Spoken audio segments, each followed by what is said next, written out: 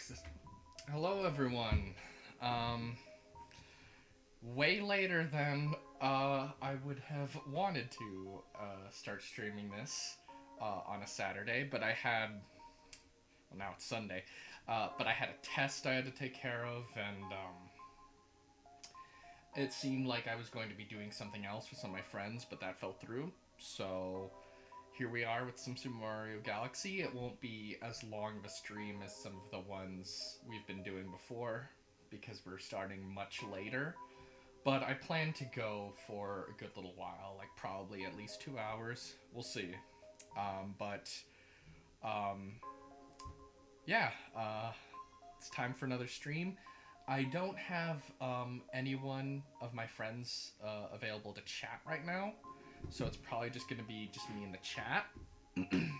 But I hope you guys are able to have some fun with me regardless.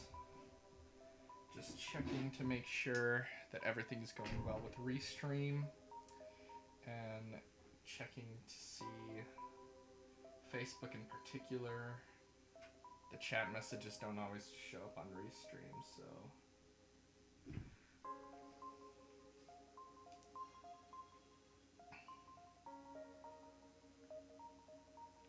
let me just check my profile.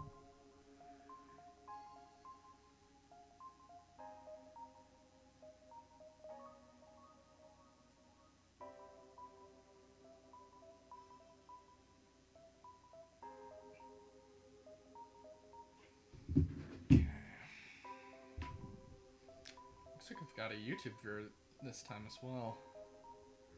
Let me pull up the window projector. Let me make sure my stream manager is properly refreshed.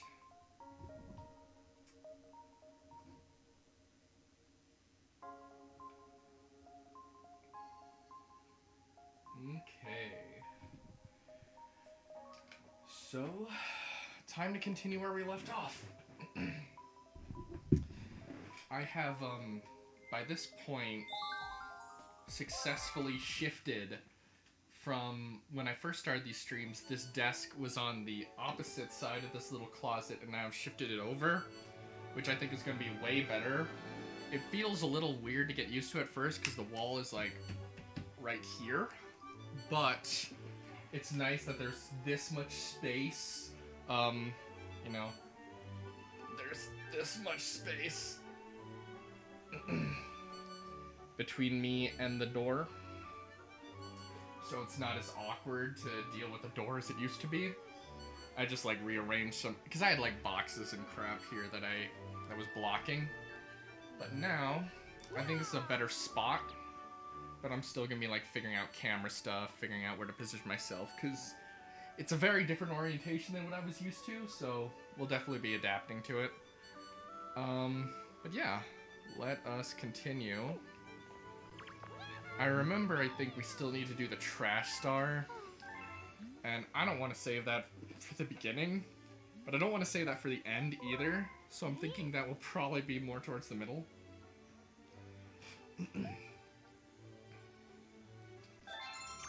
Okay.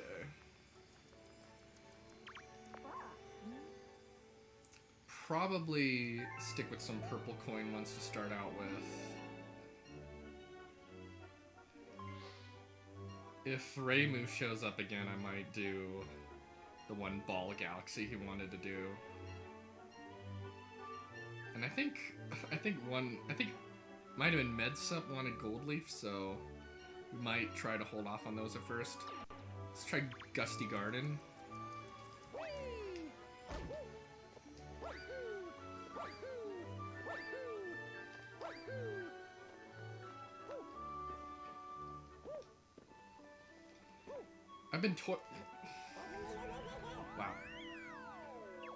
I've been toying around with some ideas of what I might be streaming next.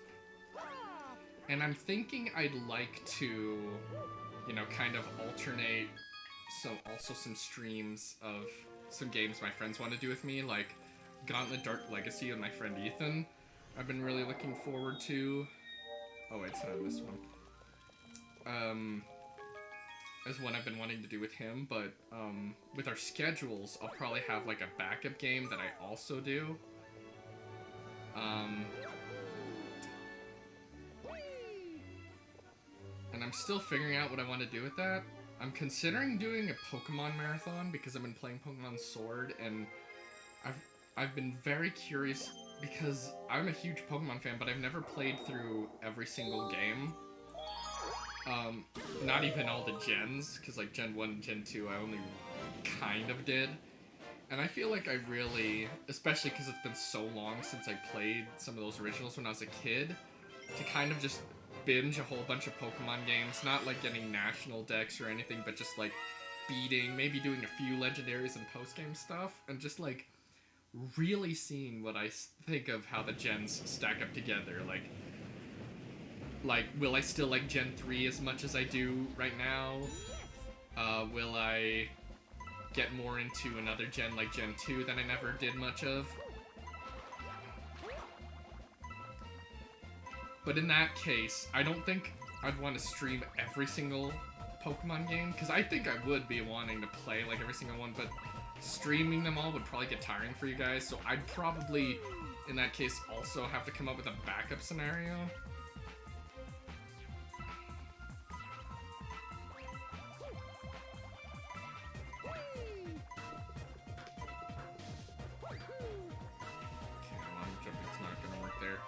So I'm still figuring it out. I might put it to a poll to some of the people that I know.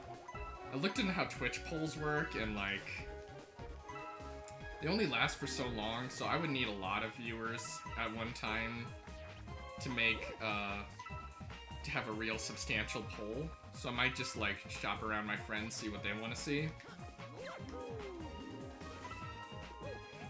Like, one option could be Super Mario Galaxy 2, because it kind of is a natural progression from, you know, doing Super Mario Galaxy 1. But I could also revisit Age of Mythology. I could do some of the other nostalgic games I've been wanting to play, but just haven't gotten a chance to stream yet. Like Harvest Moon, A Wonderful Life, or Simpsons Hit and Run.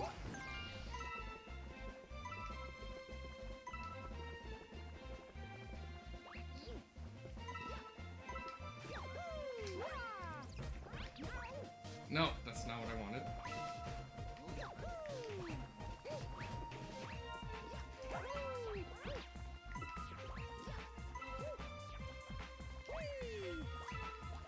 Okay, where the hell are the last 20? Please tell me they're all here.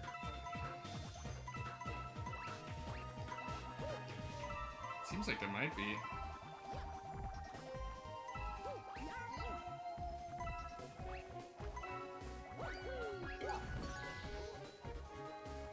Oh, there's more than 100, okay. It's not so... Oh, wait!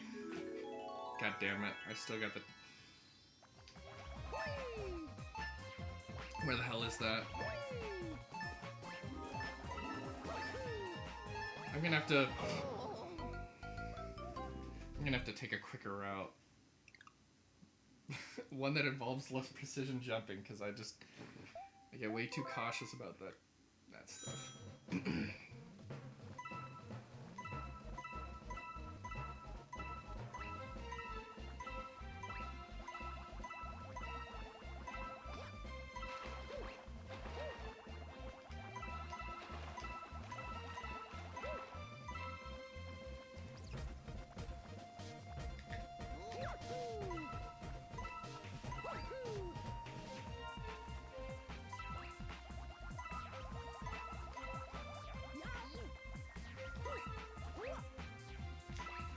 I think if I pick some better coins to go for than those narrow ones, I think I'll be able to get this.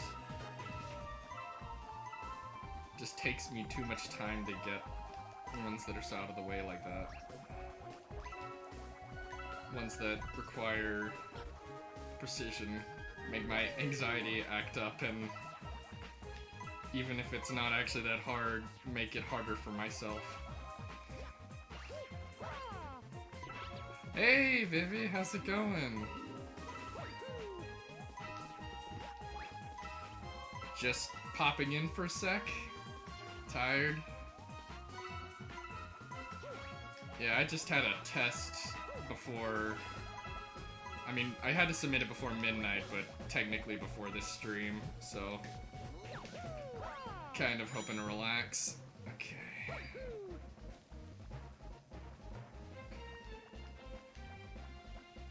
You think you'll just be with us in the chat today, or want to join us on Discord?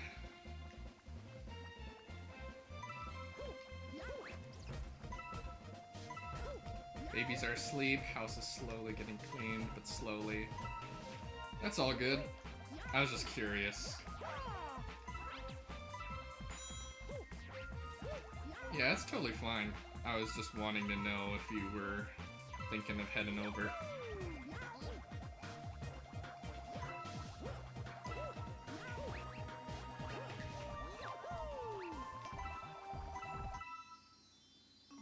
I know. I've got 13 seconds to get the star. Okay, where is it again? I forget. God damn it. There it is.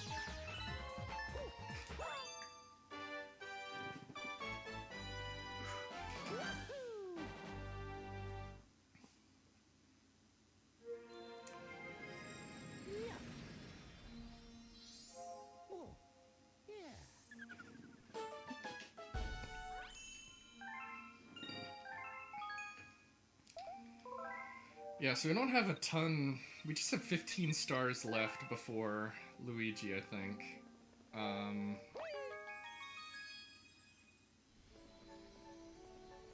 Missed chance to clip your failure. That's the dilemma. Do I do it right? Or do I fail and make more money off of clips? What game is this? This is Super Mario Galaxy. Am I gonna play through with Luigi? That is the plan. I never did as a kid, so I've been hoping to finally get the shot to do it this time around. I think I'll do one of these.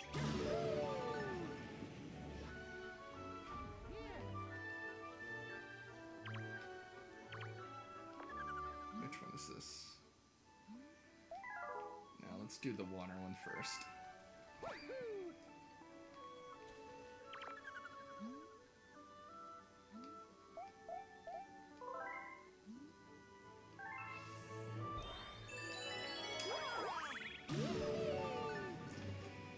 So the last, if this is one of the Manta levels, the last one was way easier than I remember them being as a kid, so if it's one of these, then I don't think it's gonna be too difficult. Probably won't get it the first shot, but this might be, well, aside from the bubble one, this might be the easiest.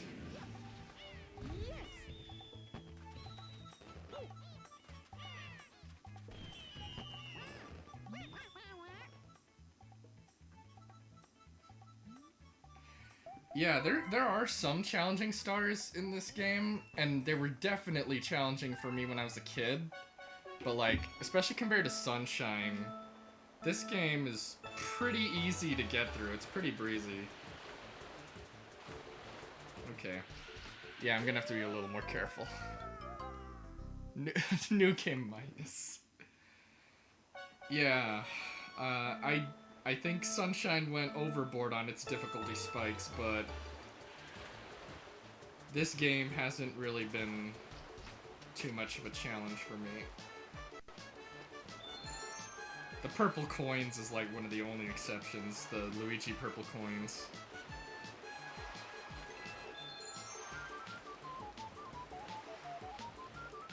Yeah, they definitely overcorrect. And they also, like, they treat everyone who plays their games like a bappy. Like, I hate that they don't do an option at the beginning of every game where it's like, let me skip the tutorial crap or the, you know, hand-holding crap and play how I want to.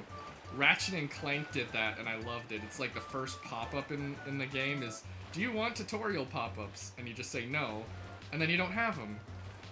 But it, like, really kills the replay value of some of Nintendo's newer games, and, like, Pokemon Sun and Moon had a major major problem with hand holding. It felt like halfway through the game was still tutorial. But what's the last Pokemon game you've had a chance to play, Vivi? Because I've been playing Sword, and I gotta be honest, like, I still have some major problems with, like, you know, production values could have been better, but I still like the art style. It's grown on me. And, oh damn, this is still not fast enough, is it? And like Dexit, but like honestly, gameplay-wise, I think it's a step above X and Y and Sun and Moon so far. Only up to Gen 6. Gen 7 had some major issues, but in some ways it was also a step up from X and Y. I think the biggest thing is like X and Y had the lamest plot and characters like ever. And Sun and Moon definitely had better characters. And not a better plot really, but like I was more engaged with what was happening in the cutscenes than X and Y. But Sword and Shield, still not perfect, but it feels like a step up from the 3DS gens. Yeah, I don't know if it's like that I'm just in the right mood to be into Pokemon again, but like, honestly, well, I'm only so far in. I've only done 2 gyms so far, but like, I'm really thinking that, aside from like, you know, I mean, Dexit is a huge thing for me still, but I honestly think Sword and Shield might be a better experience than the 3DS games were, possibly.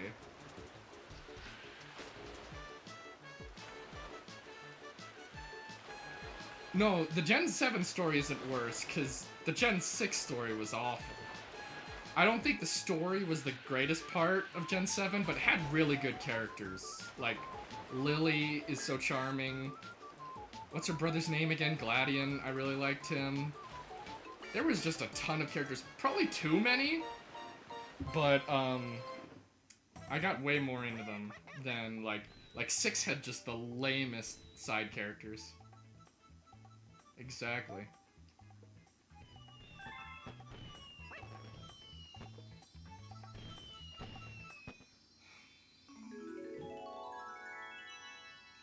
And Gen 8, I like what it's done with the gym battles. They're basically gyms again, after Gen 7 made a horrible mistake with the trials. Cause, like, I'm fine with, like, you know, puzzle elements or something that's not combat before, but, like, the battles themselves in the Totem Trials were just pathetic.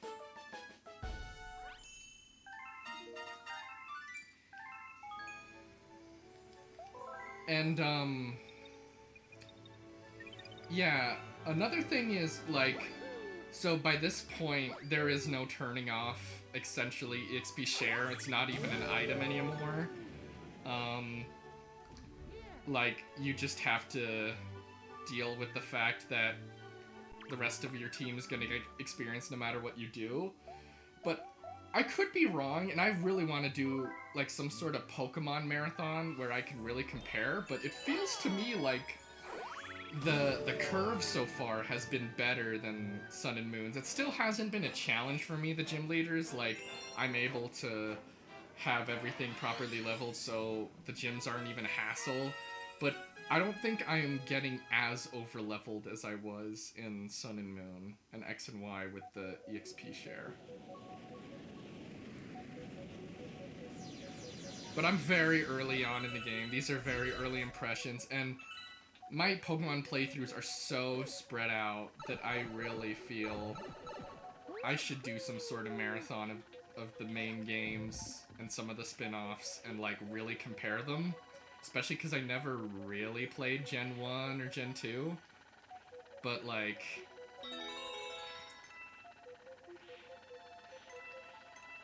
I'm thinking so far that Sword and Shield improved some of the mistakes.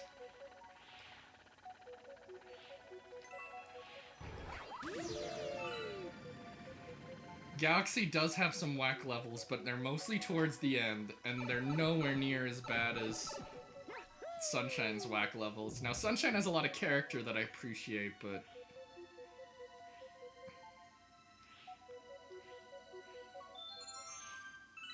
and I do appreciate that Sunshine is more challenging. This game is much easier to get through.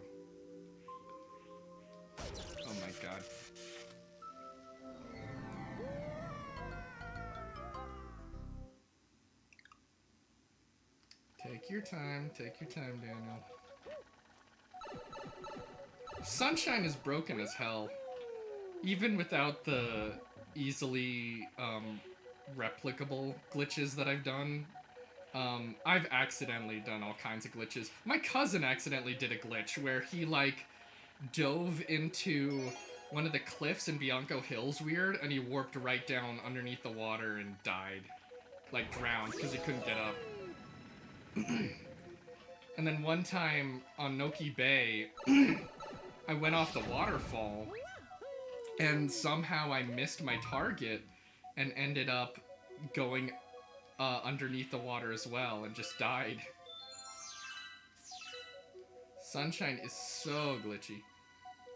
And then, of course, there's the easy to replicate dune in the Gelato Beach where it launches you a random distance up in the air. I had one time where I swear it was like 15 minutes before I got back down.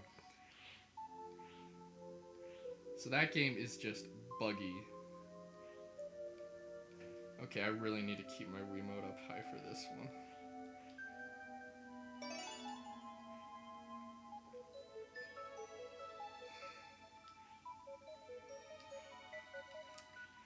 I really like how Odyssey did difficulty, though.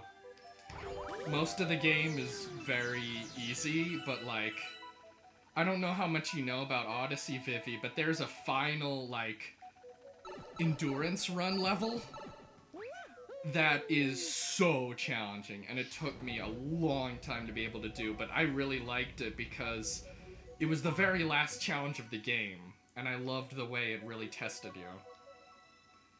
Whereas most of the game is, you know, really easy.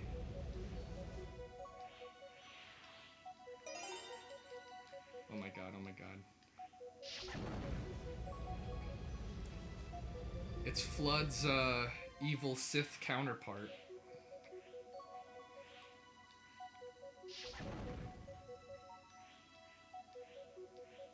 But yeah, I mean, there's some things that other Mario games do better than Odyssey, but, like, Odyssey was so well-rounded for me, especially what I like. Because I feel like, you know, speedrun community, competitive, completionist types, they would be drawn to something like 64, you know, speedrun it, break the game, but, like, for the kind of exploration and fun movement I like to do, and collecting things, I really had a blast with Odyssey. Felt like a great mix. Listening but can't respond right now. KK, all good.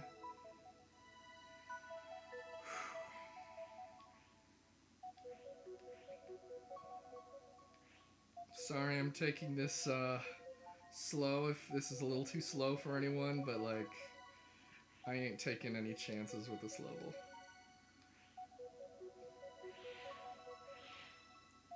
That was even that was a little too risky.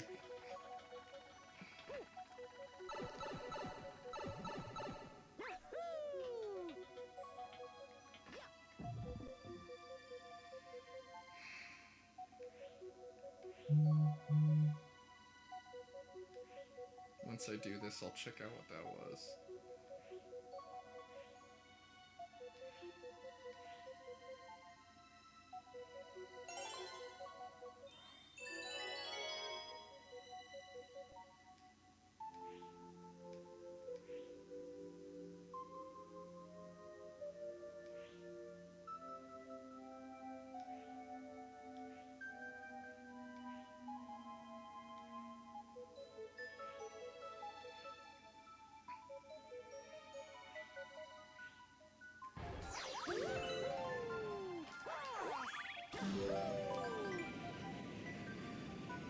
Don't tell me there's still a... Oh, God. This better checkpoint. If this doesn't checkpoint, I'm gonna... You know what? I'm gonna save state this just in case.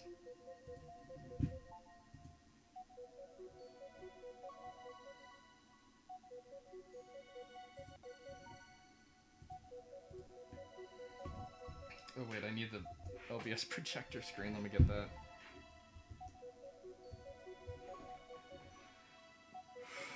Hit checkpoints. Okay, I save stated anyway, because I ain't taking my chances.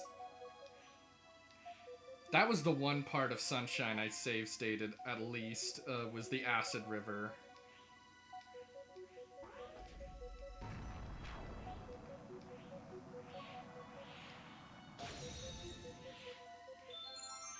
I don't know if I did anything else, but I definitely save stated the hell out of the Acid River. I try to play games how they were intended, unless it is just too much of bullshit.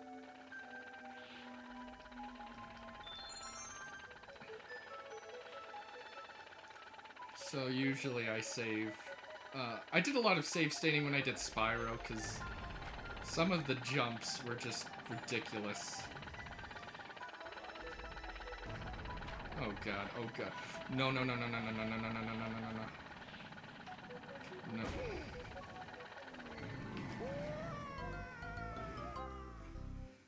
I forget which level, because a lot of some of them do look similar, but there's like one level where you need to be really specific with your jumps to reach the cliffs, and I was going for 100% or whatever percent it is to get everything, and like, my god, there was one cliff where like it was so hard to get the timing right and was so picky, and I just had to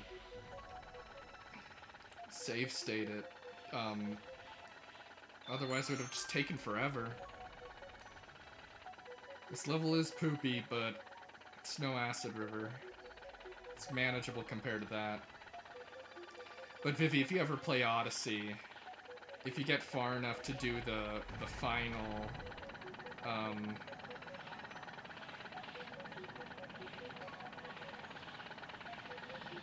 if you ever get far enough to do the final endurance run, I recommend it, because it is challenging as hell, but like, and there's no checkpoints, that's really what makes it so awful, but when you get it, you're like, holy crap, on top of the world.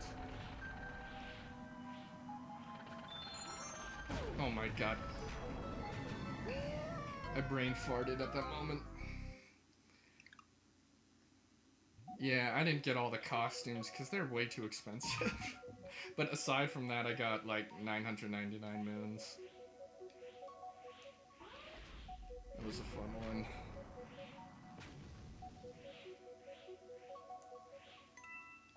Yeah, that game has a lot of content. Like, I could see how someone could say it's too much, but I enjoyed it for the most part.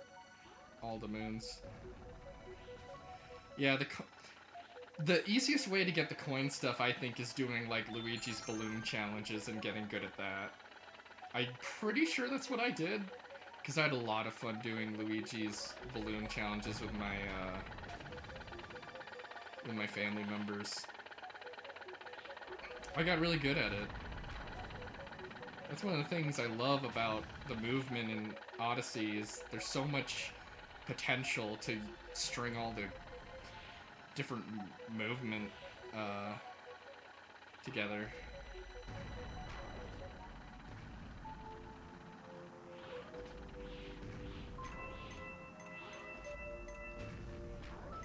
Oh my god. I assume at this... No!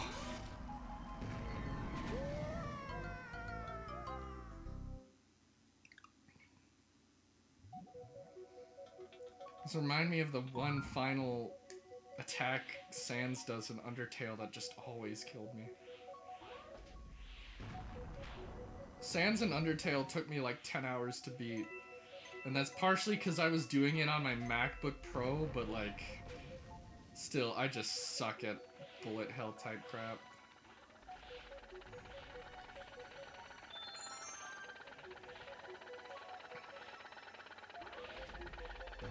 I just realized that if it weren't for save states, if I ran out of 1-ups, that would be it.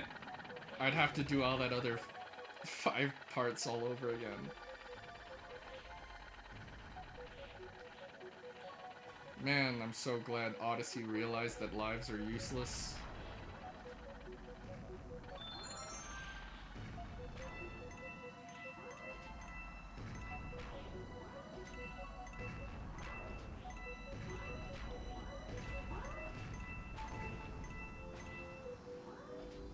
Just give it to me, please.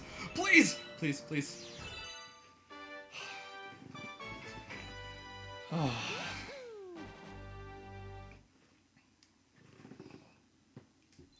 Looks like Josh Russell is watching on Facebook. Hey, Josh.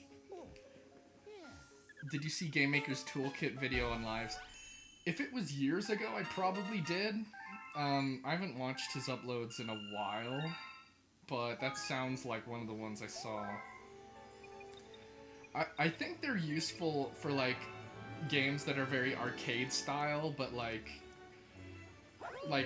a lot of games don't need to be arcade style anymore.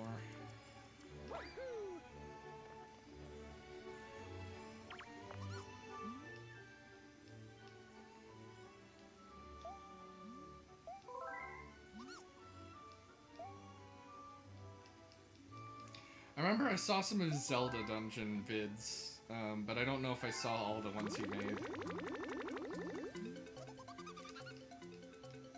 Most of the video game videos I've been watching lately have just been binging Second Germa. Lives. I remember those. Back in my day, we put cheat codes in our games, and they weren't just microtransactions. The boomer 2D platformer. I'm the boomer who wants 6th gen style platformers again. Let's do Freeze Flame.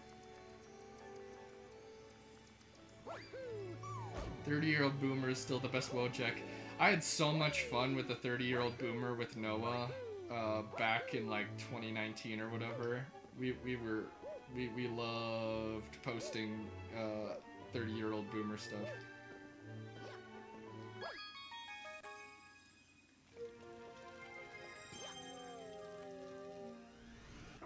I am such a 30-year-old boomer. Oh wait, why do I keep confusing the bedroom and whatever this one is in my mind? I have no idea why I'm doing that.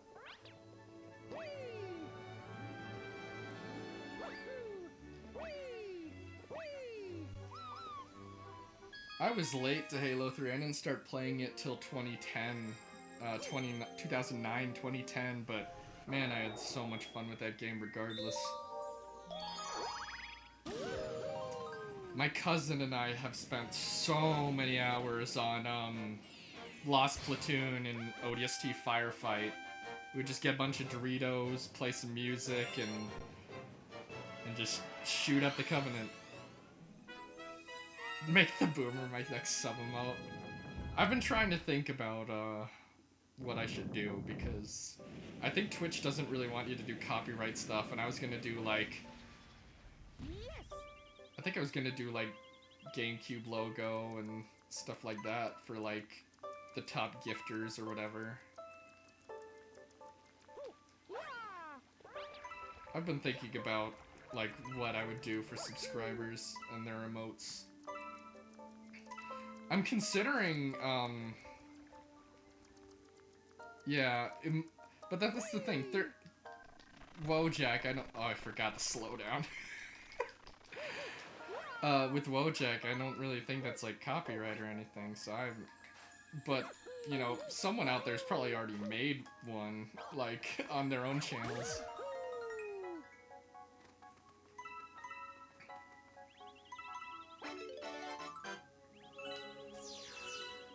But something I was actually considering is, it's been a long time since I've done, like, art, and I have, like, no digital drawing pad or whatever, but I'm thinking if I, like, were to get some sort of digital art pad, I'm thinking of, like, brushing up on my art skills, and I don't know if you know this, Vivi, but Gelatart is a creation of my own, a fake mon, as some called it. So I've been thinking about, like, you know, actually drawing it and using it as, like, a channel mascot. I actually have, like, for my middle school days, I had, like, two. A Gelatart, which is, like, a gelatin, and then, Sushibi, which was, like, a sushi And they were like my two like mascots.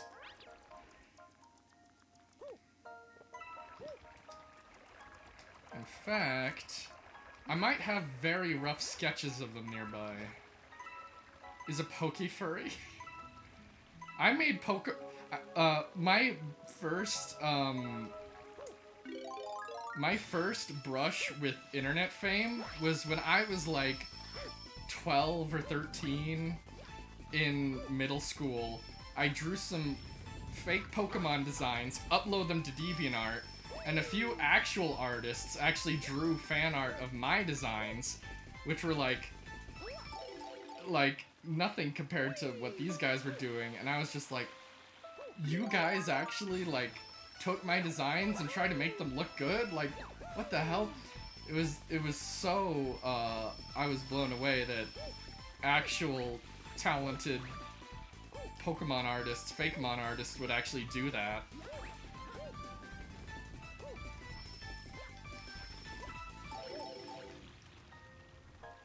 Because, like, I didn't even have a scanner at first, so I was literally taking pictures of the desk and just my crappy middle school drawings of Pokemon I came up with.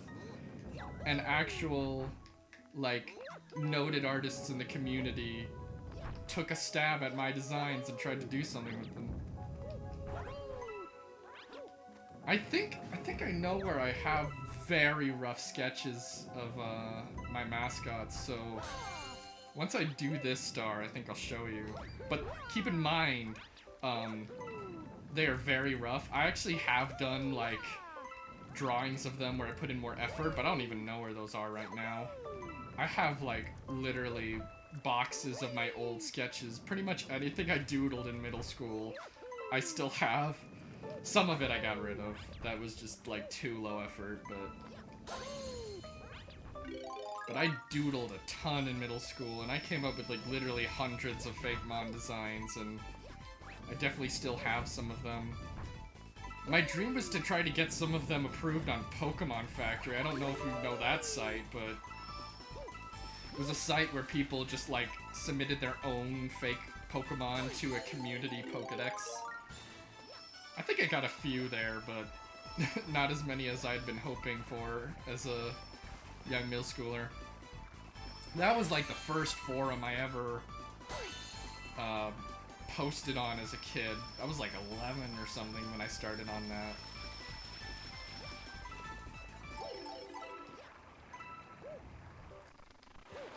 I think I still have some, that was a weird glitch. Why am I not...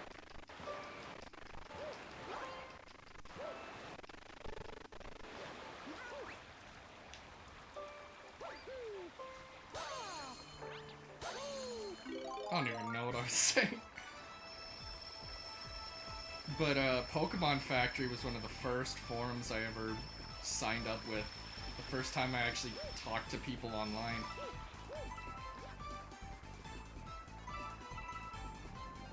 Okay, where the hell are the rest of these? I probably missed some down. Oh, is this not a good way to go? Okay.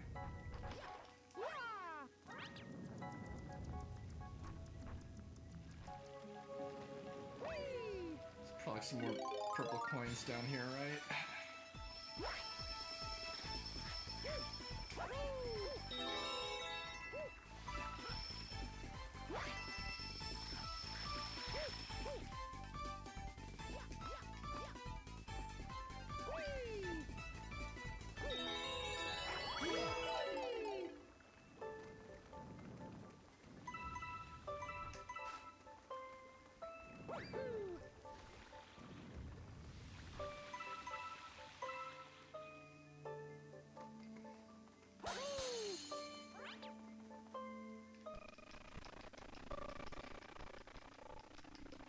It gets so crusty whenever I do that. I got all the ones up here, right?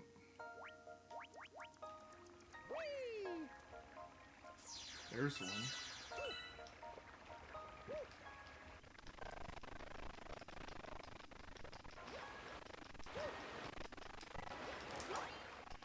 Okay, Nintendo's got me beat on one thing. I'm sure it doesn't lag out like this on the Switch.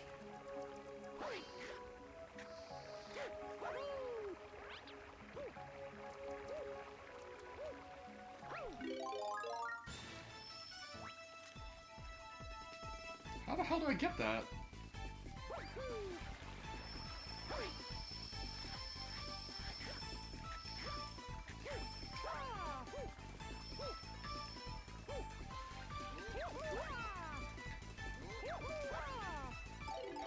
How do I get that?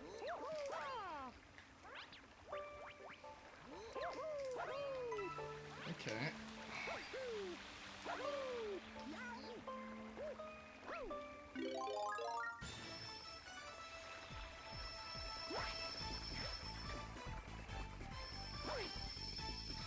Okay, remind me if there's any obvious purple coins I missed.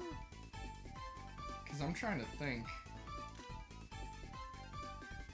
Oh, they're probably up there.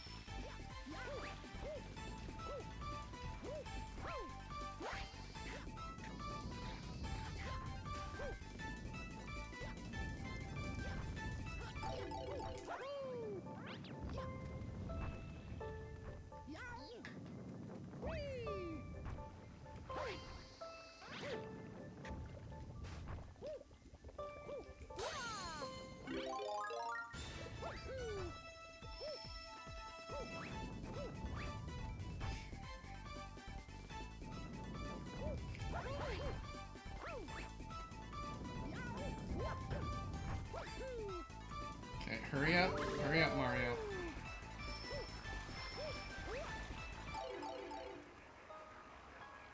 So wait, how do I even get there? Do I need to talk to Toad or something?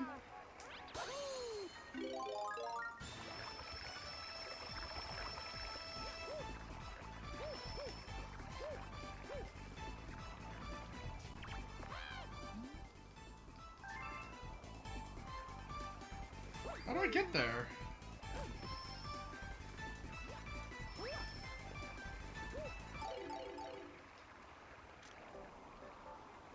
Fifi, do you know how I get there?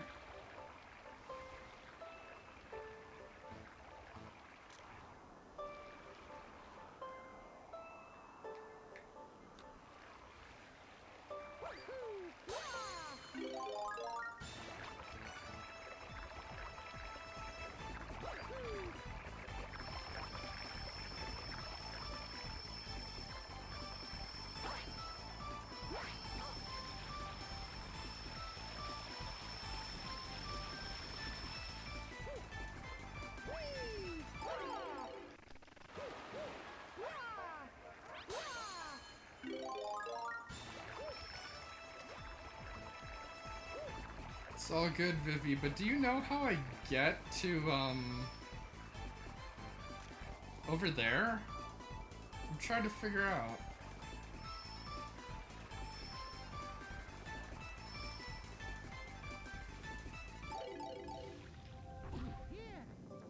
How do I get there?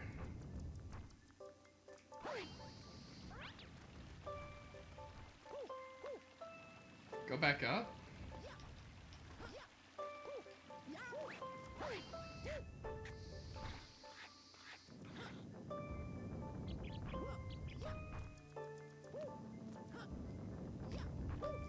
Okay, I didn't see anything over there. So I was like, I don't know if I should do that, but I had to think, I thought I had to explore something else.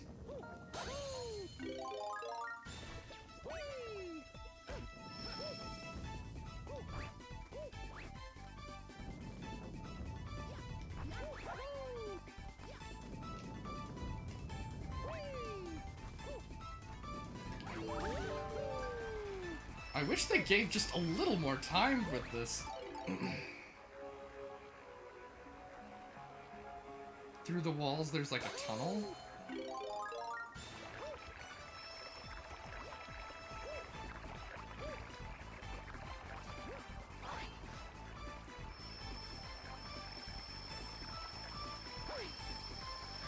mean like where I just was there?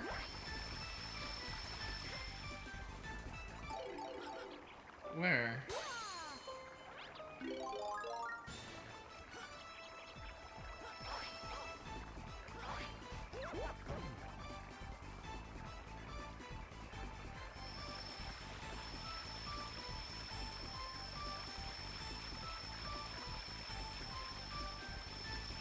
Maybe it's up where Toad is?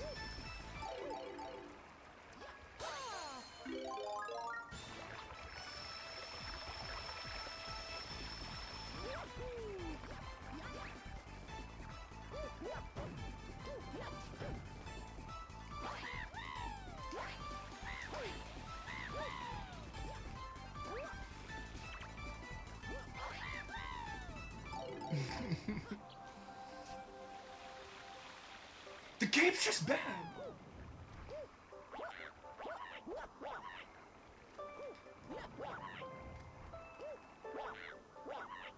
Just long jump to it?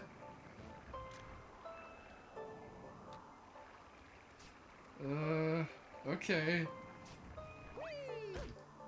That was awful.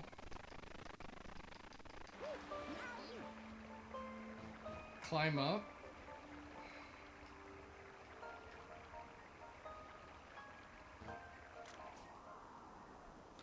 Or this? That can't be it.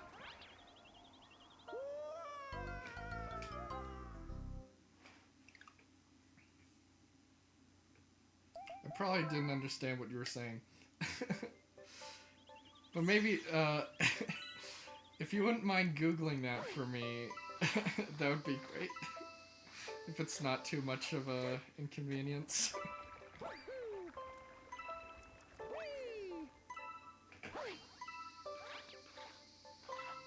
Okay. You murdered me. Long live the king.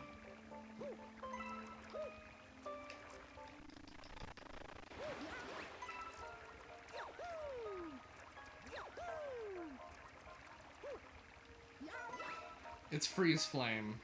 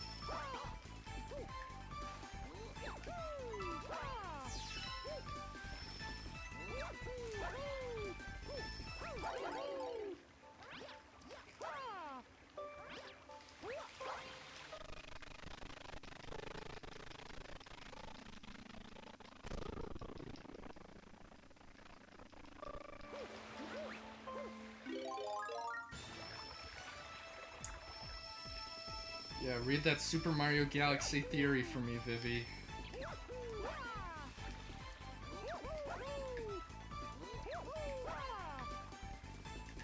I think I gotta wait for the ice power-up to go away to even reach this.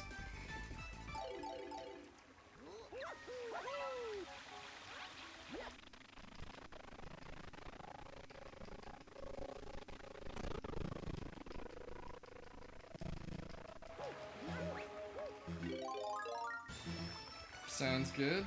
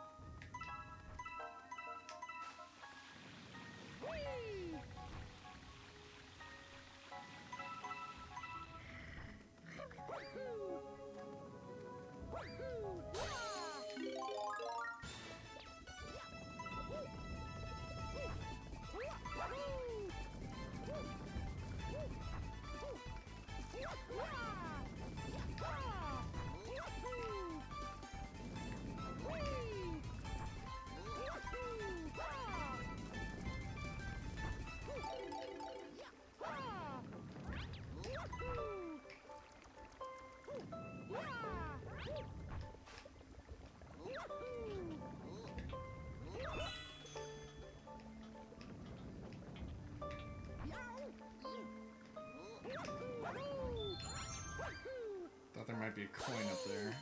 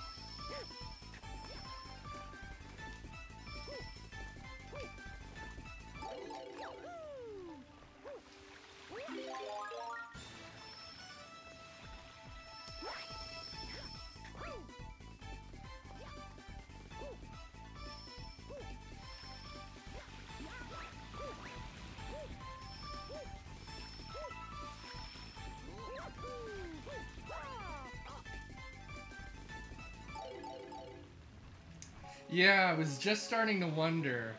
I'm gonna go back there once I take care of the stuff that's up above. Just let me get these other coins and I'll head back there.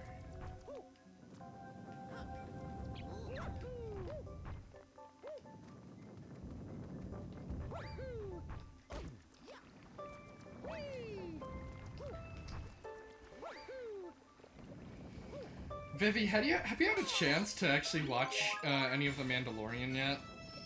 Like Disney Plus or pirated or whatever?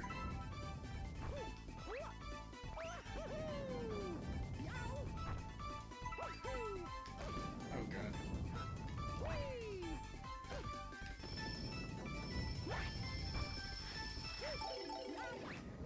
Okay, I have to ask.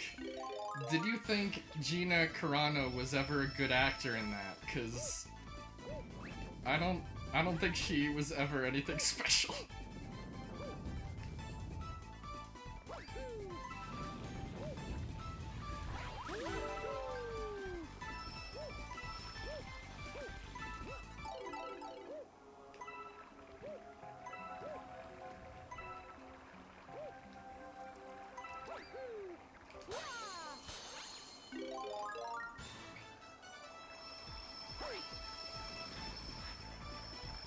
The whole thing with like Cara Dune, and of course everyone's talking about how a lot of people said she was SJW nonsense when she first came out, but she's just not a good actor. Like, it's just bleh performance. There's some pretty forgettable Star Wars characters in the Disney movies, but you know, I would say she's up there. I mean, I remember her character better than, like, Jyn Erso or whoever Han's girlfriend was in Solo.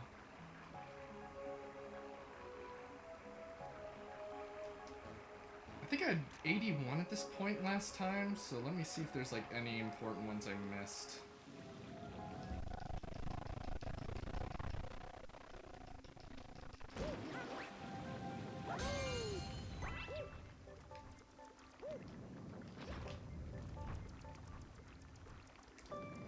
But, it seemed like you were gonna say something about Odyssey. Did I accidentally interrupt you from saying that?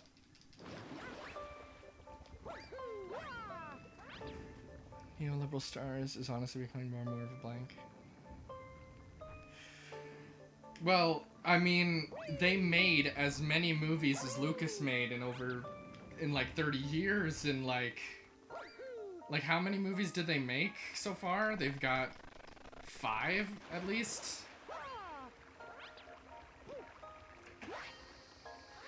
They doubled the amount of movies in like 4 years. It's just crazy.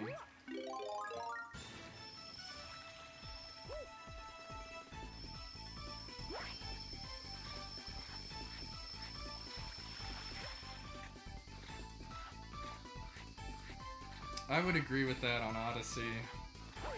Like, I don't want to give people the impression that I don't think Super Mario 64 is a great game, but like, you know, it's not the kind of game I would play a ton, because it's so, abstracted, but obviously hugely important. But Odyssey is just like, so good at being Mario.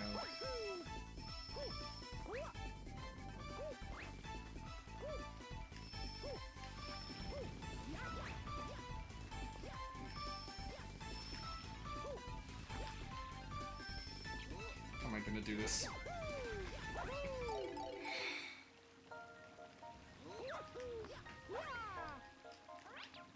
How the hell am I gonna...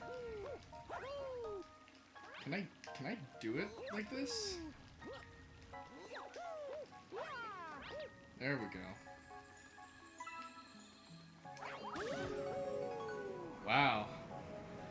Yeah, I think it's a little closer for me at this point, but yeah, Odyssey is phenomenal. Whoa, I got a restream achievement! 100 messages, dude. What's my reward?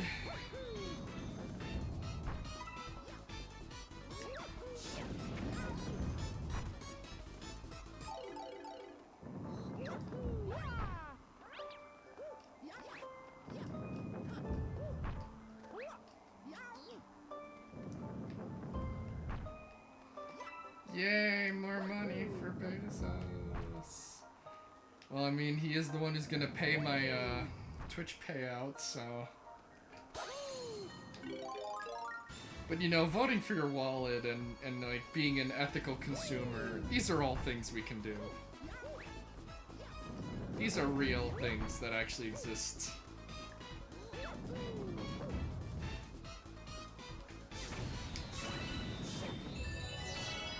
That's the real way to shut up fascist dictators. Consumption. That's how we win. With pillows.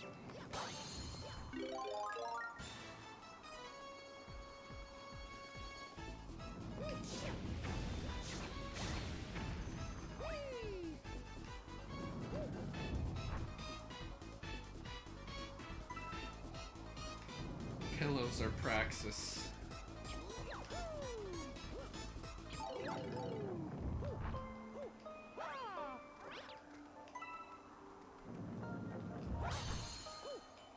But haven't you heard? The only thing he can think of to do with his money is space travel. That's it. I mean, what else could he do? It's only, like, over $100 billion.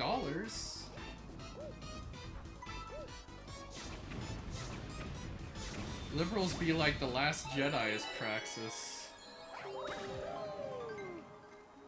I'm sick of people who think that just because chuds hate Disney Star Wars, that makes it woke to like Disney Star Wars.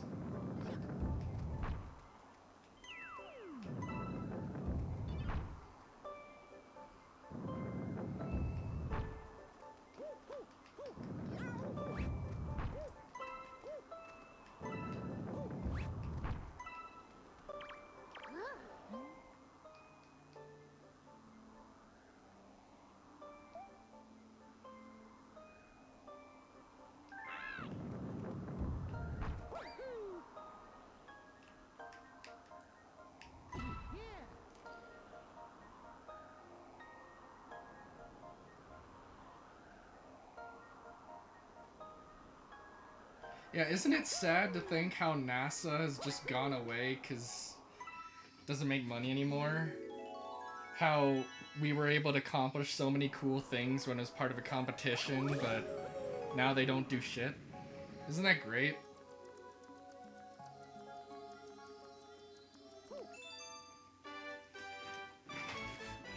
All those NASA documentaries I saw as a kid and all the fascinating progress that was made, and like nothing's happened since then.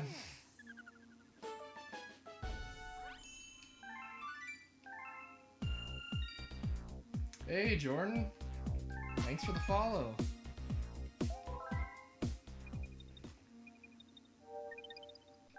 Vivi, I don't know if you got to see my Pokemon XD Ludicolo follow alert that I made, but that was that.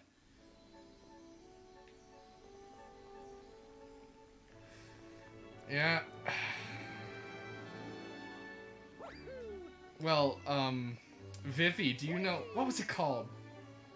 Oh, first, I gotta show you, I gotta show you my sketches that I literally did in, like, minutes. Hold on. Let me show you.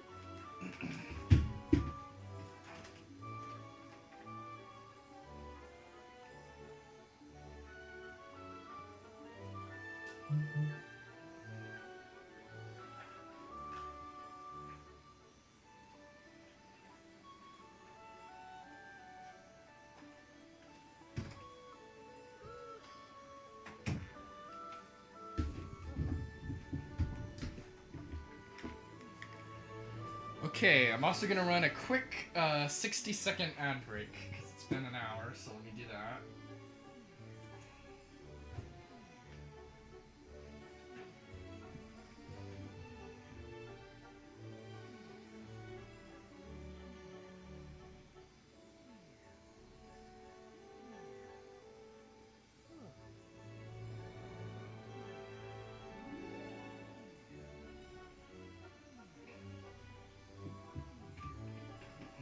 Let me get a drink of water.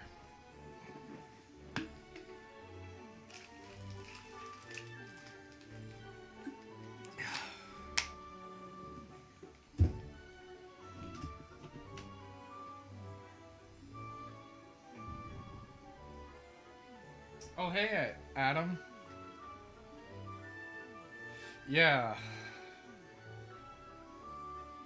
Yeah, like, it's so sad how as soon as the USSR wasn't starting to compete with all the cool stuff we were doing with NASA, just... Ugh. It's sad. Sad that competition was the only reason NASA was allowed to do what it did. And that all that potential just went to waste. But, so these are super, like, low-quality sketches, Vivi, that I was just, like, trying to see, like, how do I feel about where these designs are at now. So I literally roughed them out in, like, a minute. But this is what Gelatart is supposed to be like. It's a little gelatin guy with arms. And then, around the same time in middle school, I came up with another guy called Sushibi. And this is supposed to be like teeth, kind of like Mawile, so it's like got a cute little face, and then this opens up into a giant maw. So yeah, those were kind of like my Pikachu and Eevee, if you will. I came up with a lot of designs, but I kind of stuck with these. The thing is, my first forum handle was actually Gelatop, and then I changed it to Gelatart because I thought it was better. But I hated at the time, like, how a bunch of people in their forum names would have, like, a bunch of X's or just random numbers and names. And I was like, I'm gonna stand out. So I thought about the fake mon I had designed at that point. And I was like, which one would I want to make a forum name off of? And then I just went off of Gelatart. And that's just what I've used as a handle ever since. But, yeah, I'm hoping to get into digital art and maybe, like, make some of my own custom art with them sometime, once I can get, like, a drawing pad and stuff.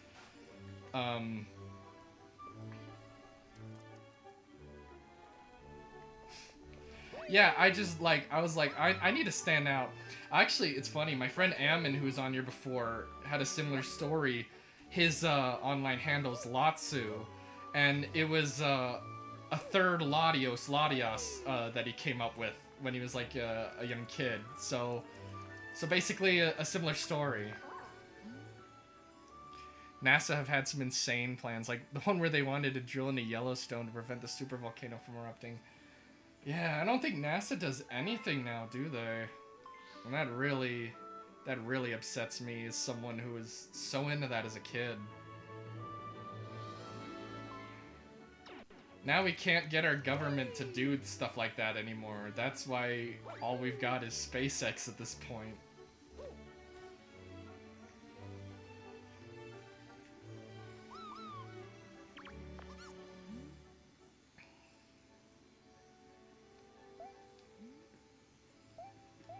But, oh, I was gonna look this up.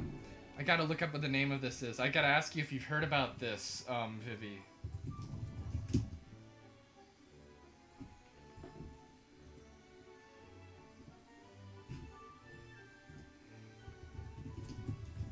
What was it called again? Vivi, have you ever heard of Project Cybersyn?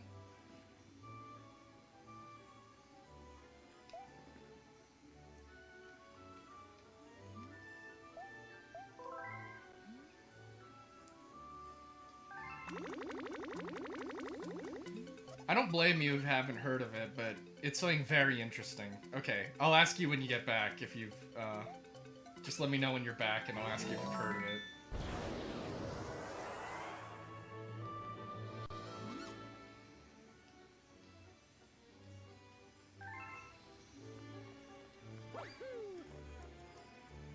They probably do. But haven't you heard, Adam? If you don't like Israel, you're anti-Semitic. That's how it works.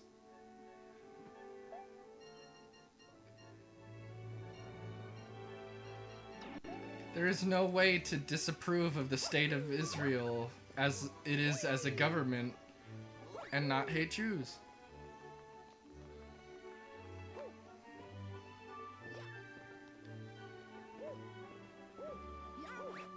Even though Bernie doesn't like them.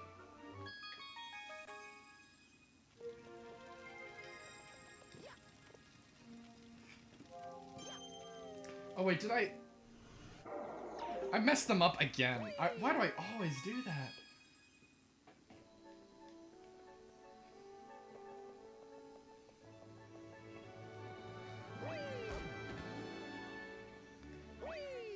They also probably send more money to Elon Musk than NASA, because I think they give him like $5 billion a year at least, I think.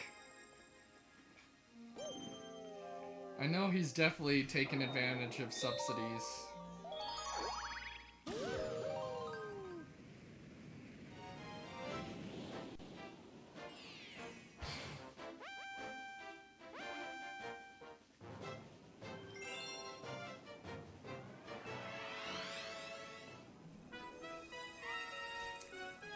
Okay, Vivi, now that you are back, I have to ask you. I don't blame you if you've never heard of it, but have you ever heard of Project Cybersyn? Let me make sure I got the name right.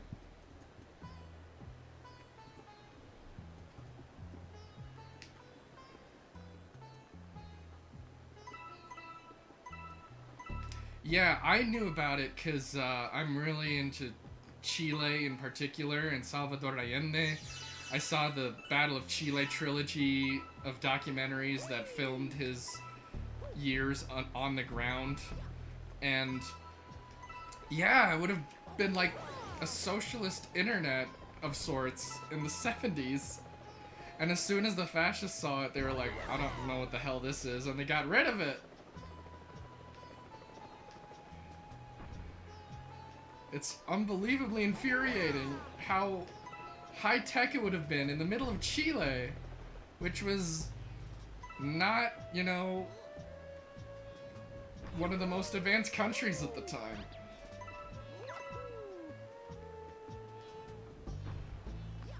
Fascists just be like angry and kill.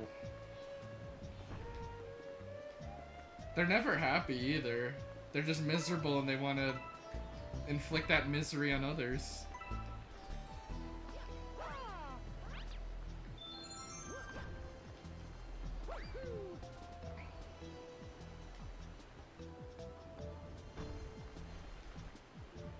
Another move, okay. It might be a little too much for you because it, well, I don't know, like, it's literally got unsimulated sex in it, but there's a movie called WR Mysteries of the Organism from Yugoslavia in the 70s that I really loved. It's a very bizarre combination of half documentary about sex and half fictional narrative dealing with socialist philosophizing about sexuality. And I find it very interesting.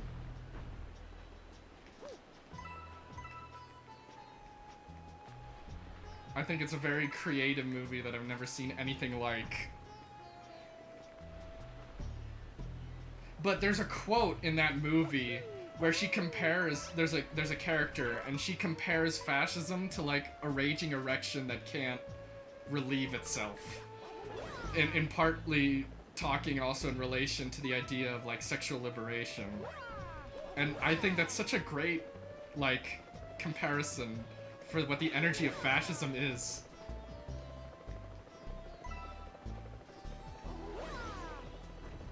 Because like it really fits like the fascist personality. They're so like unhappy and unable to like give themselves like a nice life or whatever, because they're always just focused on like, you know, these weird ideas that they have to inflict upon themselves. Yeah, so that's exactly why I think the comparison, as crass as it is like really apt.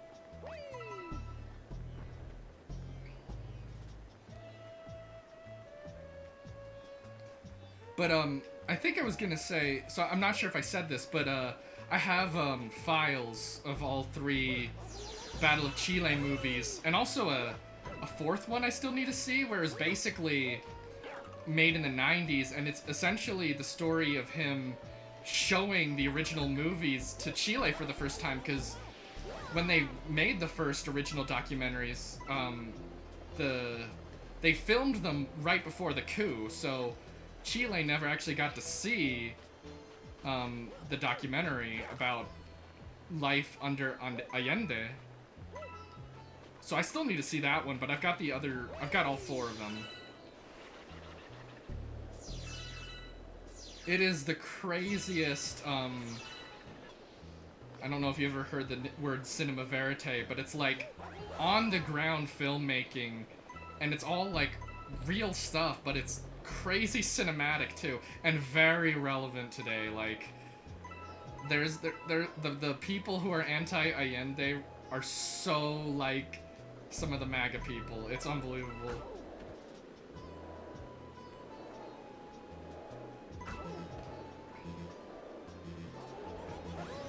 If any, like, that is one thing about Allende, is like he did everything right, and then he got betrayed and killed, and it's just so sad.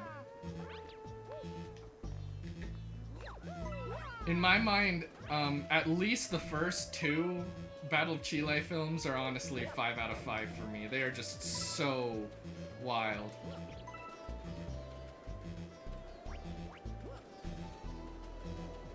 Chile was also influential in capitalism with Pinochet, basically prototyping Reagan and Thatcher under a fascist dictatorship. I wonder what the connection there is.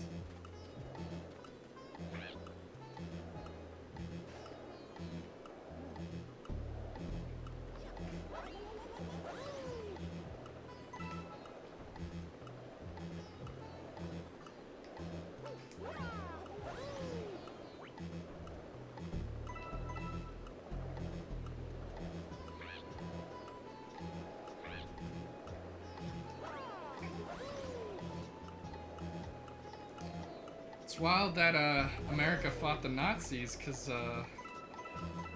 they exported fascism more successfully than Germany ever did.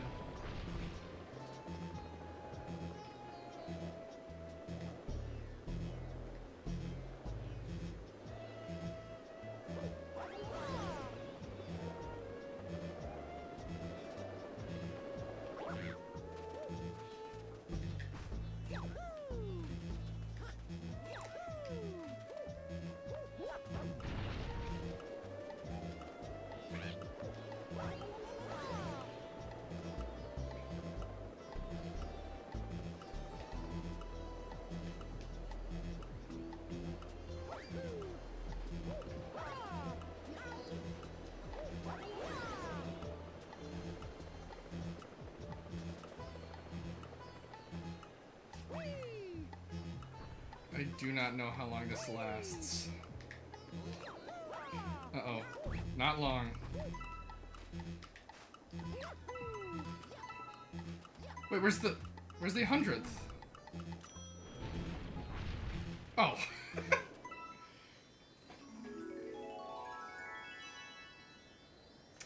Oh, no. Are you... What the hell? That is so unfair.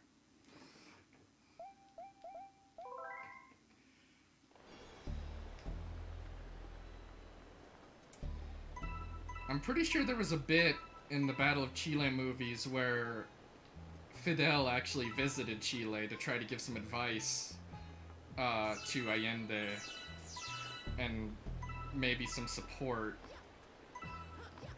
And I think Allende ultimately committed suicide with the gun that Fidel gave him.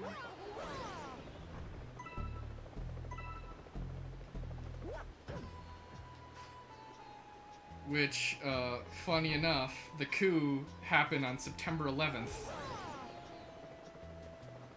1973. So, 9/11 has a different meaning, additional meaning in Chile.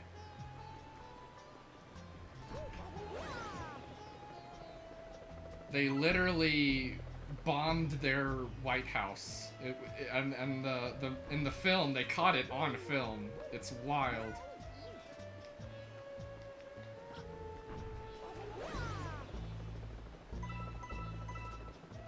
But it's so wild, Vivi, watching in Battle of Chile, how the Chilean socialists had such a different relationship with their country than anything we could fathom.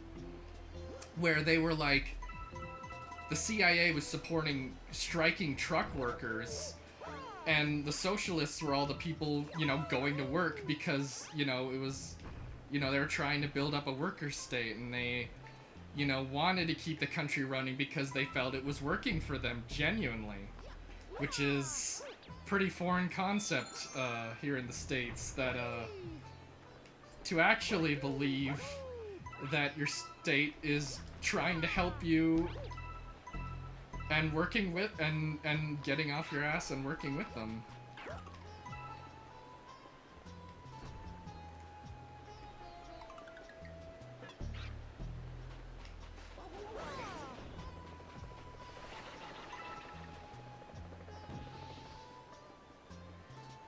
Oh yeah, it's a good thing to see in the movie, Vivi, is some of the people who were striking, especially the copper strikers, you know, that they seem to, some of them seem to be like, you know, leftist union guys, but, you know, some of the other people were telling them, we understand, but like, this is not the right way to do it. We gotta figure this out together. This is dishonest. CIA tactics, and then they got booed. But, and oh my gosh, watching the manipulation happen in real time is so crazy. Vivi, the tragic thing about CyberSyn is it literally never got finished. The fascists saw that they were working on it and just killed it.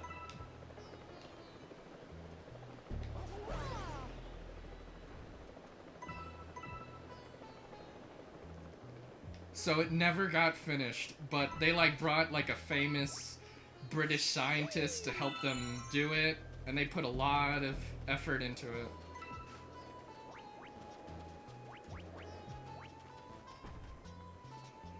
The concept they came up with looked pretty Star Trek, actually.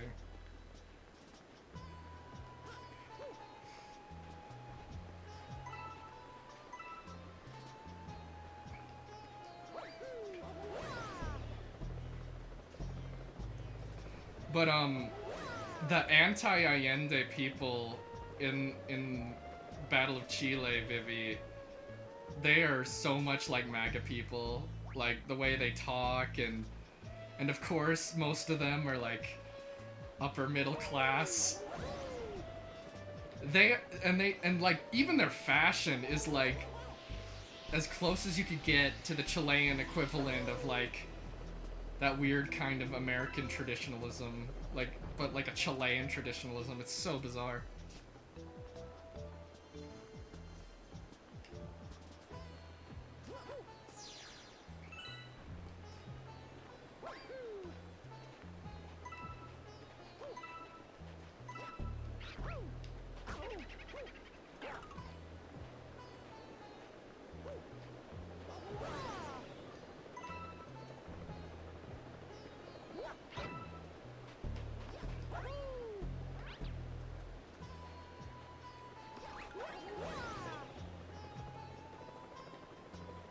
Theory on mass media?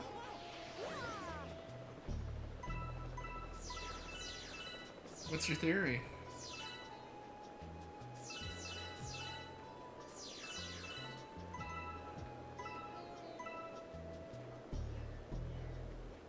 Oh yeah, manufactured consent is totally a huge thing.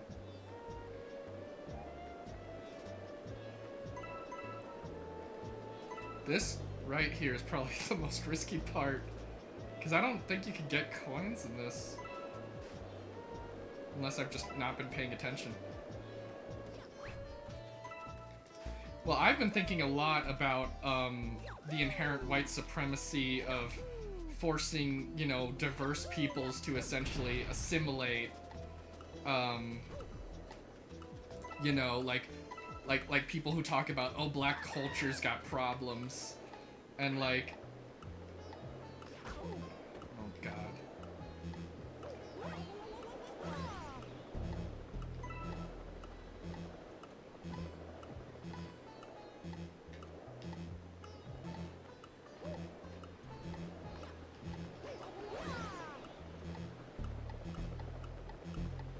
Okay, I'm not gonna make it in time for that.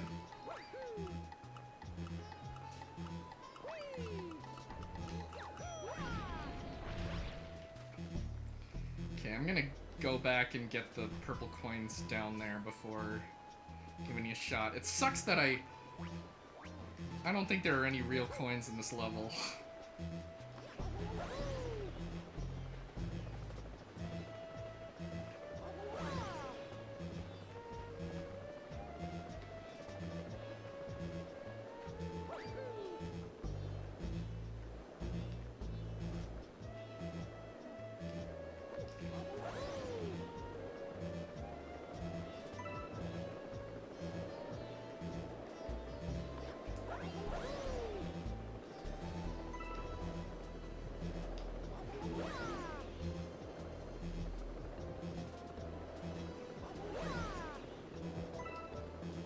Once I stop spinning and stuff, I'll look at what you wrote. Hold on. Let me get back up here.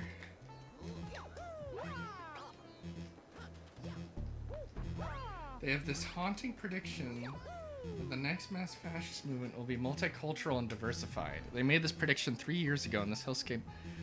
Well, I've been thinking a lot lately on, like, the real problem liberals have with full-on fascism is that, like, you know, they don't want to hate on, like, they don't want to, like, they support a lot of it, it's just they don't want to, like, support, like, you know, homophobia or racism. But aside from that, you know, they're pretty on board with fascist stuff. And I feel like fascism is diversifying. And I think what's gonna happen is we're gonna move away from...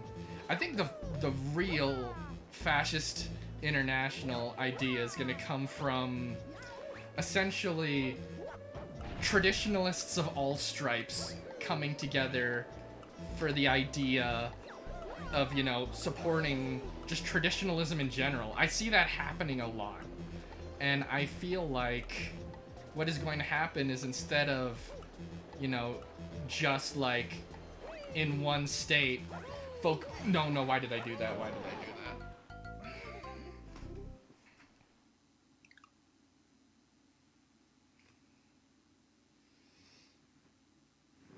that? I think what happened in places like Chile will be crucial to understand what international fascism will look like. It'll focus on the anti-Marxism, because you can bring liberals on board with that.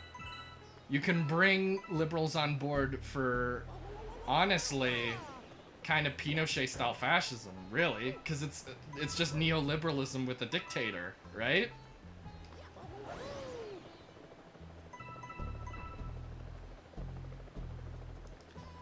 So if you make your fascism against the left, like, I think it has huge potential internationally if you just focus on anti-Marxism.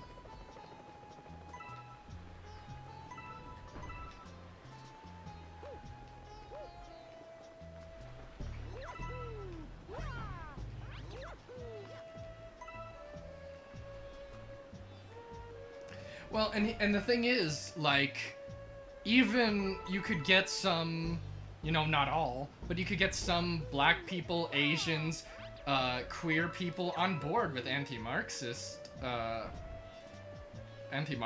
because, like, they only think about, like, categories, so you could easily get a lot of these diverse oppressed groups to buy into some sort of fascism. I've been following a lot of Luna Oi, and she talks about how a lot of Vietnamese in America are pretty fashy. I think Andy No comes from that.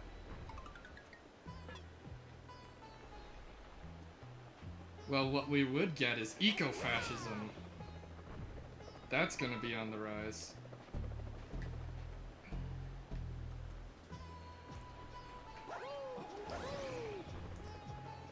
Thanos makes a good role model for the eco-fascist argument. Because I was thinking about this just today. Think about how the Avengers never actually disputes Thanos' Malthusianism. It's just, oh, he's bad because he wants to kill people, but, like, you know, he's kind of got a point, right? And they don't actually debunk how, no, that actually doesn't make sense. Look how big the galaxy is or whatever. Think about how the MCU never really gets into how what Thanos is suggesting is bad.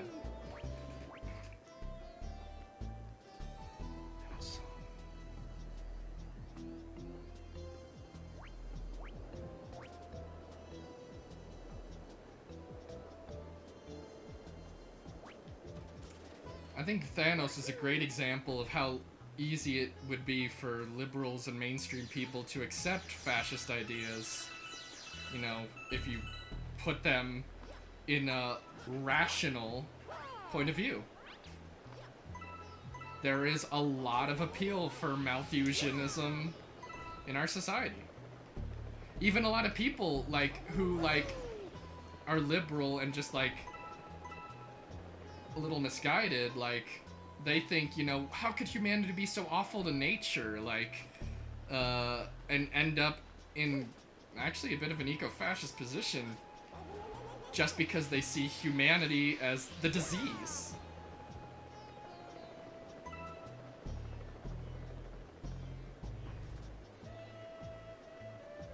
Yeah, think of how many people thought Thanos had a point. And the movie didn't even bother to like, suggest otherwise, really. Think about that.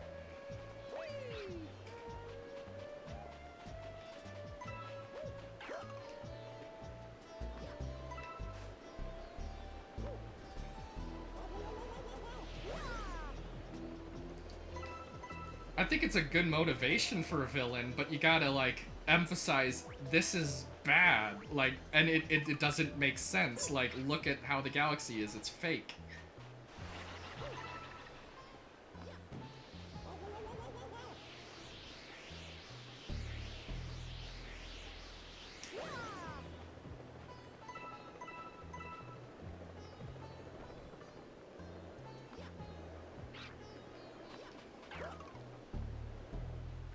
I haven't listened to Proles Pod in a while, and I've learned a ton of very valuable things from them, but I will admit, sometimes they come across a little annoying. Like, and I know they're like playing up a personality, but... And that's part of the reason why I've been listening to a lot of Behind the Bastards lately. But it's been kind of an opposite problem there, where he's a little too anarchist and too anti-tanky. And that's been starting to bug me a little bit lately.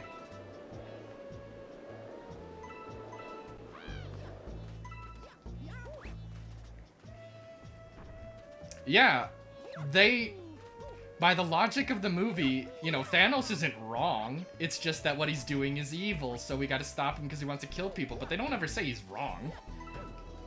They don't ever, you know, like, maybe you could infer it, but...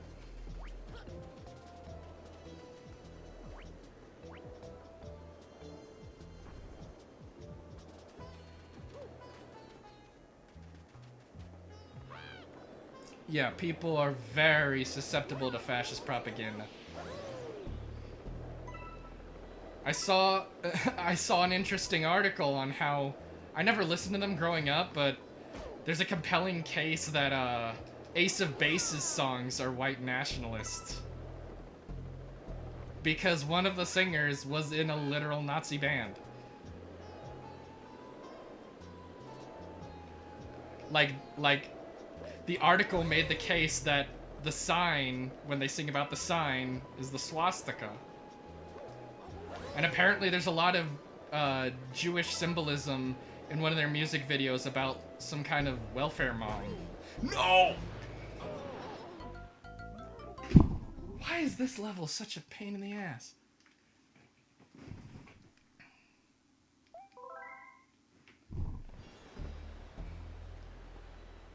Why is this one so hard? Fuck those rock guys.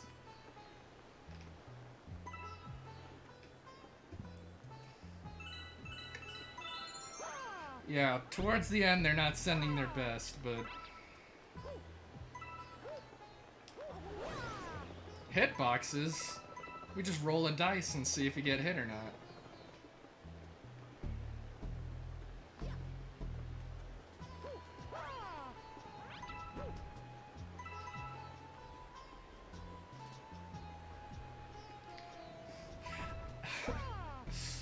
I apologize if I just ruined Ace of Base for you. You know, maybe some of it is coincidences, but it is objectively true that one of their band members was in a Nazi band when he got the offer to join, before they were big. Sorry. But it's okay, I probably have some problematic faves too. I can't recall off the top of my head, but I'm sure I have some.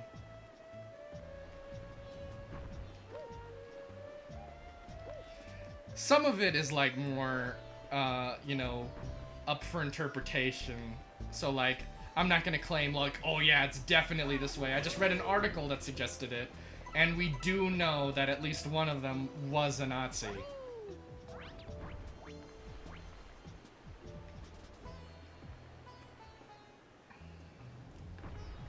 I mean, I gotta be honest, my family rewatched Harry Potter, and I think it's, you know, got tons of problems and is overrated, but I won't deny I still have a fundamental appeal of part of that franchise.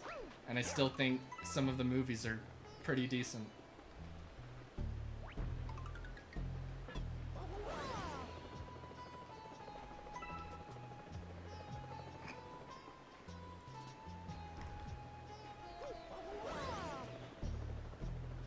I have not, Vivi, but I think I saw some of his Star Wars videos. And, like, that's another example. Like, I've thought about it a lot because George Lucas, I think, is actually a very smart mind. But, like, yeah, I still don't approve of some of the caricaturing in Phantom Menace. Like, even though I do know, like, in other regards, George Lucas is really based.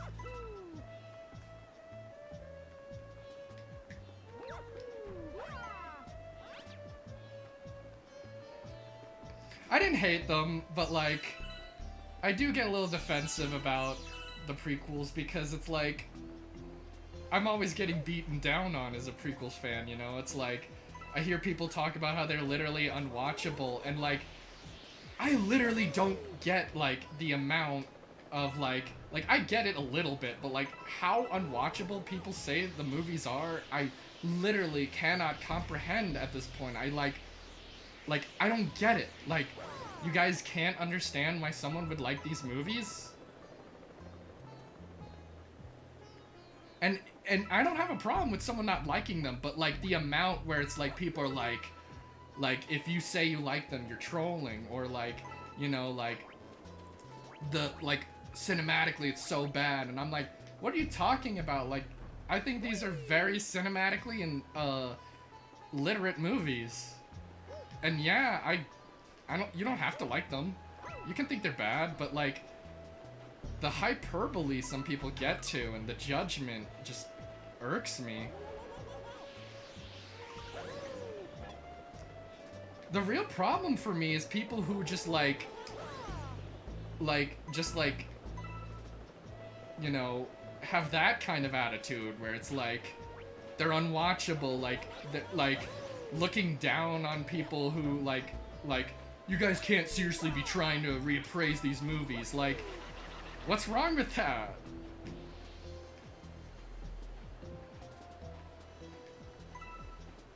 Yeah, my scorching take is that they're all great on varying levels, but, like, I'm fine if people disagree with that. Quality is subjective.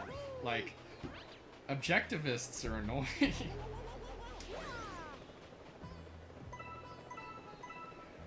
One of the biggest revelations for me is, like, you know how people talk about, oh, it's so obvious it's a green screen, you know, it's so obvious it's all digital. I've actually realized I like that.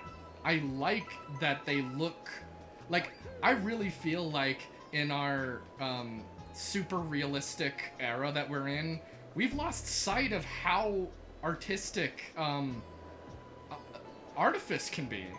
Like think about, like, musicals that used to have, like, obviously fake matte paintings and stuff. Like, is that bad? No, you know it's not real, but it could be impressionistic, it can be stylistic. If I haven't, I'll have to check out his Disney Wars video. But, like, for example, if you've ever seen Do the Right Thing, there's a bit at the beginning where it's, like, obviously unrealistic lighting and set, but, like, that looks great. Like, the conversation has been so tainted by realism. Like, it's unbelievably obnoxious. What the hell was that? I go in the tornado and it hits me.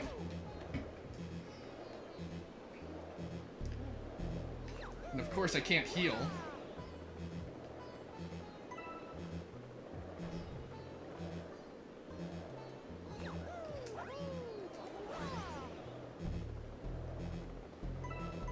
I'm gonna be a little more quiet when I'm near these things because they are just such bullshit.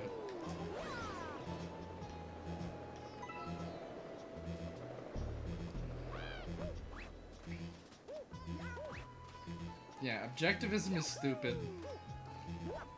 I've learned from my experience in patrician groups that it is far more interesting why you like things than what you like. Because there are so many people who pick the patrician starter pack kind of stuff, like Drive and RoboCop and whatever, but, like, I don't care if you like those just because they're popular and you've got shallow reasons. I want to hear, like, why. Like, what's personal about it, you know? What insight do you have?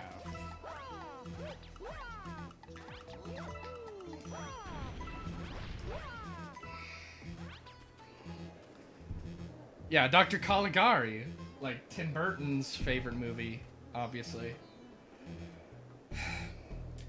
I'm gonna have to do all of that again just for that one coin. Ugh. Nintendo, why couldn't you put just, like, 2 coins?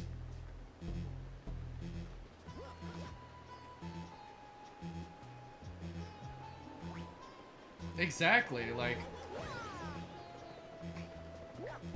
I don't care if I think you like a shit movie if it turns out you've actually got really good reasons why.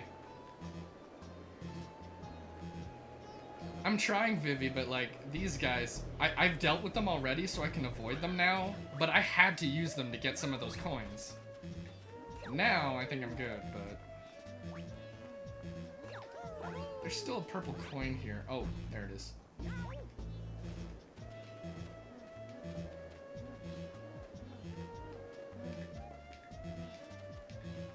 Come on. There we go.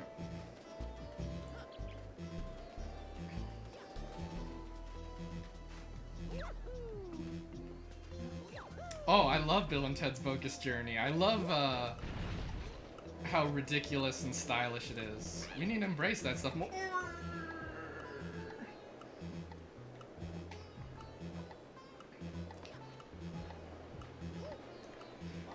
Okay, also, I rewatched The Matrix and I saw the Matrix sequels for the first time. And like, why do people think those are so bad? Like, honestly. They are just fine. Like...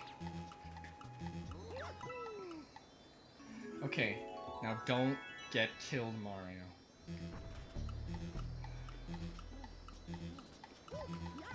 Where's the star?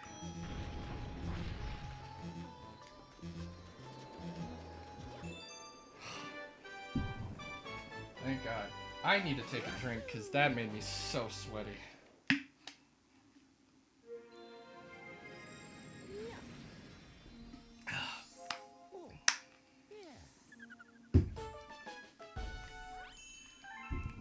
Vivi, I forget, did you ever see Rise of Skywalker? Or have you just, like, stayed far away because of what I've said?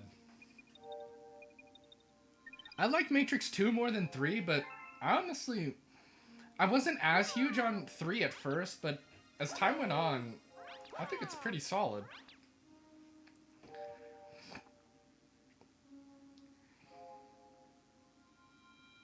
Yeah, I agree with that donkey stance. Yeah, Vivi, like, I describe Rise of Skywalker as, like, so bad that it goes past being so bad it's good and just being bad. Like, there are moments where it should seem like, oh, this should be, like, memeable, this should be funny, but it is just so calculated, so soulless, so utilitarian. It's the most anti-art movie I've ever, like, it is despicably cowardly. Vivi, have you ever heard of the scene where they play tug of war with a spaceship that's trying to leave?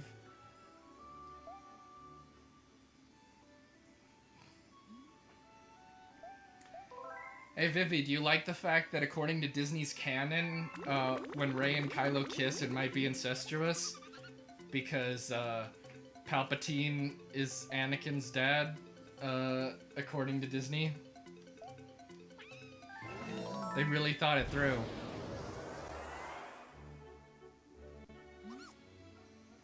That's what happens when you focus purely on giving the fans what they want and not at all on the ramifications. Yeah, isn't that great? Now, here's the thing, is... if Lucas's canon was kept that Plagueis was Anakin's dad, it wouldn't be incestuous. But apparently, because Disney loves to recycle all the old stuff, I'm pretty sure it's canon that Palpatine is Anakin's dad. I'm going back to Mandalore.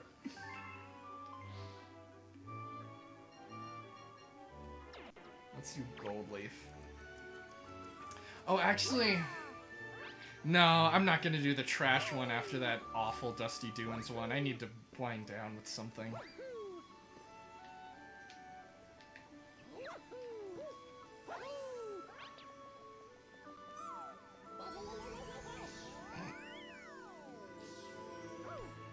Don't you also love... oh wait, you haven't seen it. Finn has like something he needs to say the whole movie and he never says it. The last battleship-like level. Let me see if I've done it. Are you talking about, like, Dreadnought or something?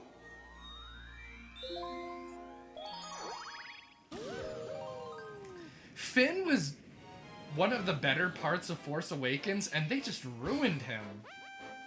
Like, I think he had more potential than Rey at the start, and he just is nothing by the end.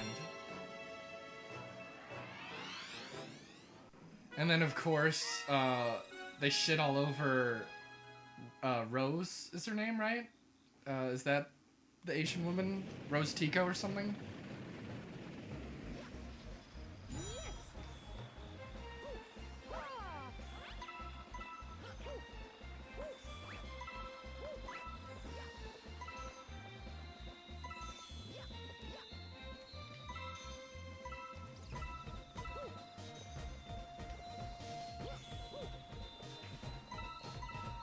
How long is it, Vivi? Because, as long as it's not as bad as that Dusty Dunes one is, I don't think I need to take a break quite yet.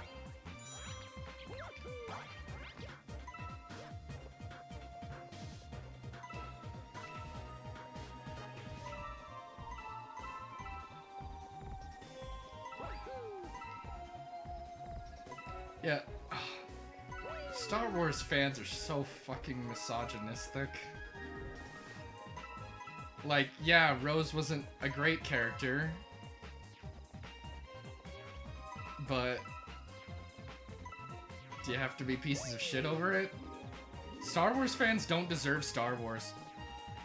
This is why I have, like, the hot take that I actually kind of like how the prequels turned off a lot of people. Because, like, Star Wars fans really don't deserve Star Wars. They're such pieces of shit that treat all the actors and everyone like entitled pricks. Like, they don't deserve it.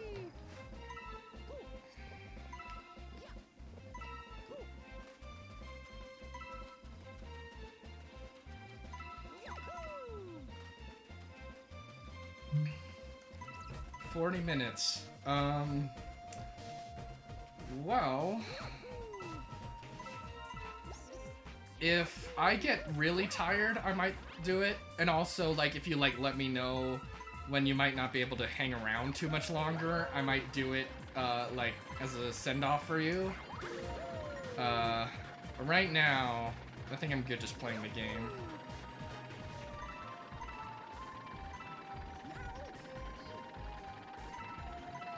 And I mean, I could just watch it on my own time too.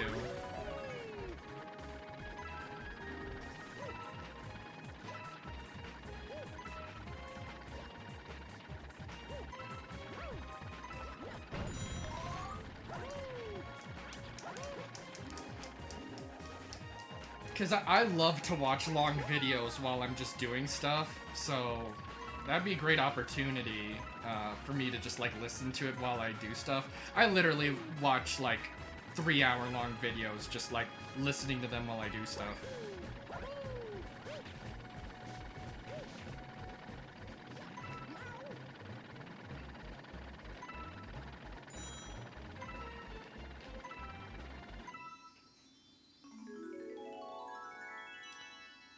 Put it on while you play this? Like, just have it in the corner and just, like, listen to it?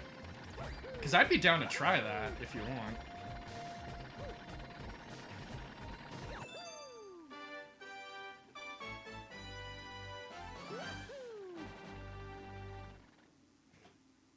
Do you want me to just try that, Vivi? Just, like, leave it going in, like, the corner and listen to it rather than talking?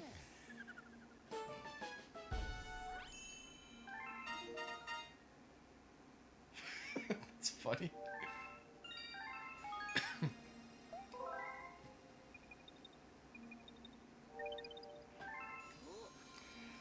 I'm less familiar with how to do browser sources aside from, like, the Streamlabs stuff, so let me figure this out. Give me a sec.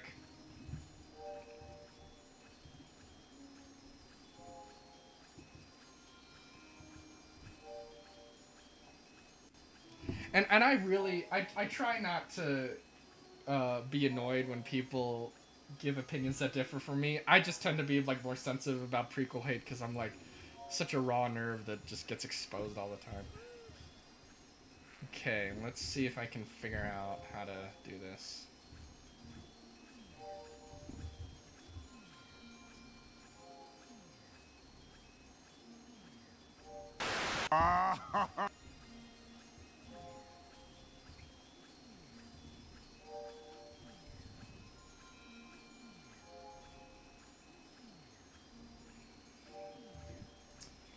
Let's see.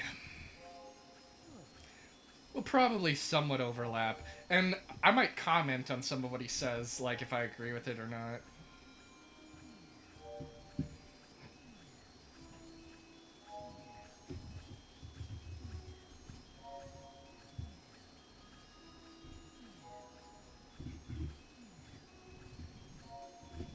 How to put YouTube in OBS.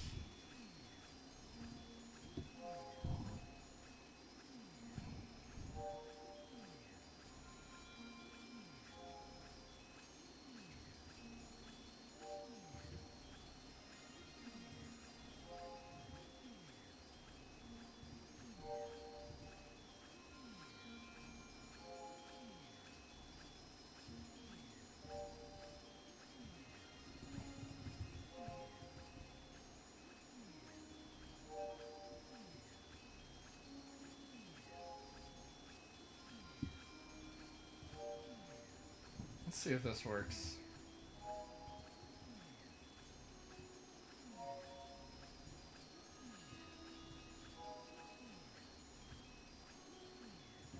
Is this gonna be cropped weird? Where should I put this? I'll put it here and I'll make it slightly transparent.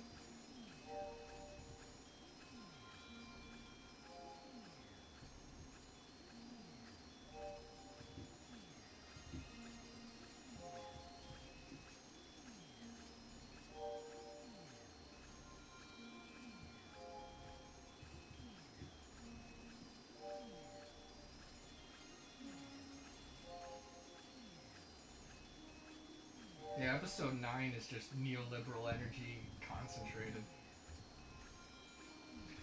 Okay, let's see if I can get this to work well. Hopefully it's not cropped weirder. Ooh, also, I don't know how loud it's gonna be.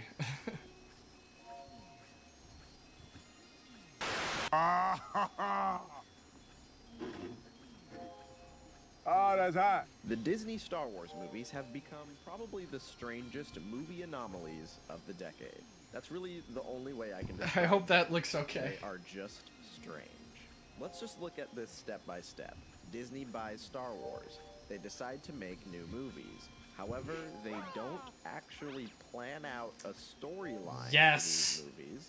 They also The decide John to Williams make spin-off themes films, were which designed to be do pretty multi-purpose. well, up until they don't, and then they decide not to make them anymore. And then at the end of the day, the movies either get a lukewarm reception or a negative one. Now, I have a confession for you guys. I didn't actually go to the future to see Rise of Skywalker. So I started this script with a totally different mindset. I fully believe that Rise of weird having this as Skywalker Super would Mario not change Galaxy my music. opinions on the Disney Star Wars movies, but I was very, very, very wrong. I really thought this would be an inoffensive and safe movie, and while it is mostly that, it's also the most aggressive and reactionary Star Wars movie that I've ever seen. This movie just feels frustrated at something. But before we talk about that movie, we have to talk about the other Disney Star Warses, and there are a lot. And I've already made videos on some of these before, so we're going to be doing some lightning rounds, baby. Oh, and if you haven't seen Rise of Skywalker, I'm going to be spoiling it throughout the whole video, so there's your warning. Force Awakens is Star like Wars: The Force Awakens is retroactively pretty worse. good. Yeah, I still feel that way. I've gone on kind of an emotional journey with this movie because I started off really loving it. And then J.J. I was Abrams kinda really over is it, a hack. But now I like it again. I do think I like this movie more now that I've seen The Rise of Skywalker. It's not terrible, but but honestly, this is just an easy movie to enjoy. It's and you guys eh. don't understand.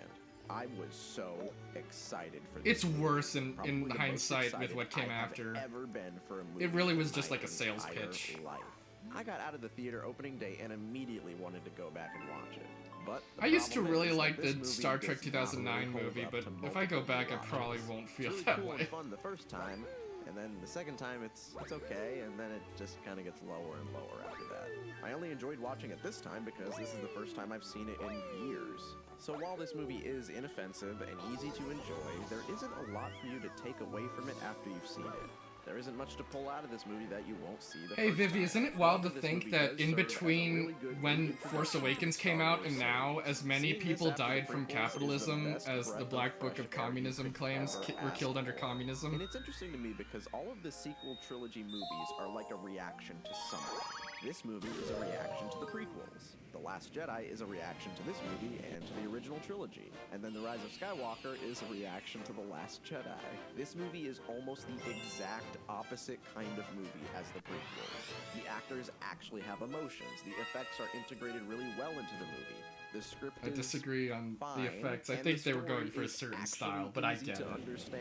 It's When definitely a this movie different came out, style lot of people were like, effects. oh yeah, More Star classical. Wars is actually fun.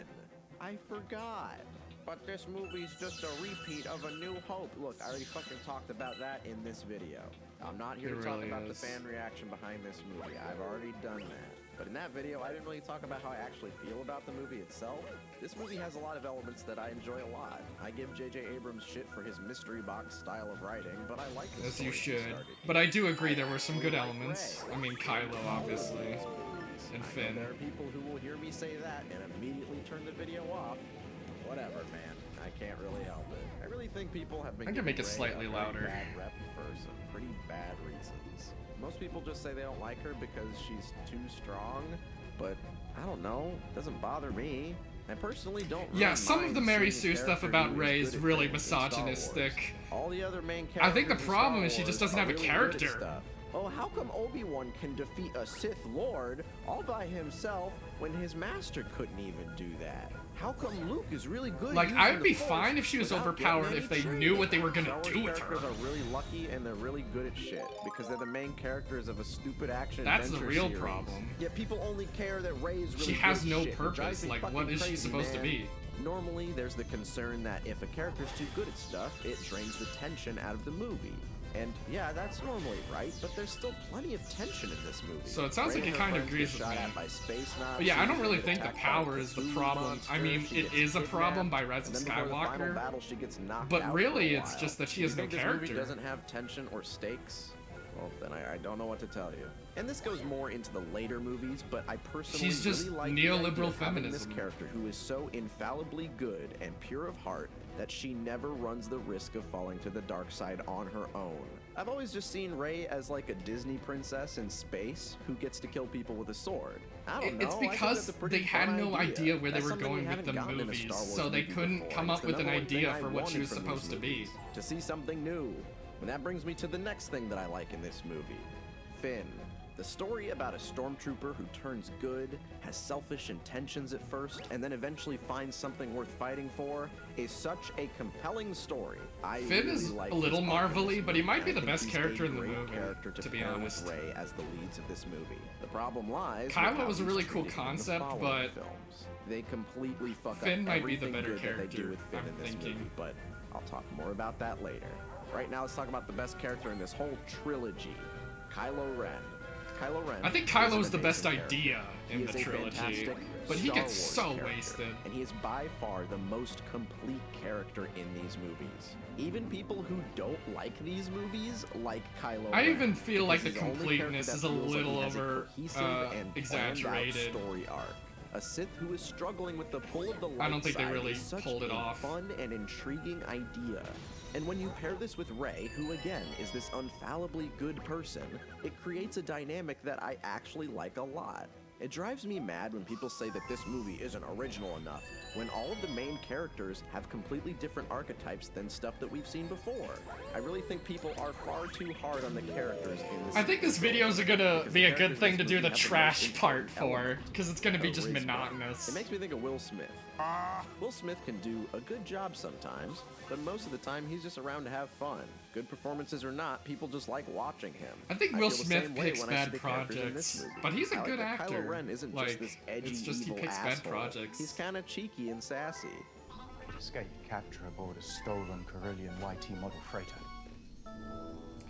I also feel a problem with Kylo is he doesn't really have a bunch of depth. It's a so great easy for idea. these There's movies just to have this I think people stereotypically exaggerate how much evil depth he actually mustache-twirling has. Villain, and I like seeing someone who actually has a fucking personality. The actors here are fine. They have enough energy and passion for this movie that it makes their corny lines much more bearable. Some people might think this is weird to say, but you do not need to be doing an amazing performance for the movie to be good. I'm gonna be spewing out a lot of hot takes in this video, but I feel like this one's gonna be get hard this? for people to take. Probably not. I mean, look at Tom Hardy in Mad Max. He's honestly not doing a very good job, and he even admitted that himself. He was apparently very miserable when this movie was made, and he thought it was going to be bad. And in the movie, he kind of feels like a goofy Star Wars character. I'll but it try doesn't that, matter because Vivi. he's fully acceptable for what the movie is. However, I will admit that some of the lines in this movie are kind of annoying. The charisma can't save everything, and there's a certain point in this movie where the jokes just start to get on your nerves. The last third of this movie does not need Yeah, jokes. Finn is a If little I had it my marvelous, way, is my there would be biggest no more complaint with humor him. After Han says that But he's one still a joke great about the character. Force. There is a time and place for humor in a screenplay, and I don't think these Star Wars movies really understand that. Oh, also, the fan service needs to chill the fuck out. People do not need to be constantly reminded of the older movies. There's some really But either bad way, fan no matter service how I in may Rogue feel about the One with following movies in the trilogy, having I do the think this movie guy does a with the good job screwed of setting face. up a story. We have compelling heroes, a unique villain, and some cool stuff to explore. Whether the later movies follow up on these elements is still up for discussion, but as it stands, this movie's pretty good. And later I also movies don't make it like worse for how me. So I'm gonna give this one a The 8 out of planets 10. are just not interesting in Star Wars. The one planet Yeah, sorry, I liked know from the you guys Disney want me to ones was talk about Scarif The from Last Rogue One because it Jedi was again, unique. But this one did come first, so we gotta talk about it. Now, Rogue I've One's clowned on probably Rogue the best One a lot spin-off. in the past, but I my actually think it secret might is be that the I second actually best one kinda when I like think this about it. movie now, but not completely. There's still stuff in this movie that I think is really stupid, and I don't think it works that well as a movie on its The own. characters I think this are movie is weak, tied with but Last Jedi as the best looking Star it's Wars got some good movies. elements, The especially in the shots this movie finale. are just so good. This movie has a very clear vision as far as the imagery goes. This is Yes. the first Star Wars movie I Its saw where I cinematography is loved the way better than Force cinematography. Awakens. However, while this movie exceeds expectations as far as the visuals go, Yeah, I'm everything keeping what you else said is in kind mind, of a Vivi, mess. but, like, Not only is the it's hard to pacing aim these atrocious, things. but this movie has some of the worst character. Oh, also I gotta writing do a quick I've ad break, ever so let seen. me quickly Remember pause when I it. said that the acting in The Force Awakens doesn't need to be good because that kind of Gonna do a quick 60-second ad break.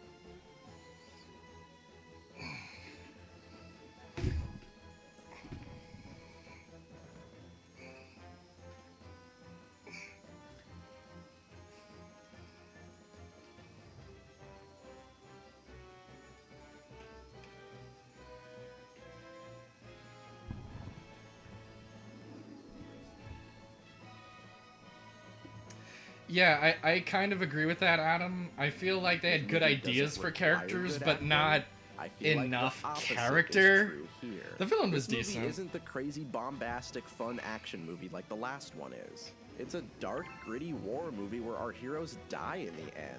I think this movie Yeah, I think very Rogue much One is does probably require my better second writing favorite and to better Last acting. Jedi. Because in Last order for us to Jedi, be Rogue hit by the One, death of Force these Awakens, characters, we need to Solo, Rise of understand them as Skywalker. people a little better. The most I baffling don't think I'm aspect of forgetting this any of movie them. is that Let it me has know a if I ton did. of great actors, and yet all of the criticism that this movie has received is that it has trouble making you care about the characters. We are back to having a I movie agree where with the that. characters They're don't just have not- character traits. They're not and characters I would be you fine could if make the movie like had less another movie off characters. of. They're We one have movie so characters. many, and there's no connective tissue between them. Jyn Erso jumps from not caring about anything to wanting to fight the Empire because her dad died, and now she wants to fight with the rebellion.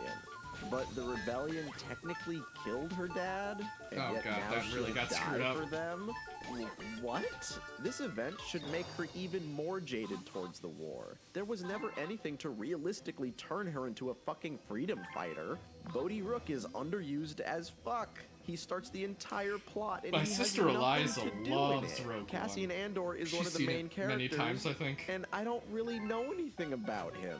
Other than he's been in this fight since he was 6 years old. And you know what's even Weren't they gonna sadder? make a I had to series look off of up that those guy? character names. I didn't even remember all of them. We've got fucking Forrest Whitaker in this movie who has a strong connection to our main hero's backstory. But the movie just tells us about their relationship in Oh, passing believe dialogue. me, Rise of and then he Skywalker's dies. worse. And I know Like, I've said this in some Solo other is video not before, good, but I holy really, shit, really Rise of hate Skywalker. when a character is just like, go without me. I must stay here and die. For no reason. I will run no longer. Come on, you must save yourself. Come on, go! It is the strangest trope ever, and it always pisses me off.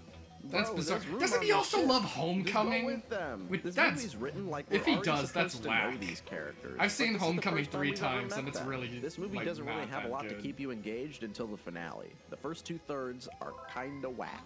I'm a bit torn on this movie's role because I think that these standalone movies should be standalone movies. If you aren't totally familiar with A Okay, New Hope, if he's then a this big- movie's not gonna make a lot I of get sense it, to you. but, like, Compare this I to Solo, really- which realistically you can watch without knowing Homecoming much soured outside on of me that by the stupid third ending, but I'll talk about that viewing. later. I don't know, it's weird because Especially, on one hand, I like like, having a movie that serves as Spider-Man supplementary being so, material like, for with pre-existing Tony Stark films, now. but I also kind of like the idea of having a timeless standalone story that we can just show anyone. You know how many non-Star Wars fans love The Spider-Man Mandalorian? 1, Spider-Man A lot. 2, Okay, don't even tell me I'm Spider-Verse. wrong. And honestly, I'd probably I put think Spider-Man that this 3 standalone above approach is Homecoming, a to better be honest. idea. Something about this movie just feels weird to me. I do like that it was kind of a risk to make a movie like this, but I just wish it was executed a little bit better. Oh, but like I said before, I hate the fucking fan service in these new movies, Yes. and this one is the That's- worst that's with it. The fan so service bad. in this movie goes way beyond just showing us random references. We have full-on resurrected zombie Oh, actors yeah. in this movie. Oh, he looks When I so first saw this, I thought off. Tarkin was just gonna be in this one scene shot from behind. Why is it But so then he hard to turns do around and I CG was like, humans? okay, that's pretty weird, but maybe that's just for one scene. But then he keeps showing up in the movie. Like they were Solo's so just proud forgettable, of the effects that they wanted but it to hasn't show it off committed some the- more. But it the looks heresies of weird. Rise You of could have just Skywalker gotten for a me. look-alike actor, and I wouldn't have said anything.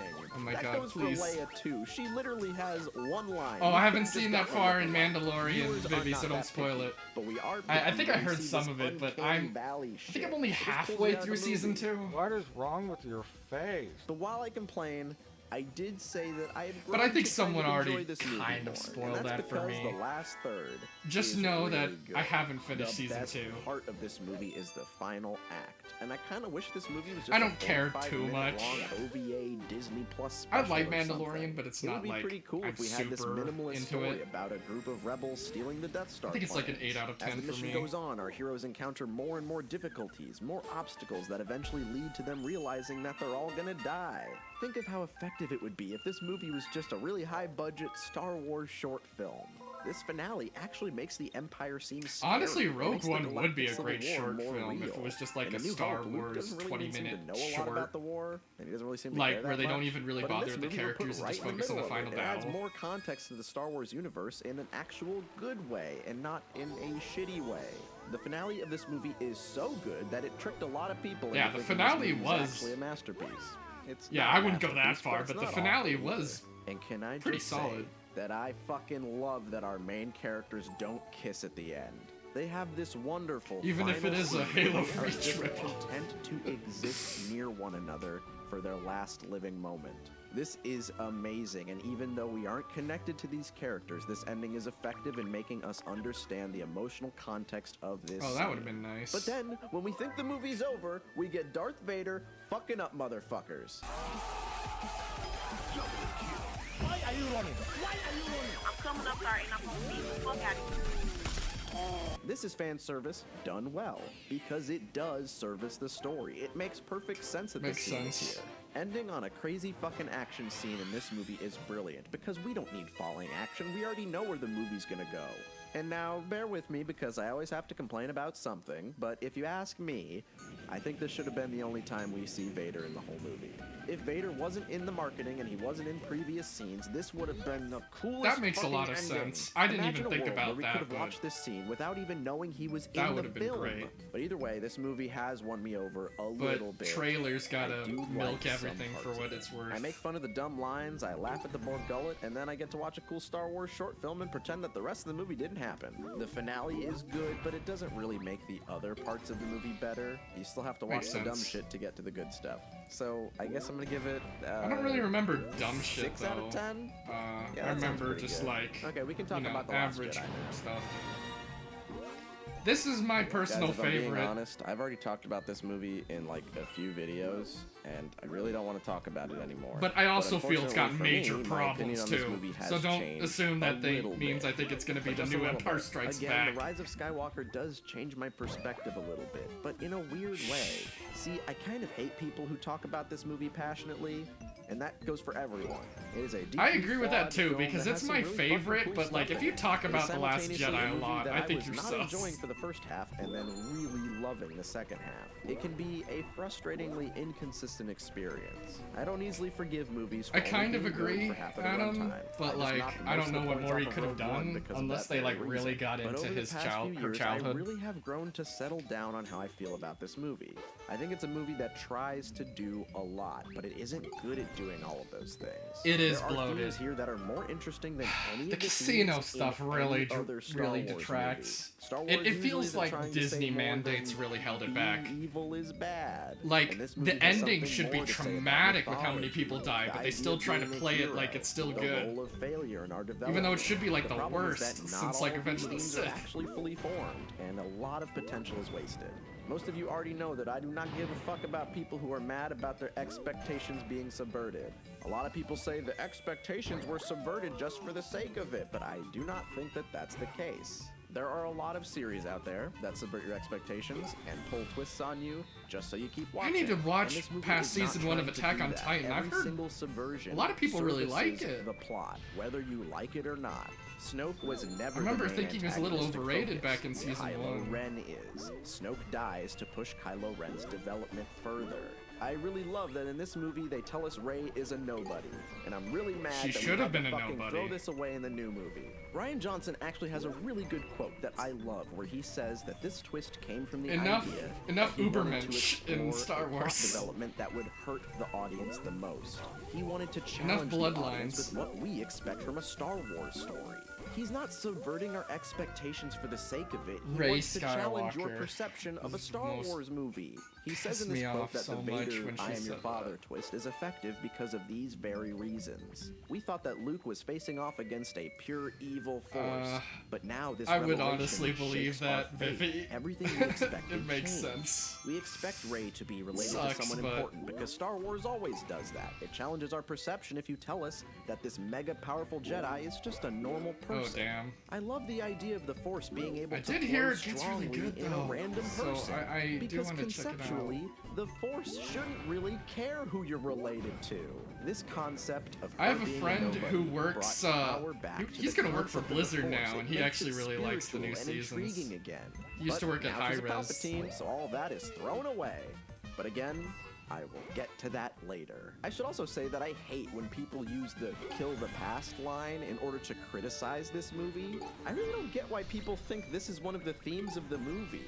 Because the villain is the one who says this. You know, the guy who's wrong. We're supposed to take what It's he funny says because I've and actually disagree with it. quoted That's what the movie wants Kylo from you. Ren A lot of Star Wars saying fans that many take times this in a line positive very light, seriously. because I actually They kind of honestly agree. get really offended when they Because think Hollywood about it. is They so think that this line is just self-cannibalizing at Ryan this Johnson point. looking you dead in the eyes and saying, "I'm gonna fuck Star Wars right in front of you, and you're gonna like it." But this is one of the problems of this movie. It's trying to say a lot of things, and But it doesn't Disney really won't do let that them do very it well. clearly. Some of the themes that are in the movie are kind of Disney half-baked. muddles it. The theme of failure honestly, being the Ryan greatest probably teacher muddled it a is little, kind too. of inconsistent, and it's not really developed that well. And I think it's really easy for people who like this movie to say, "Oh, well, only the racist, sexist Star Wars virgins hate this movie." when that Well, just that isn't yeah, true. that is A lot of annoying. regular-ass people People don't who like this think like movie. it's woke There if are you a like lot of it, shitty like people who don't shut like up. it, but calling everyone who doesn't like the movie a bad person isn't really fair. The Yep. movie does have a lot of elements that people might have problems It's just with, a but I think both sides of the camp are pretty 7, unfair 8 in out their of 10 analysis of movie. this movie. People who hate this movie and think it's the worst thing ever are being just as hyperbolic as the people who think it's a masterpiece. A lot of elements in this movie do not hold up when put under heavy scrutiny. This is evident by how many people have made Our a new culture living wars critiquing suck this now movie. because The our humor Hollywood is so doesn't really meaningless work compared all the to time. I didn't like in mind the it at first, 70s but and I 60s when cannot people were stand making the movies jokes that in this actually movie. like The movie opens like up had a lot with to say. a yo mama joke. Hollywood And then ain't we got have room shit for like that Canto anymore. Bite, which is just so bad. It's so bad that it Canto Bite is more than way you'd too much expect. like just And that's Earth because it's Casino. centered Like around Finn Revenge of and the Sith, Rose, when they have an which opera, my it is a biggest space problem opera, with but the like Finn is one Look of at our that, it's main just characters Casino. in this trilogy. Mostly. Or at least he was supposed to be. In the last movie, we saw him learn to fight for the right thing. And now this movie is about him learning to fight for the right thing again. I defend Rian Johnson a lot, but I do think he critically misunderstood Finn's role in this story. But now I'm gonna have to say something that I really didn't want to say. Something that I haven't talked about in my other videos. That's because I'm someone who likes this movie, and people who like this movie aren't allowed to criticize it in this way. But fuck it, I'm gonna say it. I don't like Rose. I cannot stand her role in this story. She is on the list. I wasn't with that Count Dooku harsh. She as just one of the most bafflingly misplaced characters in Count Star Dooku Wars. makes sense. I do not understand why they put her in this movie. And it's even more embarrassing that the next movie completely ignores I think her. Rose just Because while I don't like her didn't in The have a Last ton to Jedi, add, I but didn't like have honestly, anything they've had against the way idea worse of side making her more characters. important in the Like next especially in movie. Rise of But nope, Skywalker. she gets effectively kicked out of Star Wars while still being obligated to show up for it. I just feel so fucking bad for Kelly Marie Tran. She never asked for this shit. And it's not her performance that I hate. I just don't like her role in God, this this is story. hard. She exists for two reasons. To give Finn another love interest because God forbid he's one of those gays. And to teach him that I war think is the bad and some that of he the should fight for Finn the good Poe guys. stuff was forced, Why but the so was fuck Rose is and she Finn. telling Finn that war is bad? Finn, the child soldier who abandoned his fascist military. I get the feeling that this guy should already know that war is bad. There should never be a scene where the former child Man, they should have soldier done more looks at with children Poe. and He realizes, really wow, did not kids end up sure that are good. affected by war. I had no idea. If you ask me, this whole movie would have been so much better if Rose was replaced with a different character named Poe Dameron. Poe and Honestly, Finn that should would be in make a this lot of movie, sense. interacting with each other and developing Especially their own 'cause, like, personal so many arcs with people, one like, another. you know, Poe ship is the Finn and character that Poe. needs to learn that They war should've- is bad.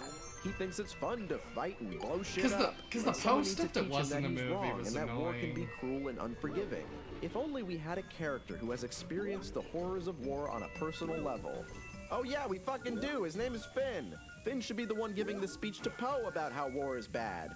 But no, for some reason Disney tried so hard to create this no homo environment. He's hitting some pretty good between takes. Finn I and mean, Poe. obviously we have They some thought they had to keep disagreements, but he's making creating really good female points. love interests for our male characters. Finn gets 3 love interests in this trilogy. Oh, Poe Finn even gets one so eventually. cucked. Or maybe 1.5.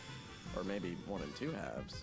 I thought Finn and Poe was forced in Force Everything Awakens, outside but of if the they had like last half kept of this going with it, movie I think feels like a it could weird have been a good spin-off. dynamic. It feels like a filler story until Snoke dies. But once Snoke does die, it was honestly like a whole new movie started.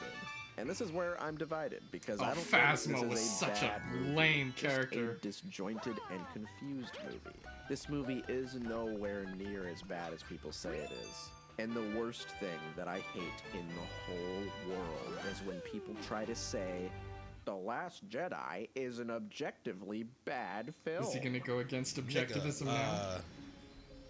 No. An objective review of The Last Jedi would There's a look great- like this. There's a Star Wars great Episode Marwa 8 is a Wilson movie. tweet I saw where This she talks movie about has how characters. Hollywood is One of really those characters is conservative. named Luke There's some liberal Skywalker. and There is leftist no Boba Fett in this directors movie. and Fact actors, remains that but some people Hollywood make as the a worst system is fucking arguments ultra when it comes to conservative. this movie. We all know that if this fucking monster showed up in The Last Jedi without having been in Empire Strikes Back, there would be people saying, oh, how come that worm can breathe in space? What an objectively bad movie. Bombs can't fall in space. Admiral Akbar died. Luke was mean. Green milk. Those elements do not make a movie bad. Poorly developed character arcs, a badly paced story, and misplaced inappropriate humor do contribute to a movie being kinda crappy. This movie has all of these things, but there are other elements that I think are handled really well. Like it or not, Luke's arc is fully defined in this movie, and it makes perfect sense. If he was the same character as he was when we saw him last, it wouldn't be that exciting. I talked about this a lot in the other video, so go watch that if you want more detail, but the gist is that I really can't get behind the fact that people are mad that Luke doesn't operate the way they want him to.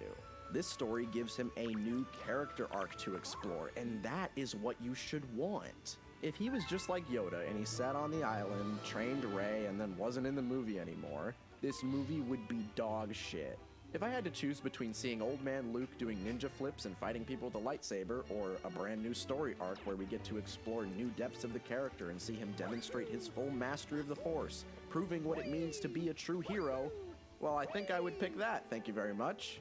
Again, I have talked about this movie so much, and I am so tired. I don't want to talk about it anymore. It honestly really doesn't deserve to be as talked about as it is. Bad, and I think that's fine, because it did not ruin my childhood, and if we're being honest, it didn't ruin yours either. It's way better really than good Rise of cinematography, Skywalker, and I don't though. really care if you disagree with that. So I'm going to give this one a 7 out of 10. Yeah, 7 seems good. These last few movies are really hard to review. Anyway, let's talk about a good Star Wars movie now. Vivi, you might need to help me figure out what star I'm missing I'm here. convinced that I am the #1 fan of this movie in the whole world. Sometimes I probably are, legitimately buddy. feel like a crazy person when I talk about this movie with people, because I don't know a lot of people who like this movie. They just aren't as enlightened as me, and that's fine. I shouldn't look down on them as much as I do. We'll but see, joking but aside, I think this is one was of the most boring. pure Star Wars movies There were some good ever parts. made. That's the best word I can use to describe it. Pure. If you could distill Pure? what I want out of Star Wars into one movie, this would be it. A fun action-adventure movie starring charismatic characters with a good emotional center. We might This differ movie here, isn't because for bogged me, down the by purest one is Jedi Revenge of the Sith. bullshit. There are no politics, no allegiances, it's just a Well, not fucking pure, but it's adventure. I holistic. went into this movie fully expecting to hate it, and I was pleasantly surprised. It is just so fun to watch. It's got some dumb shit in it, but none of that dumb shit makes the movie bad. Except for one thing. Darth Maul should not be in this movie.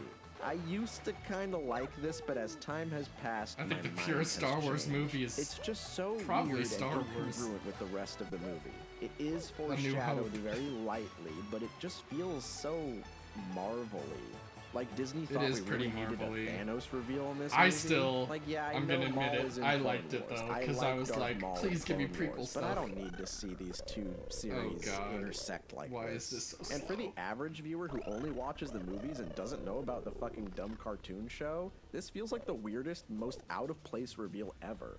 But aside from that, I like almost everything in this movie. And yeah, you gotta turn the brightness up a little bit. It ain't the nicest looking movie. And yeah, the fan service is still here, and Donald Glover's performance is a little odd, but okay, listen, the movie's good, okay? I know it doesn't sound like it, but it is, believe me. To me, this movie is like the Iron Man 3 of the Star Wars universe. A movie that is secretly really good, that people hate Iron Man because 3 it is isn't connected okay. to a larger story. I love I like Alden Ehrenreich's Iron Man 1's performance the as best Han Iron because Man. he isn't just doing an impression of Han Solo. He doesn't even really look like him. But from the first fucking line, you can just tell. You were gone too long. I knew something must have gone wrong. This is nothing. You should see that. Oh yeah, that's Han Solo.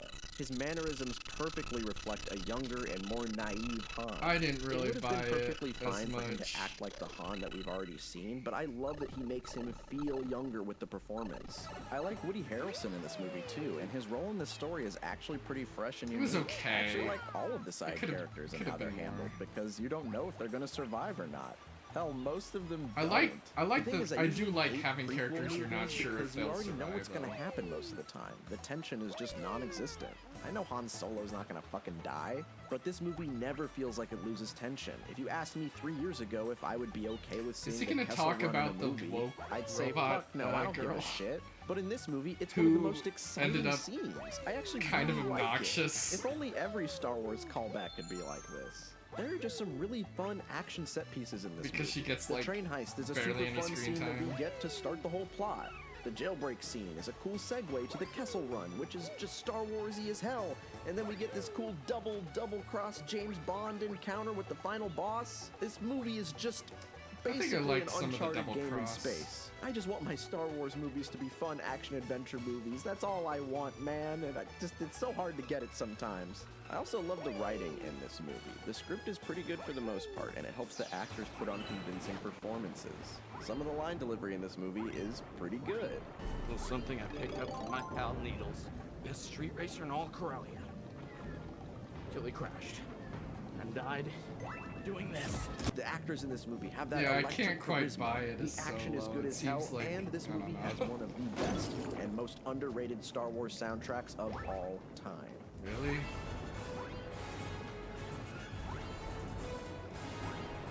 I really don't understand why people are so hard on this movie when it is just so fun and harmless. I would talk about it more, but again, I already kind of reviewed it, so go watch that if you want more. So 8 out of 10, a good Star Wars. Now it's time I for think the he bad makes one. some decent points, but like, I don't agree. The Rise of Skywalker is not It's very boring. good. This movie is so fucking strange. Also, I don't actually have the footage from this movie because it just came out, so you're gonna have to watch the stream footage of me playing Star Wars games. Okay, I'm not gonna go. Fucking Christ. Now, before I went to see this movie, I was pretty worried because the reviews were not good. But you know what? The truth is, I am the this is biggest not where it Star needed to Wars go. shill. I will watch anything and find a way to have fun. And when I watched this movie, I saw exactly why people don't like it. But I also kind of had fun. Don't get me wrong, this movie is I did dumb not as have fuck, fun. and I sure as hell would prefer if it I was in better. agony. It's But so I think I'm just in this ADHD. abusive relationship with Star Wars where I've been hurt so many times that I don't care anymore. So to start things off, let's talk about That's what I was actually talking about. It's so I'm gonna bad, start it's off by bad. saying that I actually It should really be like so the bad it's relationship good, but it's between just Rey, worse than Finn, and that. Poe. This is the first movie where we get to see them all hanging out and going on adventures, and I love it. People say they hate the first chunk of this movie where they're on the scavenger hunt, but I kind of love So this forced. shit. Also, some people have complained There's, about like, the no fact that our motivation heroes for argue with anything. each other too much, but I kind of like that. You can tell that There's they're no stressed like out, and it adds an reasoning for interesting anything. It's just dynamic because to the it. plot needs it to Realistically, happen. why would Rey and Poe get along? They wouldn't. They're completely different people.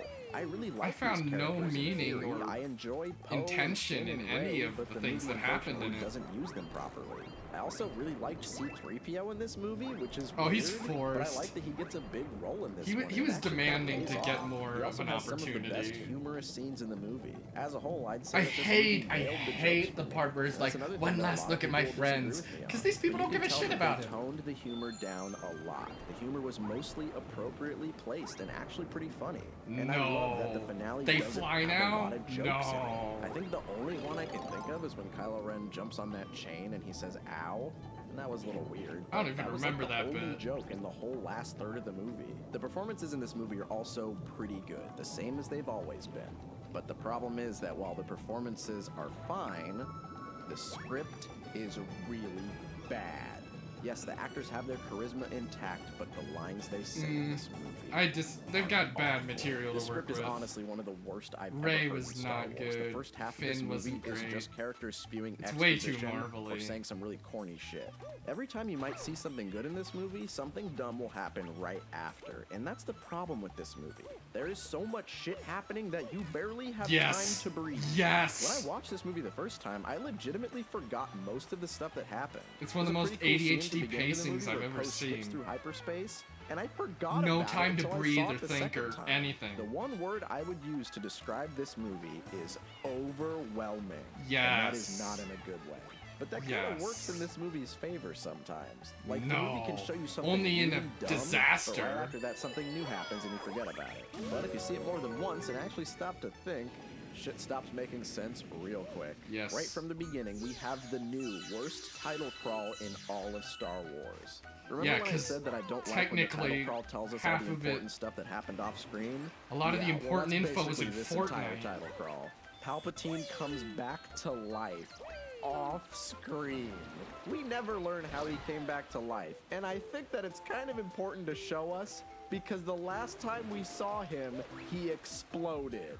Plus, Palpatine's plan and motivations make no fucking sense in this movie. He Yeah, changes it's his so mind like utilitarian. 7 There's no times. reason for First, he wants Palpatine to be Kylo Ren back. to There's kill no Rey, motivation. It's but just, then he wants we Rey to need come to his something. spooky castle It's and kill all him so he can utility. possess There's her no body. focus on And internal then logic. he decides to just suck her soul like a fucking Dementor and regain his powers that way?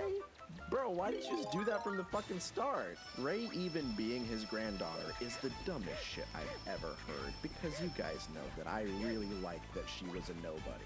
They wouldn't have made her Palpatine's granddaughter if you guys didn't spend the last 2 years making YouTube videos complaining about this. So was it worth it? The worst twist in all of Star Wars? Written by Reddit? But you know what? I'm so much of a fucking Star Wars shill that I still went along with it.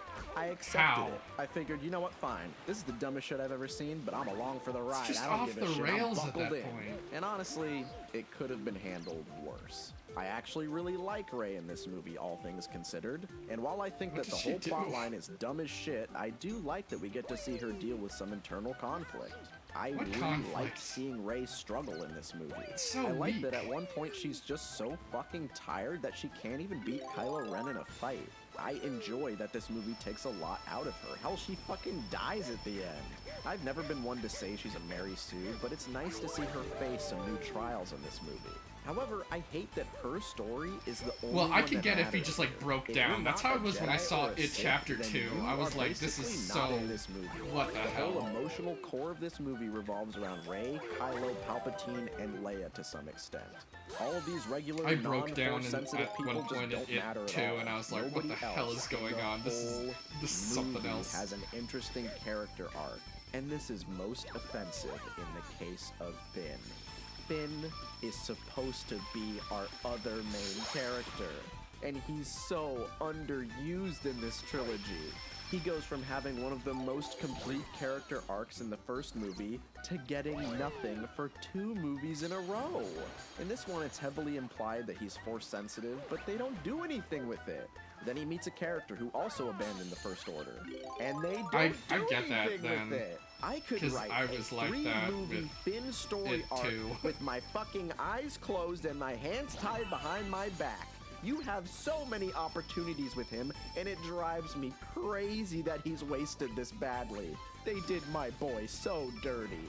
And then we have Poe, who only has an arc in The Last Jedi, and then spends this whole movie just driving the fucking spaceships for the other characters. There's one point where they kind of have a little argument, and Finn says something that kind of cuts to his core, and he's a little sad about it, but then they get over it and they're friends again. So, I don't know, fuck me, I guess. Rose is apparently in this movie. She only has 2 fucking lines because people bullied her so hard that Disney was too cowardly to let her do anything. Charlie from Lost has more lines than Rose. I'm not lying. I counted.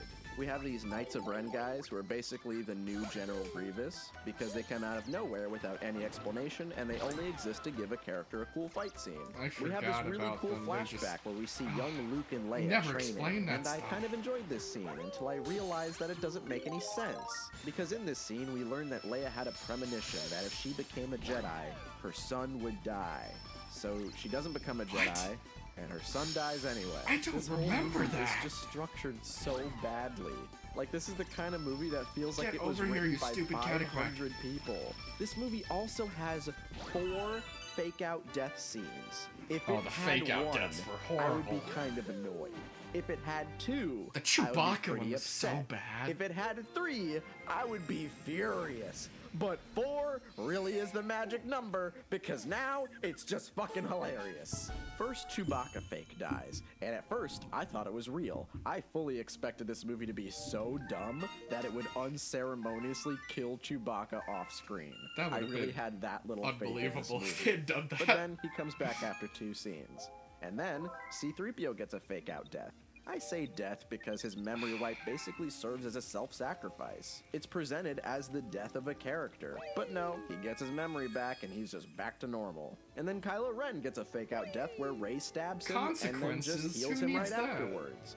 And then Rey gets a fake out death when she dies fighting Consequences are- Palpatine. This They won't movie make people is just buy so stuff. fucking manipulative. And these last 2 deaths are fixed with the same plot device. In this movie, we can just use the Force to bring people back to life. Now, don't get me wrong. No I one's don't ever mind really when we see the gone. Force used in new ways, but I mind when the Force is just Bedroom, treated like let's see. fucking plot magic.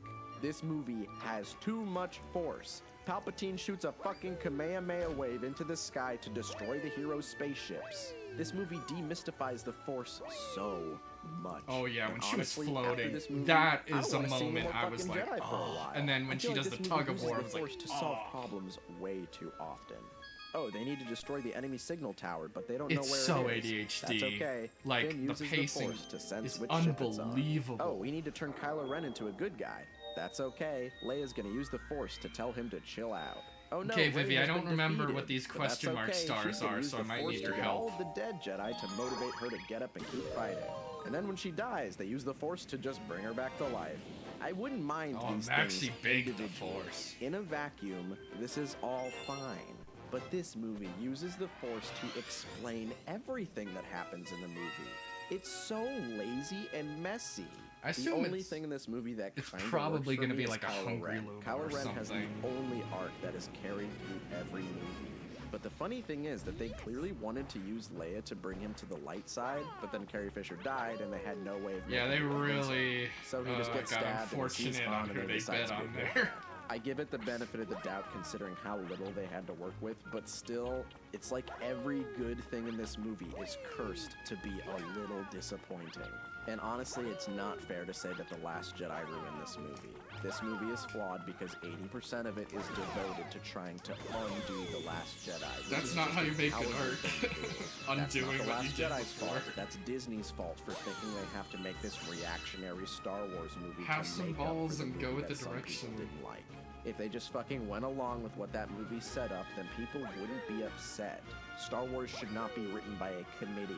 Yes. You actually need to plan out a 3-movie storyline. Or have an I'm so outline, fucking at least. amazed and shocked that they didn't plan out the basic plot of all 3 movies. Who the fuck does that? Even George Lucas planned out the prequels. He didn't do a good job, but at least he knew how to write the fucking synopsis down. Honestly, in some sick and twisted way, this is the most appropriate conclusion to the sequels. People have been Yeah. arguing about these movies since they started, and now the last one is easily the most divisive because it has too much shit in it. I love If how you it can was turn your so brain off and just divisive go because along it for the tried to be ride, so this pandering. movie isn't that bad. If you want a movie that actually wants to say something and has themes, then you are going to be upset. Personally, I ride the line between these two groups, and I would really like if Star Wars challenged me again and showed me new stuff, but I know I'm not always going to get that. This movie isn't the worst Star Wars movie ever. The prequels are still worse, but this one is definitely very low on the totem pole. 6 out of 10. Good lord, I I'm gave it finally like done. 2 or 1 Alright out guys, of so 10. we talked about all of them. Now we gotta rank all of them. So let's go from worst to best, starting with Episode 1, The Phantom Man. Episode 1 is the lowest because I glean almost no enjoyment from it. I do Pod agree, racing is I only like fun the Attack first of the time you see Clones it, and more the final than battle Phantom is Menace. just emotionally empty. I also, to this day, do not fully understand the plot. This movie is straight up hoodoo. Episode 2, I think it's Attack actually of the very Boys. sophisticated. The only reason Attack of the Clones is higher than Phantom Menace is because Attack of the Clones Attack is of the hilarious. Clones is It the just so real happens that I underrated can one, get in a my lot more opinion. enjoyment out of watching this with my friends. Both of these movies are honestly equal to me, and the only way I can place one higher than the The other is by Geonosis deciding which showdown one doesn't builds put me so to sleep. well in my And I mind. can't fall asleep if I'm laughing the whole time. Episode 3, Revengeance. Sorry guys, this movie still is not good. Honestly, a lot of people rank this one It's a higher than they have masterpiece. any right to.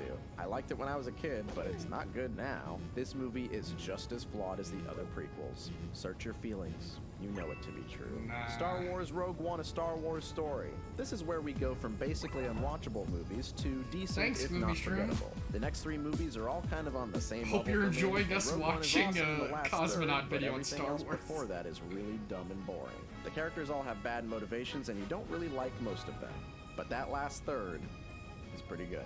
Episode Wait, 9, you put Rise Rogue of One that Skyman. low? This movie is a Damn. fucking mess, but it's a crowd-pleasing mess. It was literally just made to try and piss off the least amount of people, and in that process, we got a movie that you can never really love, but also Oh never god, really he hate. put Rise of Carried only by Skywalker the above fact Revenge that of the I actually Sith. genuinely love some of these characters. Even and wish that they Ethan were was in like, a better Rise of finale. Skywalker is the Episode 6, worst Return of the one. Jam Band. Yes, I know I am always way too mean to this movie, but honestly, I just can't stay awake while watching it. I is get it on retired, Hayden though, because it has a Christensen, good but emotional plot with Luke and Vader. I That have a story is the different- best I have part different by opinions. far. Episode 8, The Last Yeah, but Johnson. where's the The Rainbow Last Star? Jedi is weird for me because sometimes I like it and sometimes I don't. And it just so happens that you guys caught me on a day when I like it. I really love the last half of this movie, minus this one part. And the story of Luke saves this movie so hard for me. I think it's honestly done perfectly. This Just movie gotta is smash actually him, I trying guess. to fucking say something different. It has flaws, but I have to give props to the only Star Wars movie that tried something new. Star Wars Solo, The a prequels Starman tried something story. new. I love this movie so fucking much, man. This movie and the next entry are almost tied for me, and this one's only Cosmo, lower because why the with brightness the is too Solo low stuff? and because they had to put Darth Maul in the movie for no reason. But aside from those things, I just have so much fun watching this movie. I put this one on all the time. I When had- meet I had someone some who doesn't watch a lot of cousins who were, Star like, Wars, I show them this in high movie school and or they middle actually end school up come enjoying over it and a watch lot. it at our This house, is and we the asked kind them of what they Star thought, and Wars they're like, movie I I didn't like small it. scale adventures. Episode 7, The Fucking Awakening. This movie is just so easy to like. Yes, it's a retread of a lot of things that we're familiar with, gotten- but I don't it's care. worn I its like that welcome. stuff. It's fun. I like Finn. I like Kylo Ren. I like how Yeah. this movie focuses more on Han and where he's at. The lightsaber fight is really fucking good because it's not an over-choreographed, excessive mess. It's just two people trying to overpower someone who's naturally stronger than them. This movie reminded me why I love Star Wars. It doesn't need to fucking change my worldview. It's pure distilled Star Wars, and there's nothing wrong with that. Episode 5, The Emperor Stands Up. Now this is where we get to the good shit, baby. It's kind of funny because everything before this is just okay, but this one's actually really fucking good. Star Wars is just like that. This movie is the movie that everything else is trying to recapture, My for stream better or manager for worse. This is crashed, the I height think, on my of Star laptop. Wars in every aspect. Lovable characters that all have their own stories to explore. The hero's Trying to look journey. at what happened Intense here. space encounters. The best lightsaber fight in the whole series. And a have to good restart twist my that leads to laptop. an exciting cliffhanger. Star Wars has not been this good since this movie came out, and it's gonna take a lot of work for it to reach this level again. And finally, Star Wars Episode 4, Star Wars. I'm gonna not pull up fucking the calling it a mobile New Hope anymore. That dashboard title while my sucks. laptop This one reboots. may surprise people, because everybody puts Empire at the top. Well, those people are clowns. My third eye is truly open, and I am here to tell you all that this really is the best Star Wars movie of all time. Yeah, I love It is an the expert over crafted choreography, film. It is the especially only Star Wars Anakin movie versus that I would Obi-Wan. call a masterpiece, an actual good movie. A movie that is so well paced and so well made that it should stand alongside the other greatest films of all time. I am not exaggerating. I speak no hyperbole. I genuinely mean I every word think I'm saying right now. A New The Hope is effects probably are the most truly cinematically revolutionary to the point where they referential. still hold up today. You'll watch this It movie and Revenge still of the wonder Sith how the are, I fuck think, they the did ones some of that this most stuff. make It is the obvious what most other movies they're solid referencing. movie, to the point where you won't even notice how good it is, and that's why I think it's the best. This movie is the reason we have Marvel movies. It's the reason we have any of these summer blockbusters that we love so much. My mind cannot be changed. If you watch this movie and really immerse yourself and pretend that you're a person sitting in the theater in the 70s, you will love this movie as much as me. Believe me. Nothing makes this movie better. It's than also got a watching lot it of in the right mistakes in it. mindset. This one If you is a if you're true nitpick, masterpiece. I'm not usually, but I think it's amusing to notice some That's of the it, guys. mistakes that are in the I'm movie. done. It's over. And I'd be lying if I said I didn't feel a little bit weird right now. Because I call myself a Star Wars fan when I just looked at my ranking, and honestly, I can't say I even love all of these movies. But at the end of the day, I still like Star Wars. But I grew up with this franchise, and yes, it is manipulative, and yes, it brainwashed me, but damn it, I like seeing space wizards fighting each other, It's and I funny don't care who how knows it. he likes it It's so not a much, but stretch to didn't he say Star that only Wars is the most first one was a popular masterpiece? franchise in the whole world. That's a lot of people watching Yeah, the screen. I gotta a lot admit, of different perspectives. To me, not- Star Wars is not kind of like a really family member. a fan of the Each Lucas movie is its own edits. thing. Right now, I'm perfectly Some of the fine with changes the I fact like, that I only but- like 2 movies in the original trilogy, 1.5 movies in the new trilogy, and They a weren't few really parts needed, of in one my movie in the opinion. prequels. But I That's think fine it with makes me. The kind fact of that I don't sense like why he all would of them do it, doesn't stop me 'cause from enjoying Lucas the ones really I do loves- like. Star Wars. I mean, he's a can't very ruin my post-production childhood driven because guy. I still feel the same things when I Oh, watch is the that where movies it I was? enjoy. I still feel inspired when I watch A New Hope, even if I'm watching a version where Oh, Greedo shoots goddamn. first. I still like the final battle in Phantom Menace, and I can enjoy Rogue One while still making fun of it. Star Wars is dumb. It's dumb and it's fun. And as long as someone is making these movies, It's I'm not probably dumb. gonna watch them. There's a lot going on. Regardless if they're good or not, I'm gonna find some way to enjoy myself. Thank you for watching my YouTube videos. I'm gonna go to bed now. Okay, so we solved. Hey the guys, thanks for mystery watching of, these videos I Rainbow made. Suns. These took a lot out of me, so I'm probably going to rest after this. If you only see one video from me next month, that is why. Also, if you like this, you can Guess do the that's the end of Patreon that thing. video. Don't you want to join those lovely people on the right side of the screen? Oh, and if you want some other content, we make a tabletop role-playing podcast called Cosmonaut Tabletop. People are asking me to plug that. That was a really good video. All right. I'm glad you were able to be here, Vivi. I love our conversations. And yeah, don't get me wrong. I thought it was a really good video. I think some of his evaluations are especially whack, like on Solo. But I think it's a well-made video that like explains like why he thinks about Star Wars the way he does. I have some fundamental disagreements, but I think it's a good video.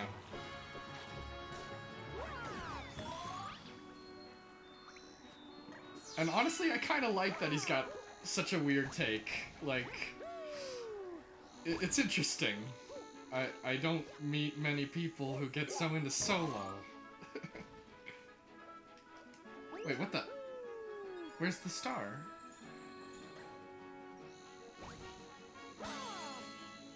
Do I need to do something to get it?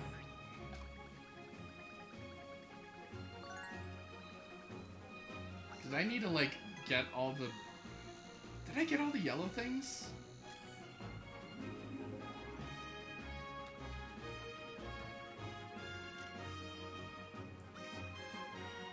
I'm wondering if I needed to get all these.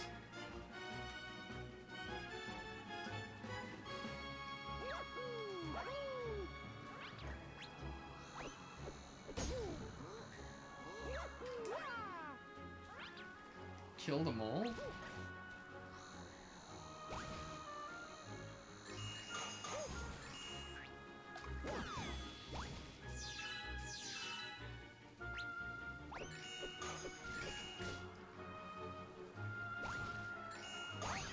Yeah. Being a Star Wars fan is pain.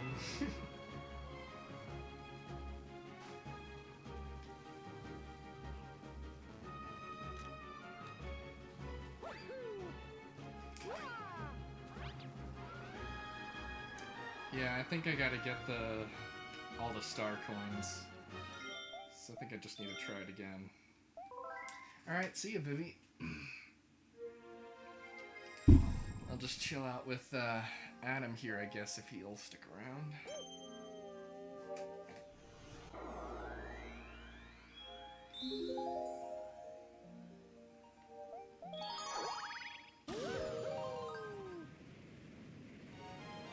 The Clone Wars animated movie. It's kind of like a TV movie. That's like a TV pilot, but it would have been interesting to hear his opinion, but like it's really hard to judge that as a movie. It really is just a big TV pilot.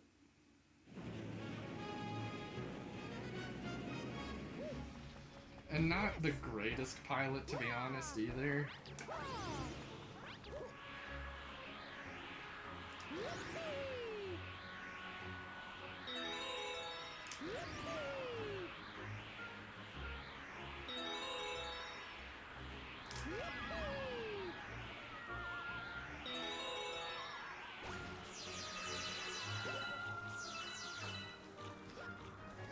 I've been watching the Clone Wars with my sister, but I'm still only in season 2, so...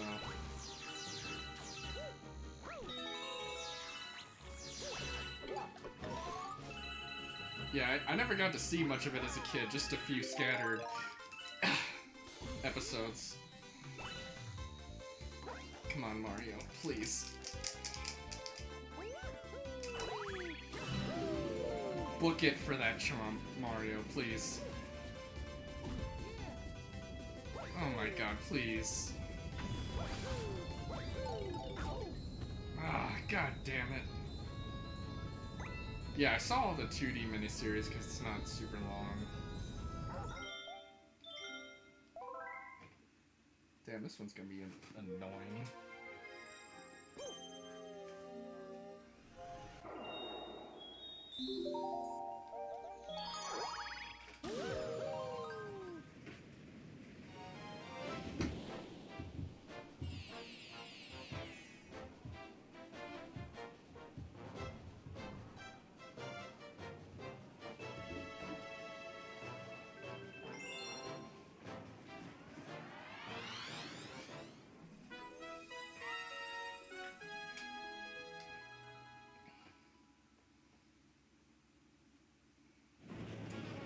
I gotta make sure that once I get Rainbow Mario, I hit that long star. Otherwise, I don't think I have time.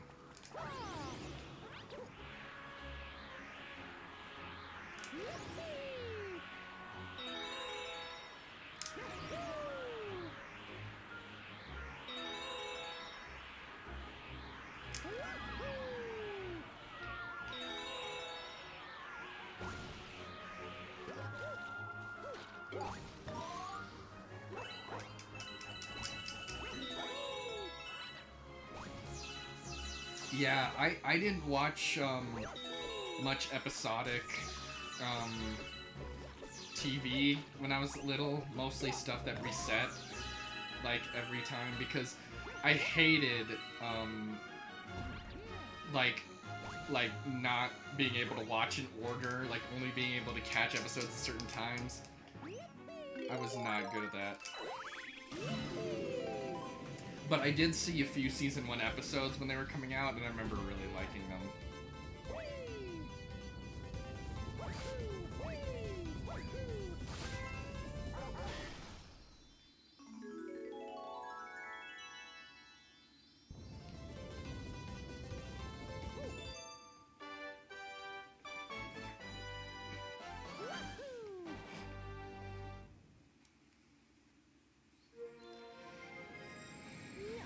I think that's star 112, right? Oh, 114. Only 6 more to go. We are almost there. I think all we have left are just like obscure bonus stars that I may have to look up where some of them are, because I may have never gotten them or I don't remember where they were.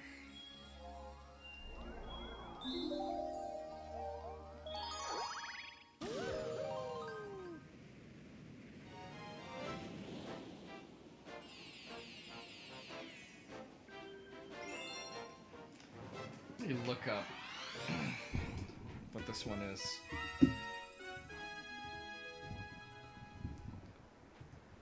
Dusty Dunes Galaxy Stars. Yes!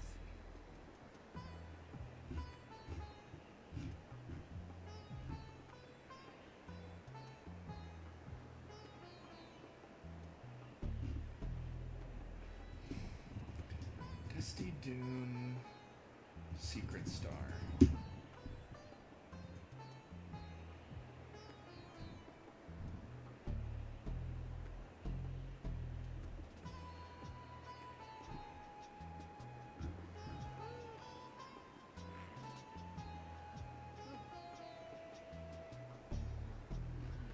Okay, I think this will give me a lead.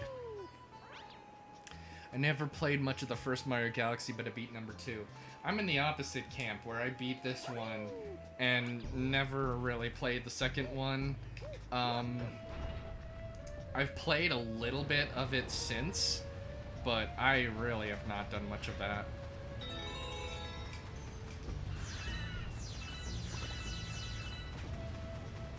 Oh my god.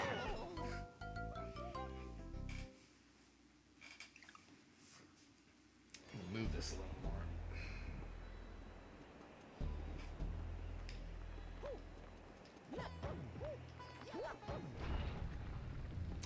I've heard great things. I haven't gotten far enough to see why it's as hyped as it is, but I definitely want to give it a shot.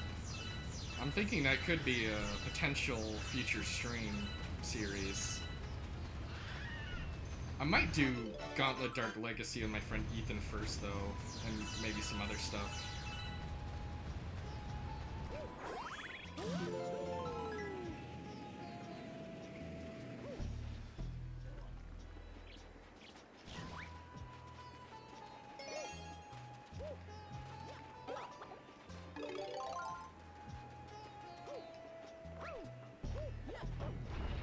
I seem to have a lot of friends who played Gauntlet Dark Legacy as a kid. I never even heard of it when I was little. I seem to have missed out.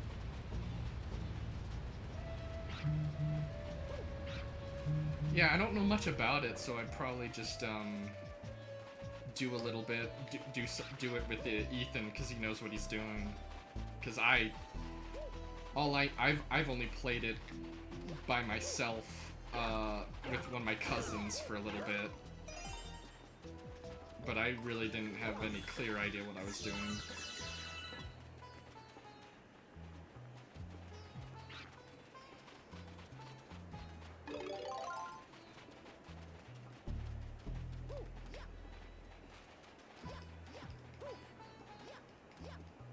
Wait, why did I change direction like that?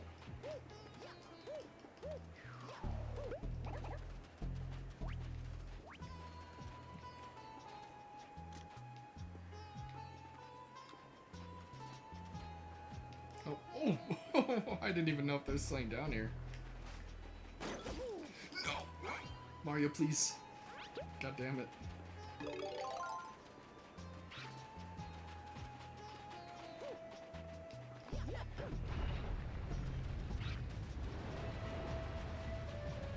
It's a good hangout game. Probably, yeah, that probably would be good stream material then.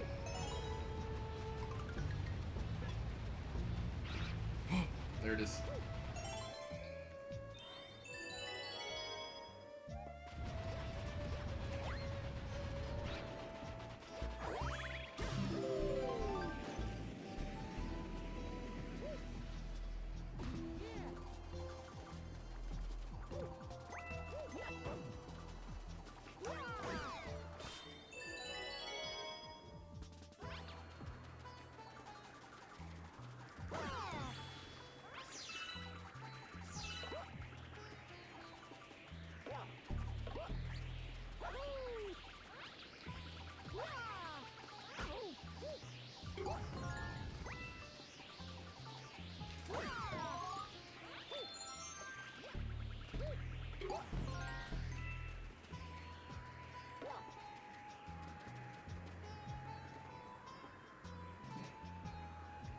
I mean, there's a lot of Mario games out there, so technically a lot, but most prominently, I don't know if I've ever played Brothers 3.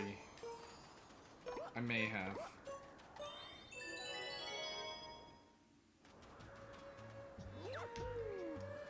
I mean, technically also Mario RPG, but that's one of the spin-offs. Same with Paper Mario and some of the Mario and Luigi games. I haven't played all the Mario Kart games. I haven't played,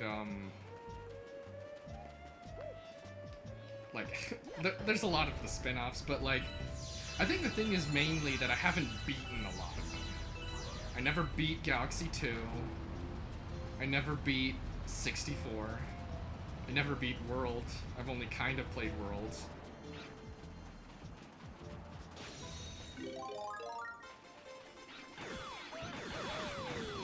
Never beat Bros. Never beat Bros 2, but I did play it a lot on my Game Boy.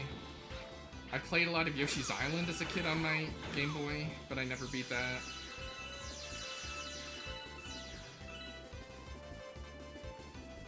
I did beat 3D World. I did beat 3D Land. So I have beaten a lot of them, but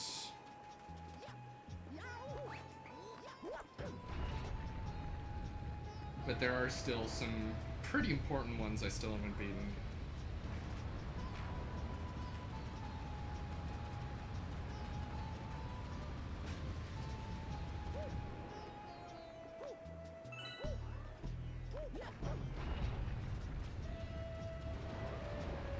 Come on.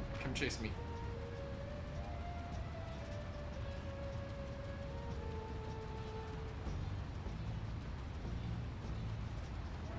God damn it.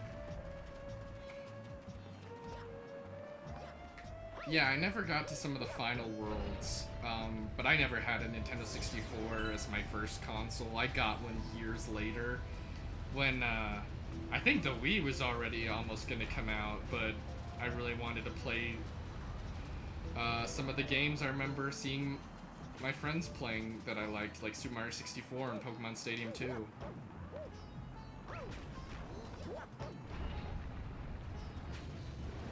Please, please fire another bullet.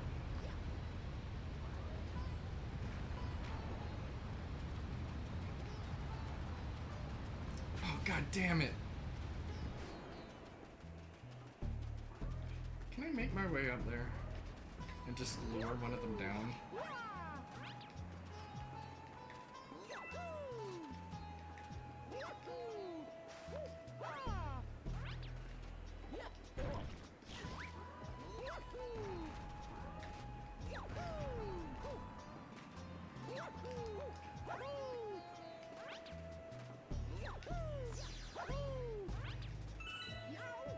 Oh, god damn it.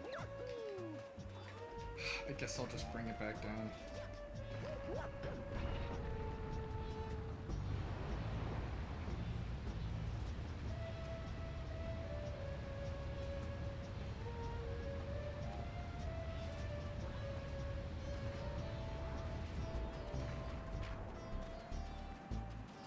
I played a little bit of Diddy Kong Racing on the DS and I had no idea what I was doing.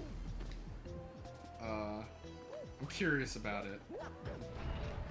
GameCube is my first console, but before I got my GameCube, the first thing I ever got was the Game Boy Advance, but I also had already played some PC games, mostly like, you know, the Humongous Entertainment, oh my god.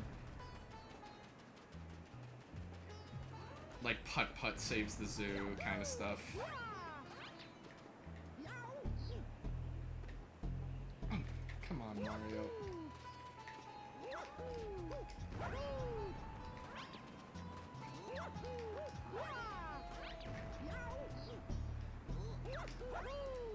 Okay, let's see if this works.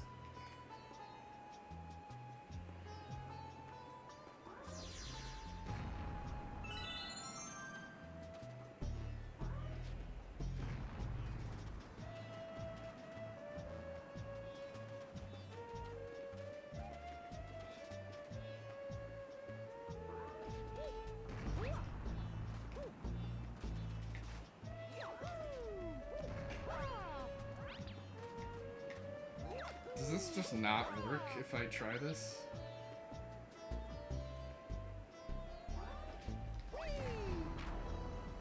Yes, follow me, but don't crash, don't crash, don't crash, don't crash. Please, please, please. Please, please, please! Oh my god.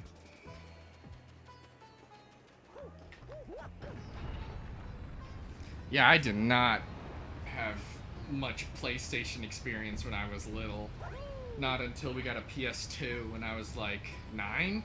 And then I got really into Katamari Damacy, but I was still pretty strongly a Nintendo kid.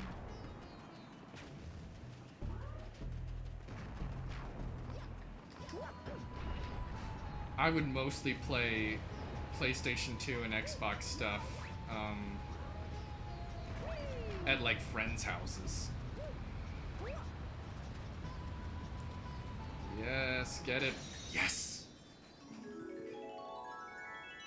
I really missed out on having any PlayStation experience growing up.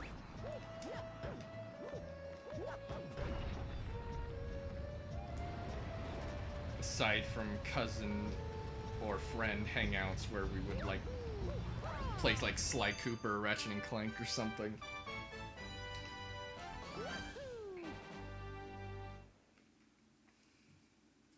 Alright, I'm gonna run a quick ad break because it's been another hour.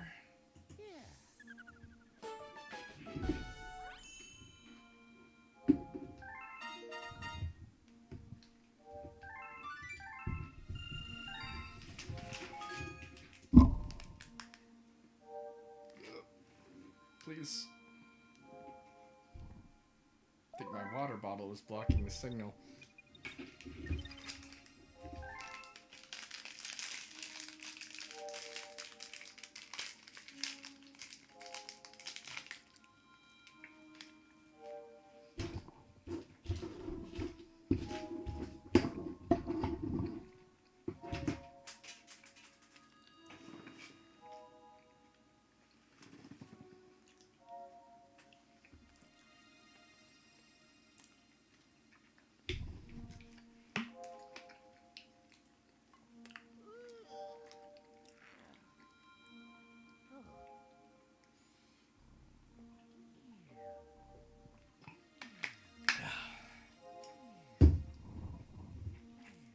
Yeah, I love Star Wars Battlefront 2. That is a great game to play split screen with your friends.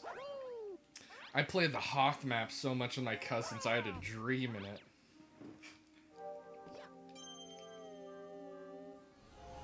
Okay, I think now we move on to Freeze Flame. I don't know how much longer I'm gonna go for, but we are so close to 120 that I kind of want to maybe shoot for that.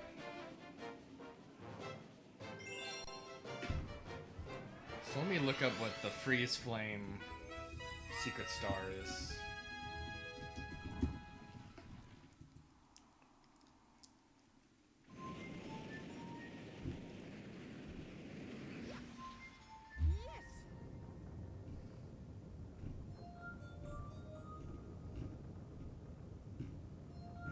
Okay. This might actually be a little like where we went for the purple coins, it looks like.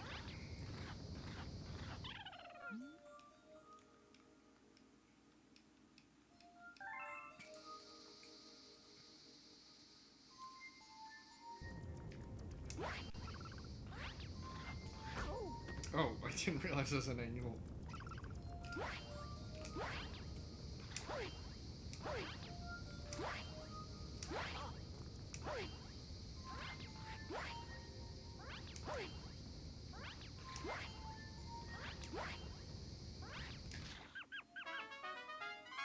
The Kashyyyk map was my favorite map because it was the best for sniping. Yeah, that's also a really fun one. It sucks that the draw distance only goes so far because of the hardware, though.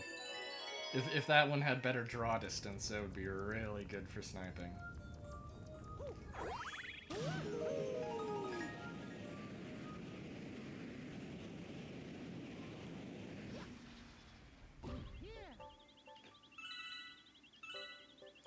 What the hell?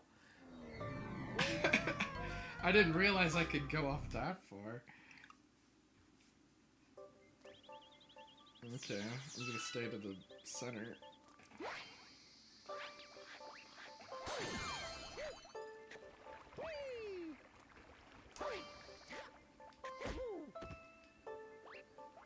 Yeah, it's quite the fall.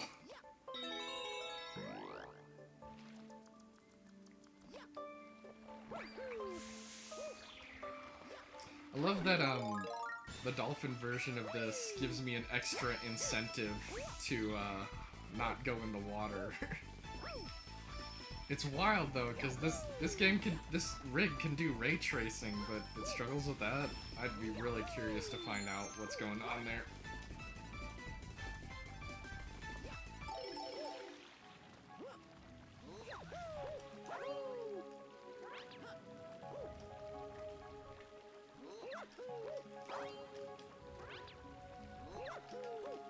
Come on, Mario, you can do this.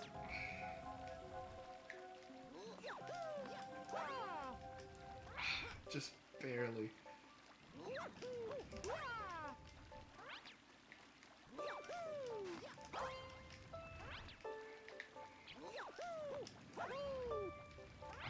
Come on. Get him, Mario.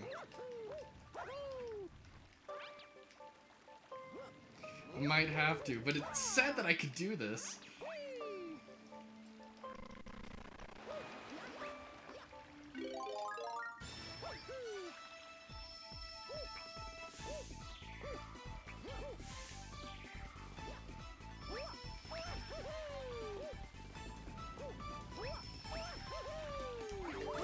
that's how you do it. You triple jump with the ice.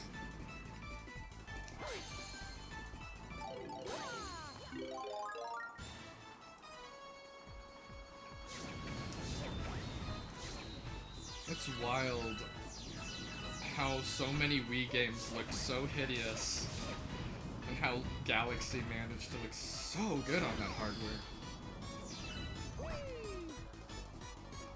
Oh wait, I think I need the fire flower for the whole thing.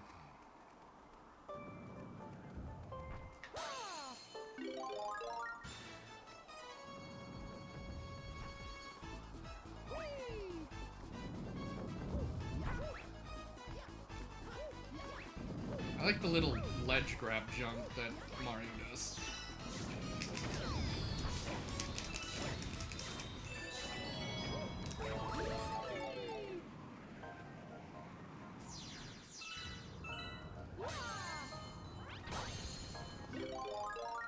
Okay.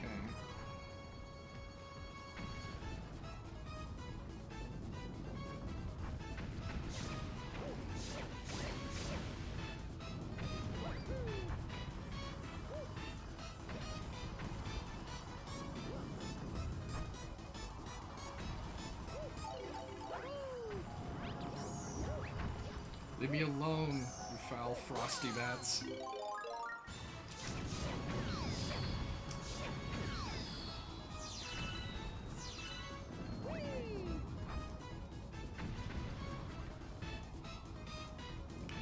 I remember the cutscenes at least looked really good. Don't really know as much about the rest of the game, but the cutscenes look pretty good. Oh, I've got to have it all the way. Damn it.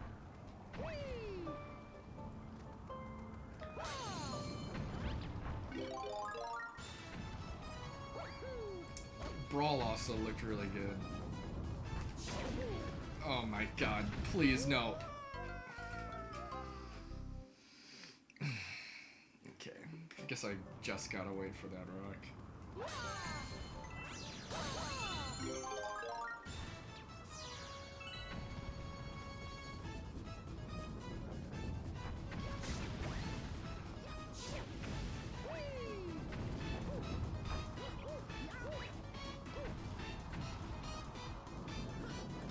Subspace emissary, more like the sub-based emissary.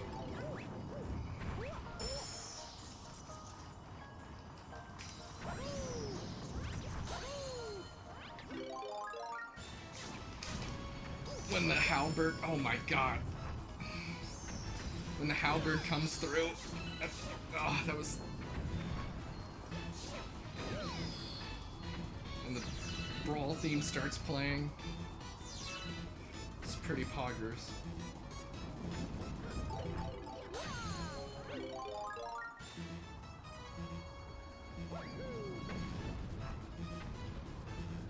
No!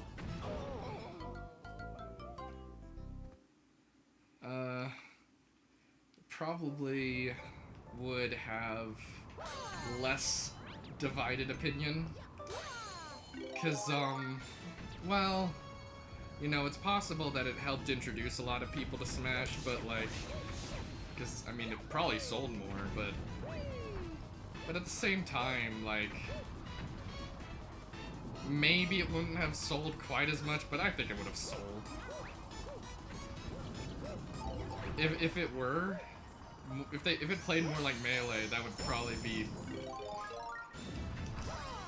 like a pretty definitive Smash Brothers. I'm mostly an Ultimate kind of guy, and I know that Ultimate's got some...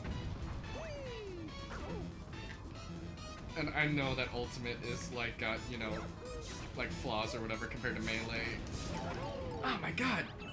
Oh, man, Fire Flowers suck in 3D.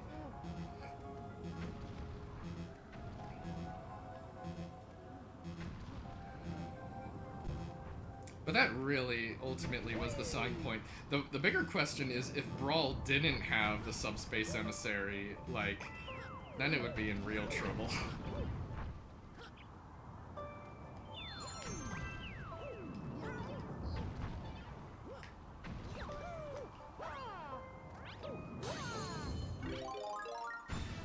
in my mind, it would kind of be like how Smash for Wii U has like really gotten out of my memory because Ultimate makes it seem so irrelevant. I've had a lot of fun with Ultimate, and like, you know, there's a lot of like, you know, not as great stages or whatever because it was trying to be Ultimate, but like, it's really something though.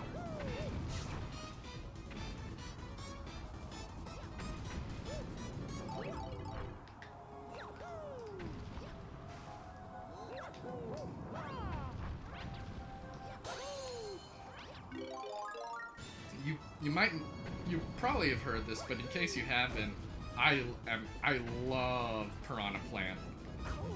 Oh my god, are you kidding me?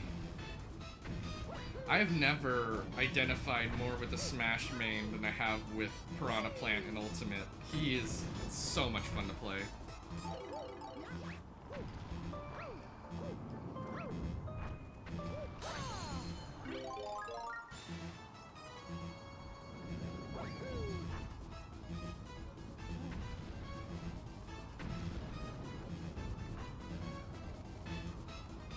Yeah, I love Piranha Plant.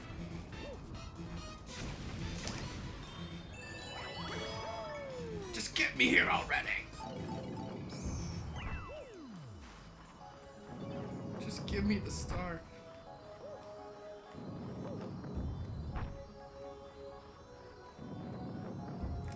Yeah, it was such a troll character. I remember it really upset Noah that they would do that, but as soon as I got my hands on it, I was like, oh hell yeah.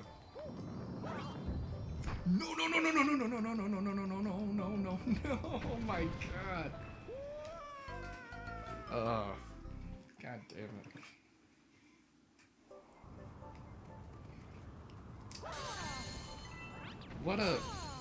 I have no idea what possessed him to make it a character, but I'm so glad he did. We need more, like, wild card characters like that. I gravitate towards kind of the trolly characters. Like, the character I'm legitimately the best at in Melee is Yoshi. Like, Vivi will tell you, we did Yoshi versus Marth in Dolphin.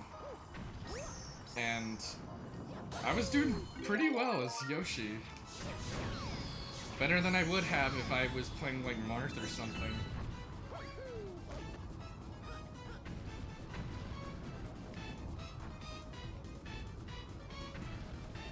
Yeah. Especially if you got like something like a fighting game, you need some wild cards.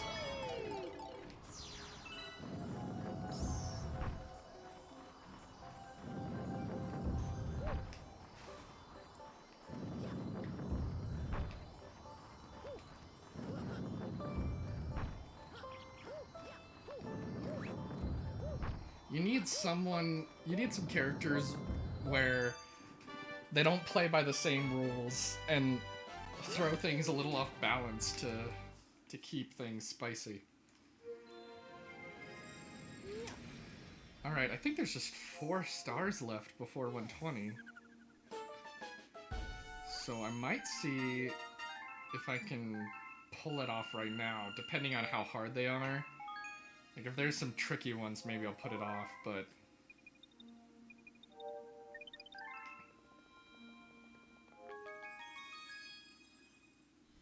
Yeah, I'm so bad, too. I just, like... What the hell? Okay. Usually when this happens, it means I have to restart Dolphin. Because when I try to reconnect, otherwise, it usually doesn't work. So, give me a second. It's actually very good that I just saved and got out of that level. Hold on. I might need to completely restart Dolphin.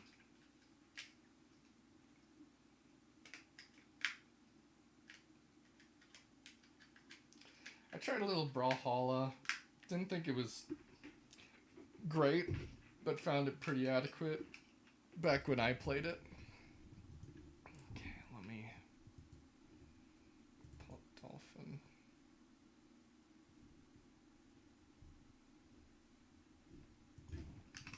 reconnect the Wiimote.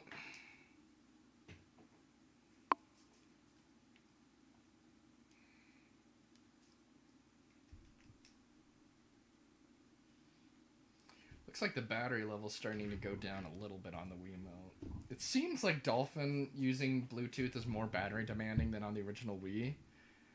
Because I started it out the whole, like, weeks back with, like, 4. Now it's showing, like, either 3 or 2. Okay, let me see if it's pulling up right. Okay. It's okay, but at least I feel I can play it. Well, I definitely, you know, relate to that, because I'm not great at fighting games.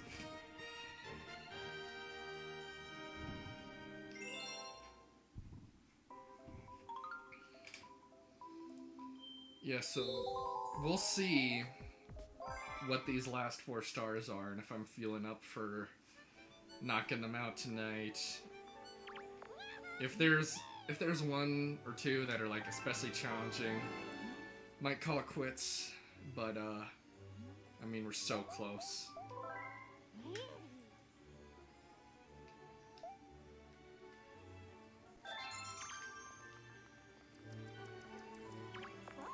I think we're done with comets at this point, because I don't see any others coming up. It would be nice. I think there was a period of time where they were doing that with... Was Power Stone like that? I've never played it.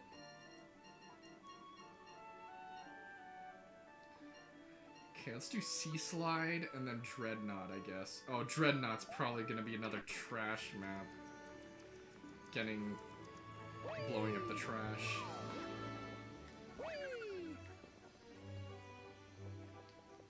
Does this ever go anything?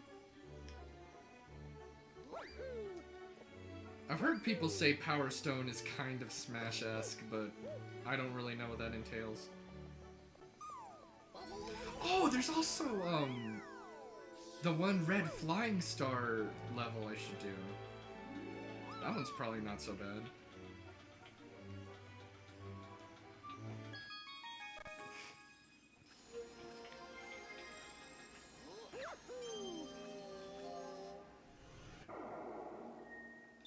Let me look up what this star is.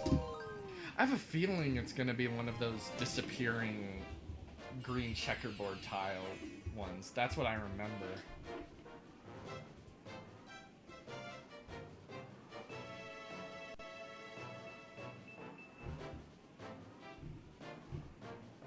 Oh yeah, yep, I remember this. I had difficulty with this as a kid, but I probably won't have too much trouble with it now. Yeah, the combat system looks really bad in that game. But, you know, it's a kind of concept that I wish they could pull off, but a lot of people have joked that Nintendo did it better because of all the characters like Snake and Cloud and Joker they have now.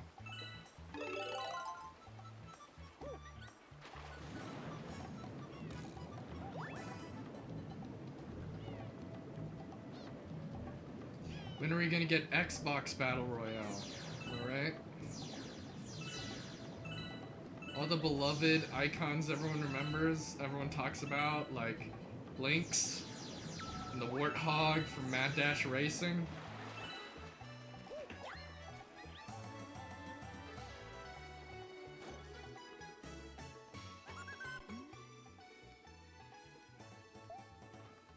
How much you need, buddy?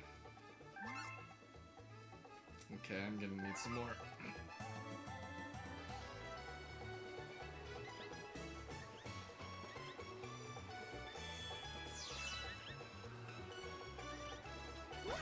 Master Chief and the dude from Gears of War, and then a bunch of cars. Battle each other with cars.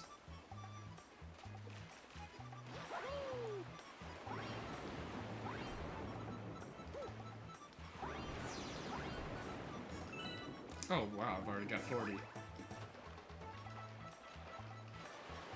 Big guys with big guns. Yeah, Microsoft tried to cultivate some franchises on the Xbox, but I feel a lot of those have died by now.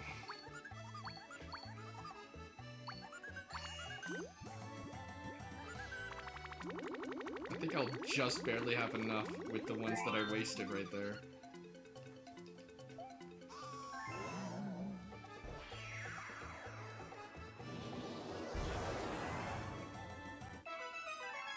Oh man, Sega needs to... I mean, I know they've got like a racing game, but they need to make a fighting game.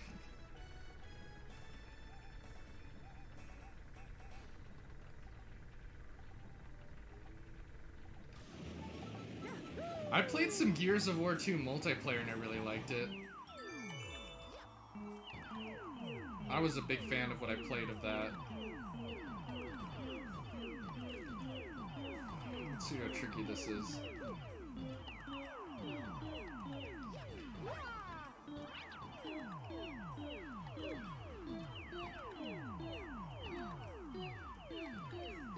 I think they did. It's called like Air Guys or something.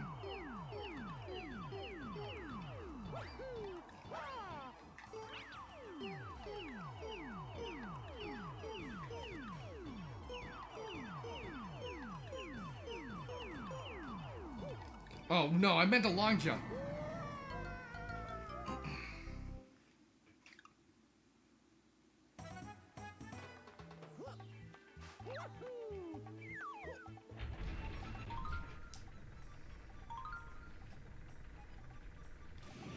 Oh god, the reticule got way screwed off. I might die.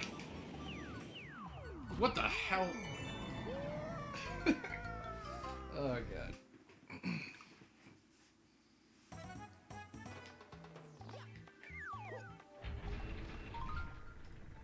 Come on. Get it right, Mario.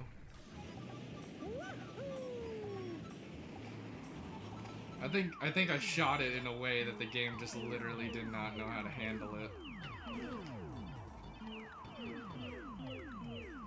I have no idea what strategy I should take to do this the best way, so...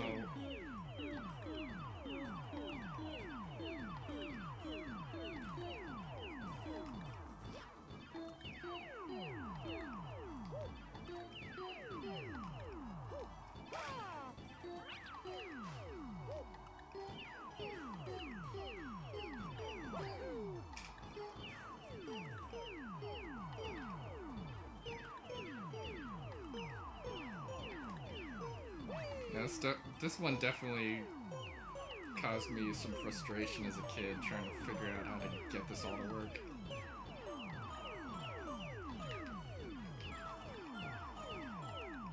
Oh goddamn.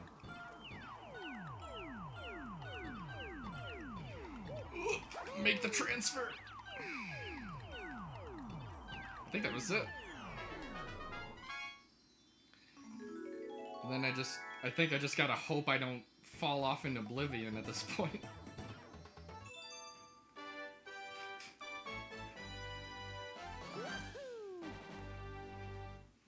That one definitely took me a lot longer as a kid. I know that for sure. It's burned too much in my memory. I think especially as a kid that one was really confusing, but I was, you know, aside from a few hairy spots, it wasn't too bad. Definitely challenging though. I think I did all the ones here.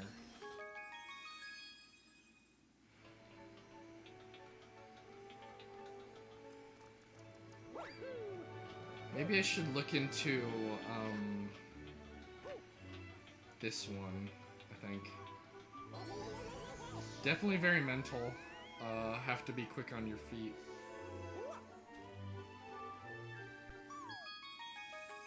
Yeah, that's one of the definitely hard as a kid ones.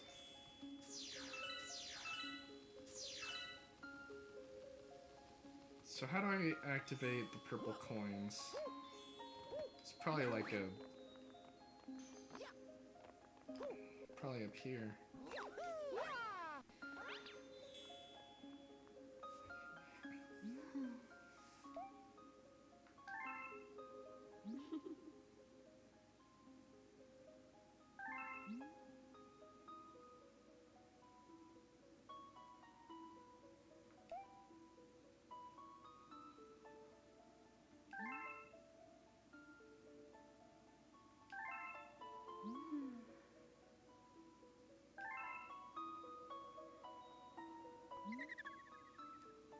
Holy crap.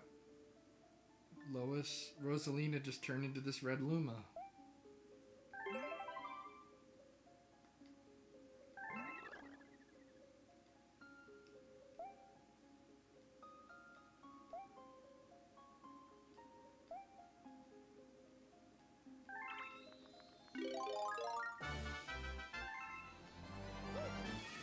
I remember finding this part a little tricky, especially because, like, the weird orbit. I think this took me quite a few tries.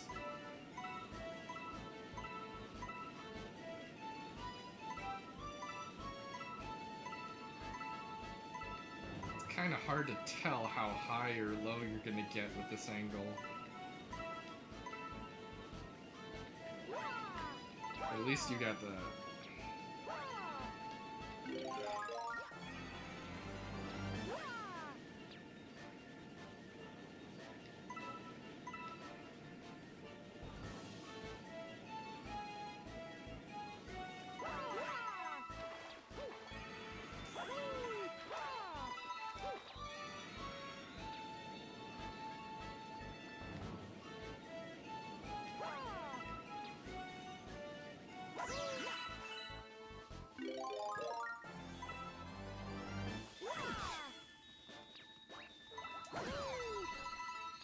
Damn, that's satisfying.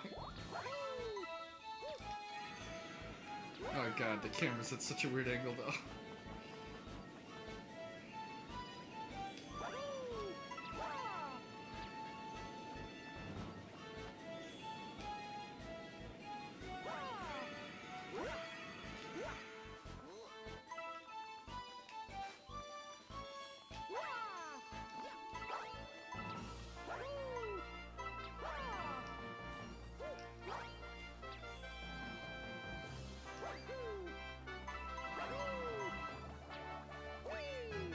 Give me another red star. I don't know if I'm remembering this wrong, but in my head, I remember that there's like a penalty if you let it go all the way down. I have no idea. In my head, I thought I had to get it all in one go, and I was wondering if maybe that's how it would turn out. But now I'm like wondering, what the hell was I scared of this part over as a kid?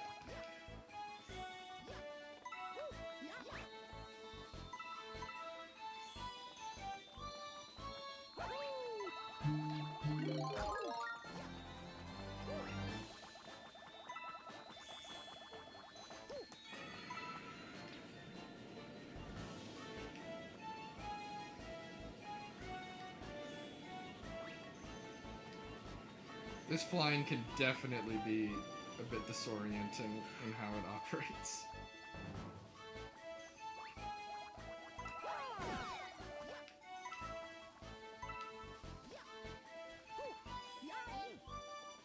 I think these last ones are just on this house. Maybe it's just the music that kind of stressed me out as a kid.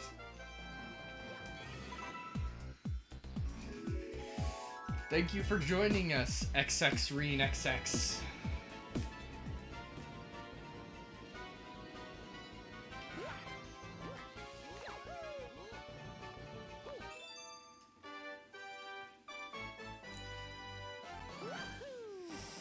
We are almost at 120 stars, but we are going for a full 100%, getting all 241. I think, is the final count. So there's just two... Oh, wow. So I guess there's a Hungry Luma that activated. So, I think the last two are the Dreadnought and the Hungry Luma. I have 118, right? Yeah. So, the Hungry Luma and the Dreadnought should be the final ones. I remember when I was a kid, I only got as much as like 110 around stars, and I gave up because some of them were just too hard for me. But it's interesting because I remember one of the ones being too hard for me might have been the Cosmic Race in Gold Leaf, and that one really wasn't so bad now. But one of them definitely had to be the Luigi purple coins that we struggled with before. That one is just, ugh.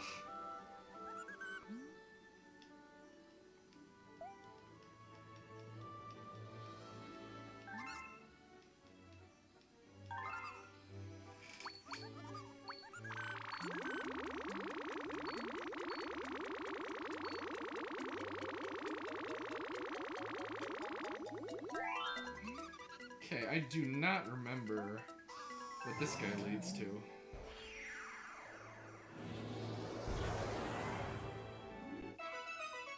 Oh, this is probably another one of the Boo races. But, because we're nearing probably the end of the stream, we'll probably not do, like, too much more. I'm gonna run a quick 30-second ad break, because it's been about half an hour.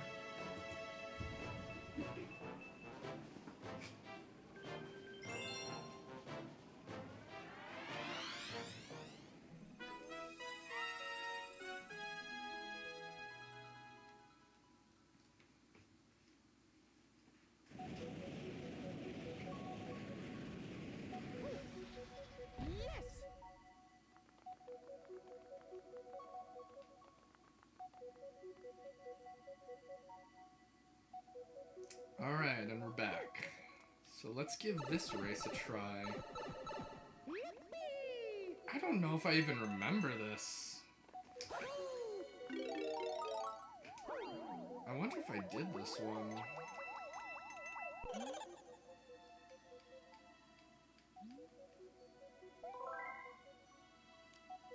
Oh, this is interesting. I'm racing him as a Boo.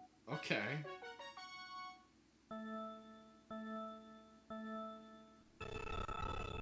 Oh, God. Okay, so I guess this part also slows down. Ah, man. Is this gonna make it easier by accident?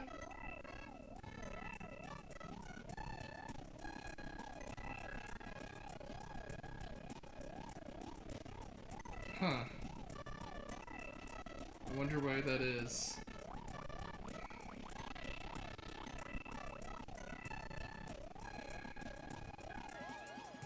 Oh, okay. Now it's back to... Spoke too soon.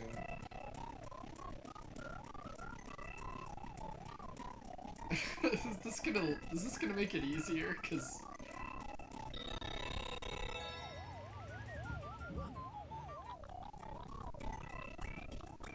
Man.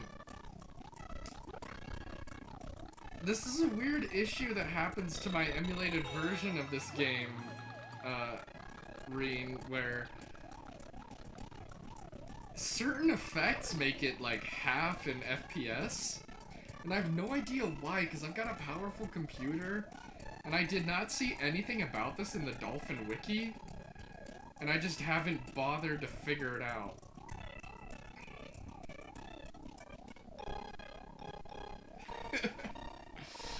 I won. If someone wants to help me diagnose why that's happening, because I haven't found anything so far. Maybe I need to do a little more digging into issues people have had with this game. I'll take it. It probably made it easier. This reminds me, I probably said this, but I had a friend who told me they unlocked Toad in Melee by shooting all the credits in Melee, because they said they had a special TV with a special remote that let them play things at half speed. So I just did that to get that star.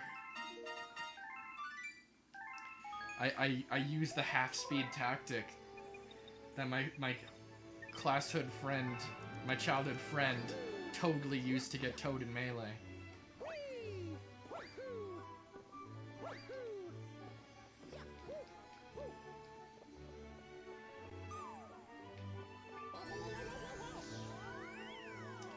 So Adam, I'm not sure if you've noticed, but I have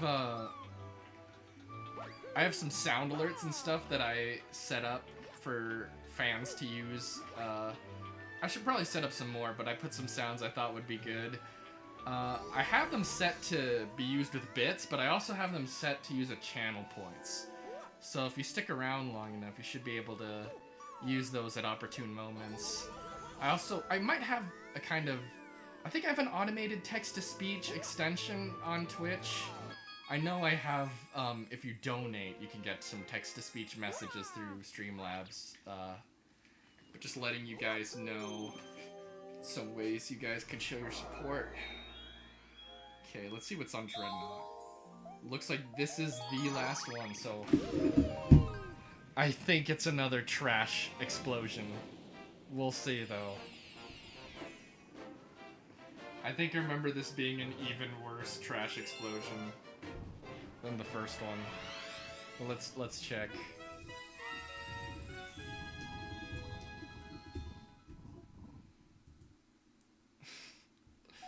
I pull it up and it says Dreadnought's garbage dump. Yep. Oh boy.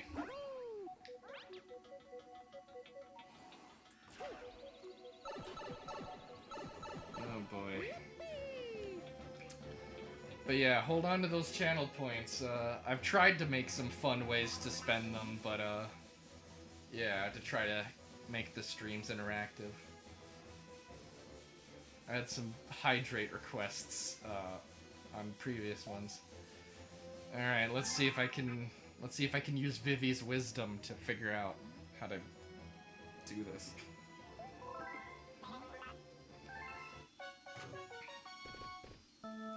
Man, this would also be a great level to put a YouTube video over.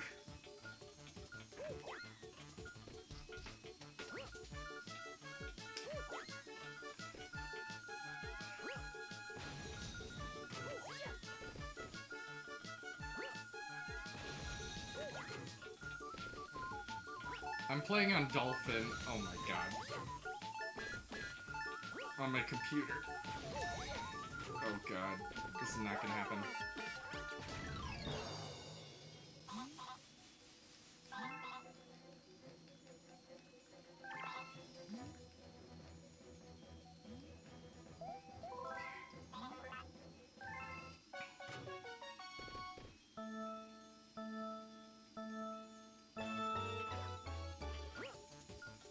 If you guys have any good ideas for a YouTube video to put on while we try to attempt this, I might give that a shot. Oh god, that was really off.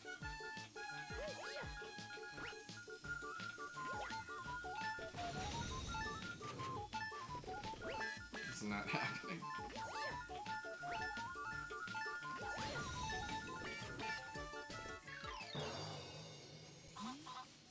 Man, this is annoying. Gonna bounce on your head, you piece of shit.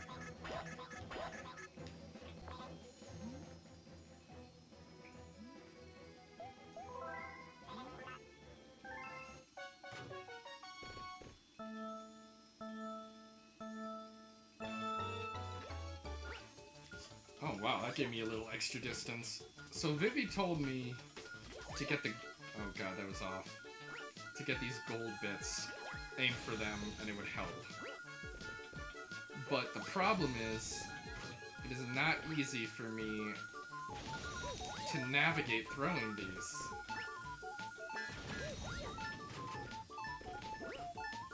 And you just have so little time to work with.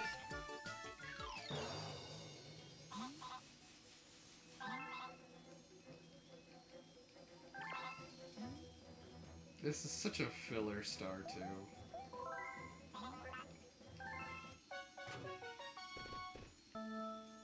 This is like the crate box breaking one in Sunshine, except that one's easy.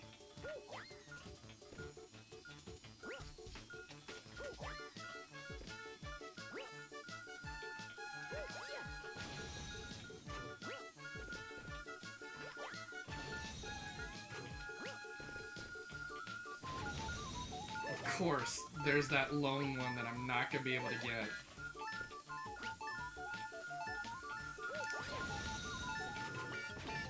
Of course.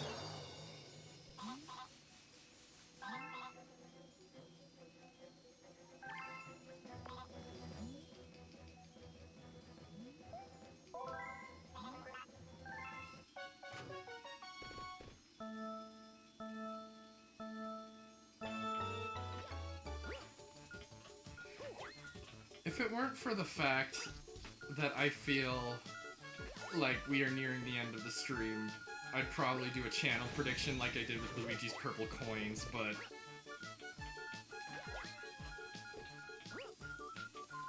But my god. And see, there's that one over there.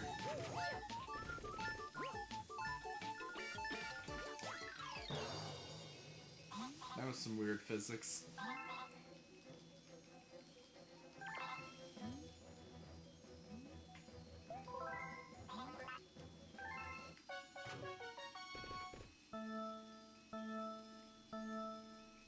I'm probably gonna have to do some of these again with Luigi, I just realized. Oh god. That'll be fun. Padding!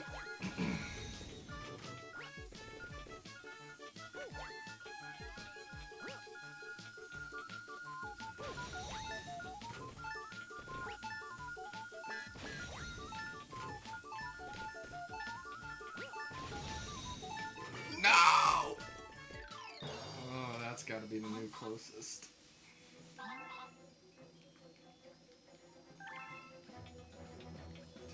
God. I know, only one. Ugh. This is one of those stars where it's like, we need 120. What do we do? Now I'm getting lazy in my throws.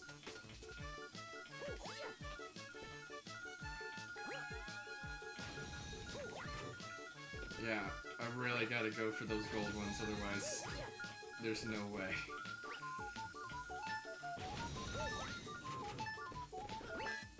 But there's so little time, and waggling is so imprecise.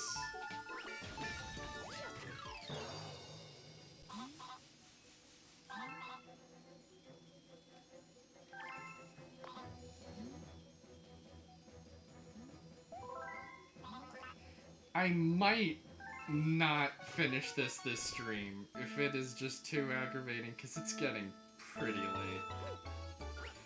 More than pretty late, actually.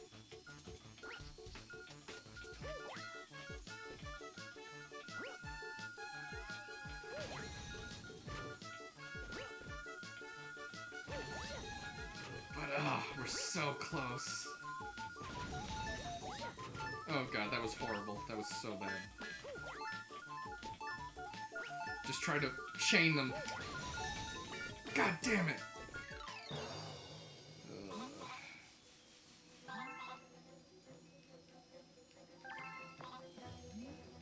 The thing is, I feel like this is gonna take a while, but like any one of these runs could be it.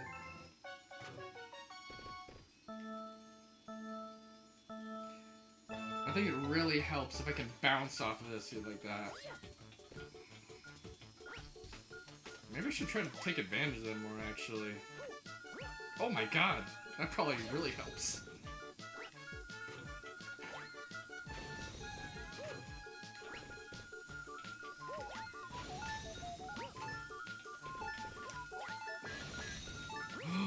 Please, please. Oh my god, are you kidding me? Ugh. I think we can make it, though. I think we can make it.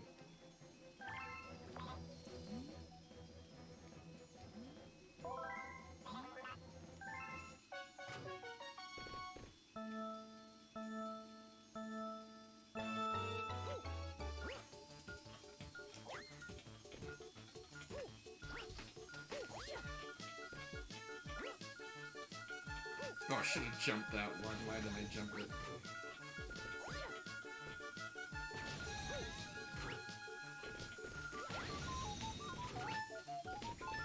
Oh, of course there's one in the corner.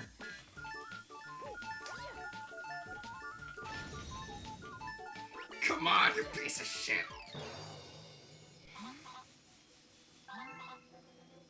I'm getting like only ones in a row, so I clearly can do this. I just gotta get it right.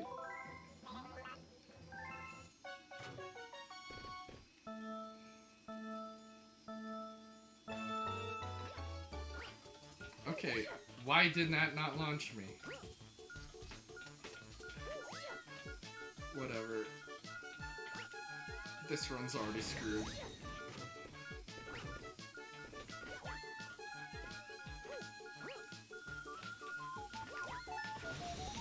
Oh, it might also help if I like set a bunch in a row like that. Oh my god, of course it didn't trigger.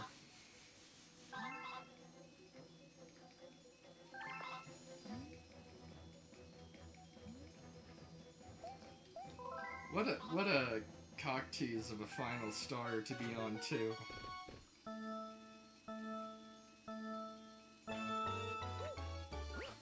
Okay, why isn't it working anymore?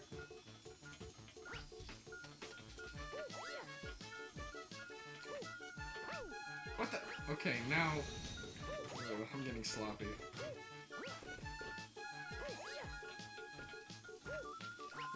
Okay, I gotta jump again once I get it, okay.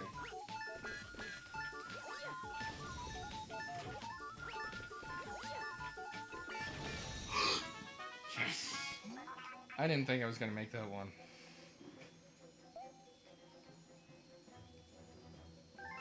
Alright. It's Ouija time!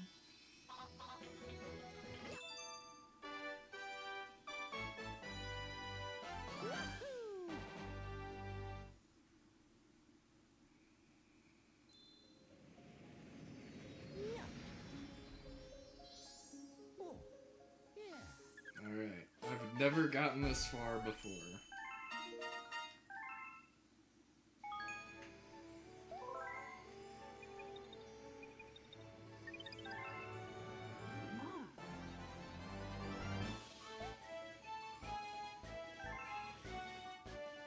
Wait, what? Didn't we already help my special one?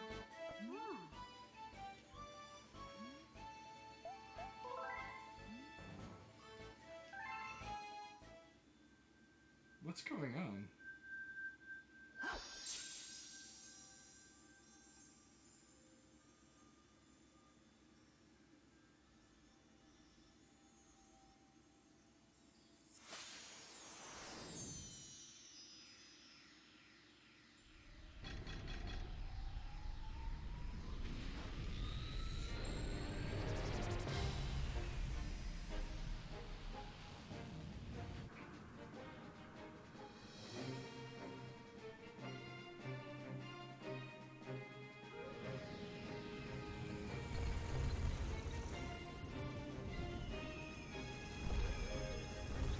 So I guess before we beat Bowser, but we just never went to the castle.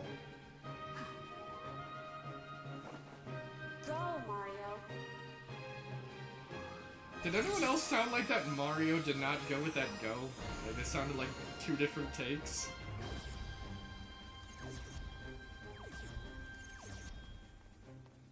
Go, Mario.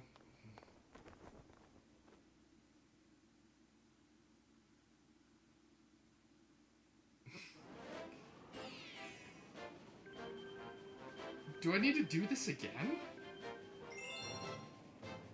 Wait, what? Am I just repeating something I don't need to do? Let me look this up. I'm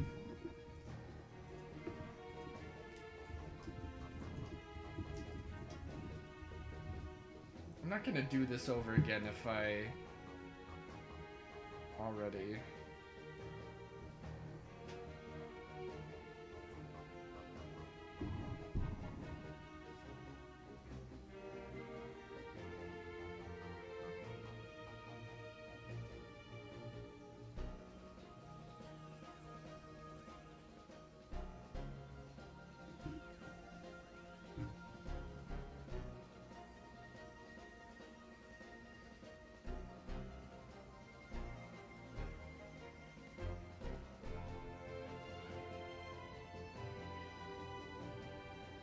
So I guess the grand finale galaxy I don't go to until I've gotten 240.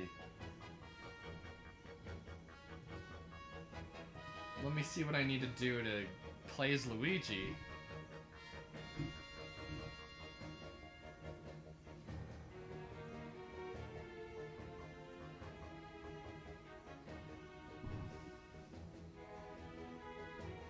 Oh, maybe I do have to fight him again.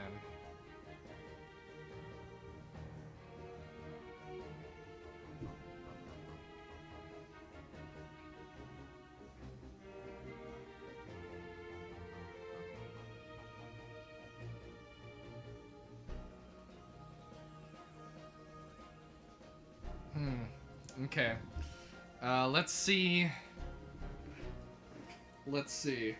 I'll give this a shot, but if it's gonna be too much to do Bowser again, then maybe I'll return to this next time.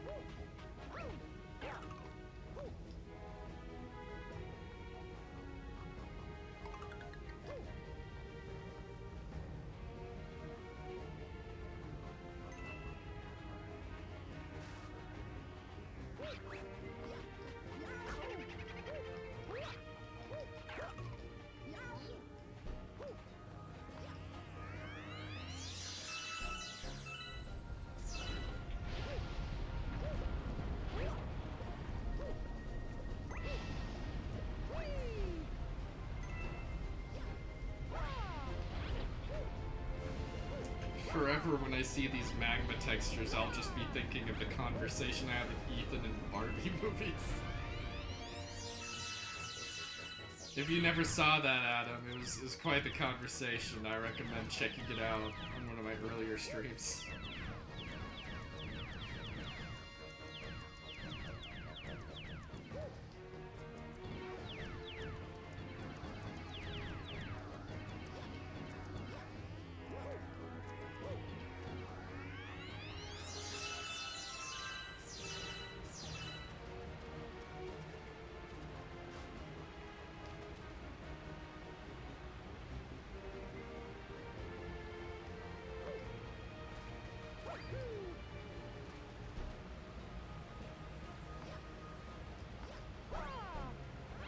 God, I do not like this camera angle. It's making my neck.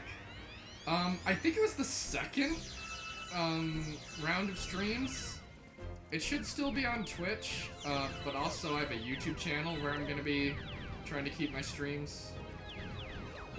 So like 2 weeks ago, I think.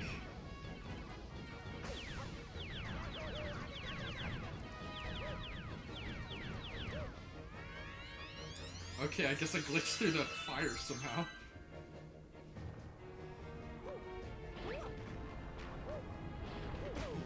I should have known.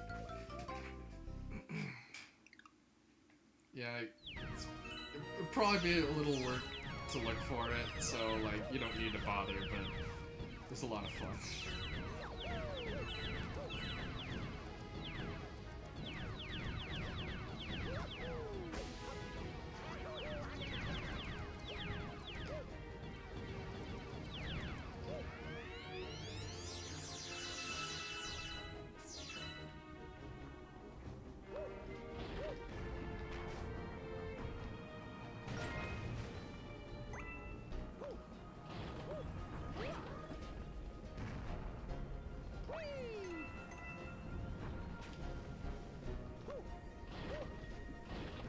Man, it is crazy what they're able to do with this game. The visuals are just bananas.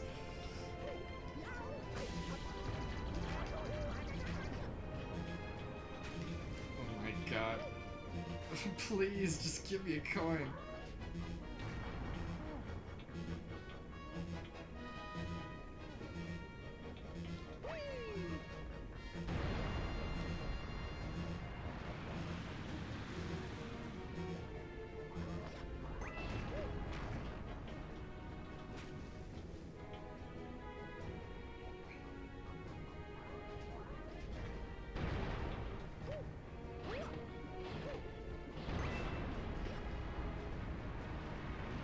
The way it plays with perspective is just wild.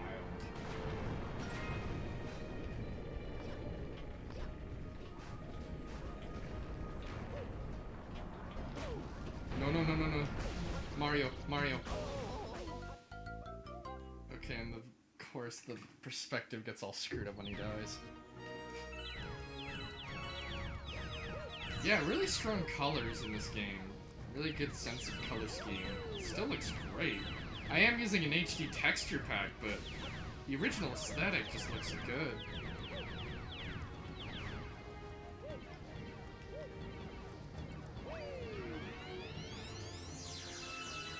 Oh, are you playing it right now, Reem? If you are, let's see you can get to 120 first. Well, actually, I've already gotten 120. We'll get Luigi first. Okay, that was not good. That was not good. That was not good.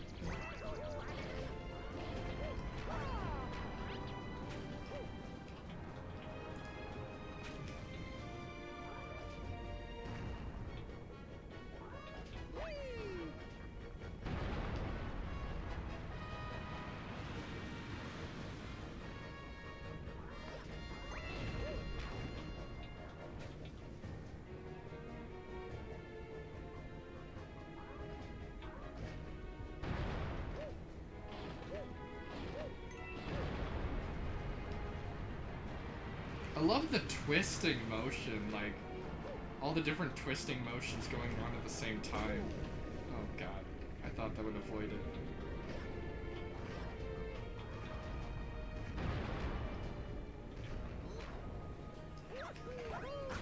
No! No, no, no, no, no, no, no. I don't like that. I don't like that.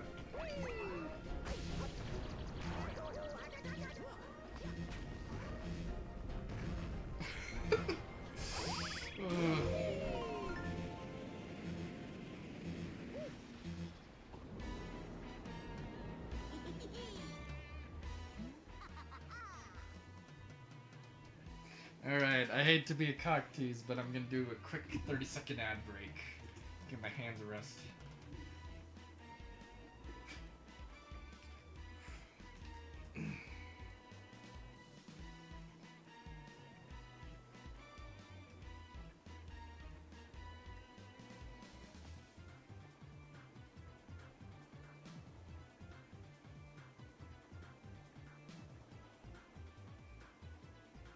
Yeah, it's crazy how good this game looks with the texture pack.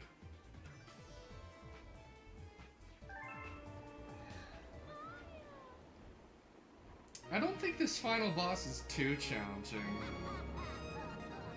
I don't think it's as bad as, you know, Sunshine's isn't like super like complex, but it is tricky.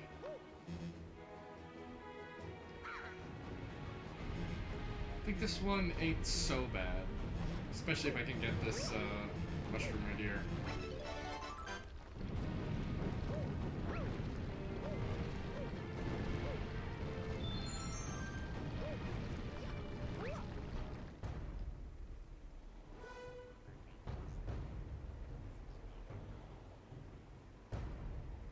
Hey, that's not how their height difference was in Smash Brothers.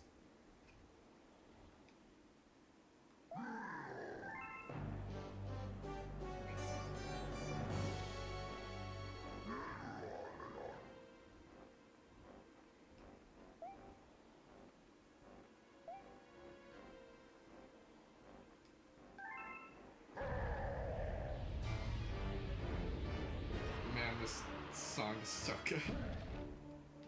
Dun, dun, dun, dun, dun, dun, dun. Bum, bum, ba-da-dum. Bum, bum, ba-da-dum. Oh yeah, I think I gotta smash his head.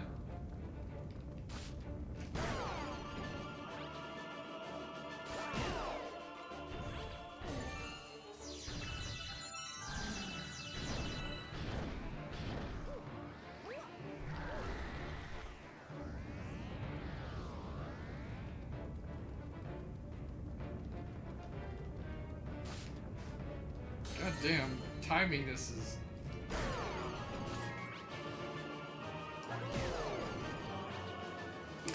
Ah! Stupid waggle.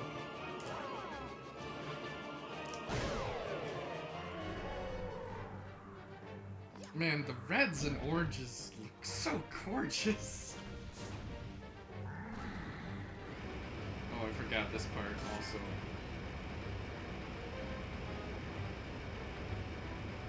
Am I supposed to do something when he's like this?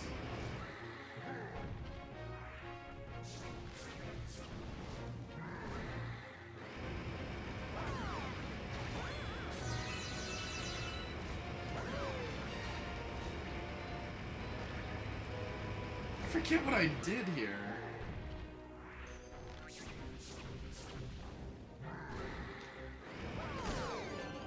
Okay.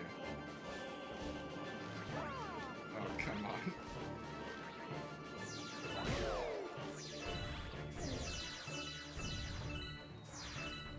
I think the Odyssey final battle had more to it than this. More scale.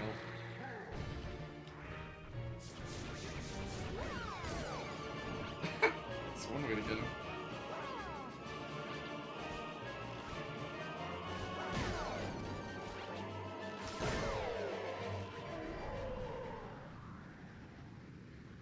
Rule of threes.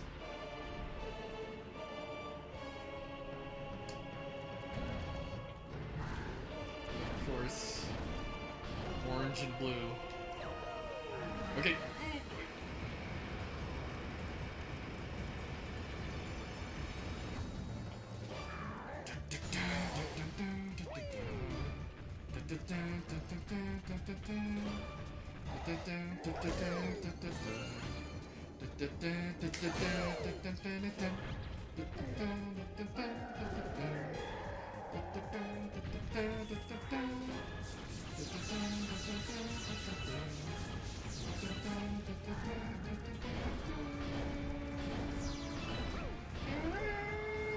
This is a lot.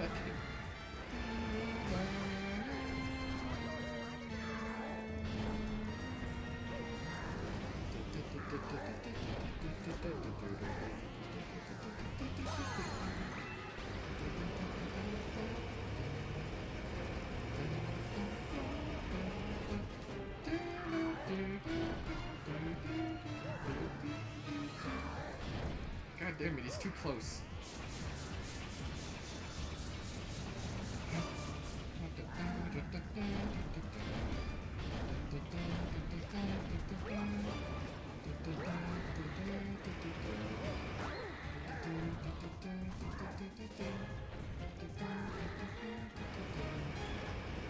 Oh, come on!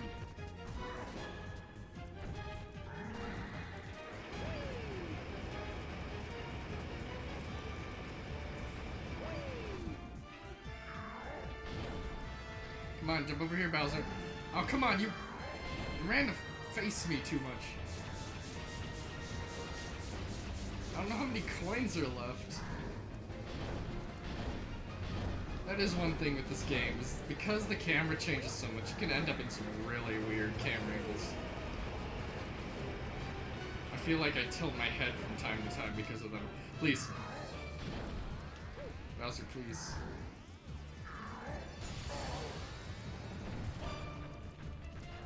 My ass!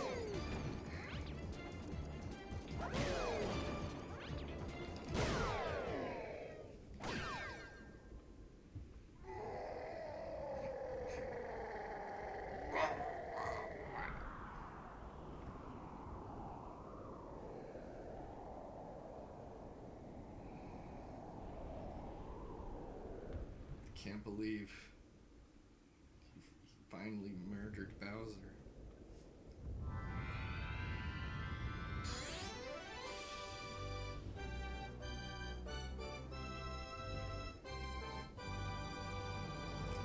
Wait, I'm probably gonna have to do this another time as Luigi. Feels like the Luigi stuff is pretty... My god. I had the word in my head. Padding. I was gonna say padding, but in my head came pandering, and I was like, that's not the right word. I'm getting tired.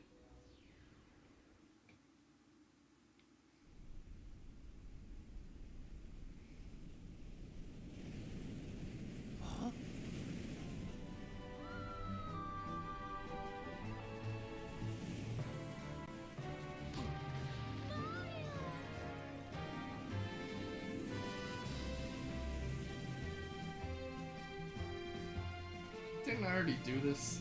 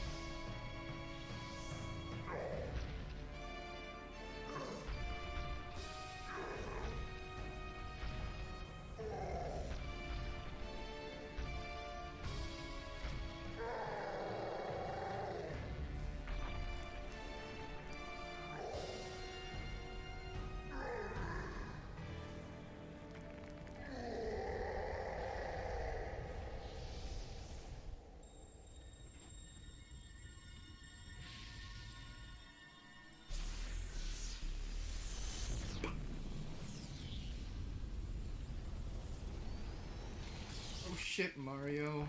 You just condemned the universe to death.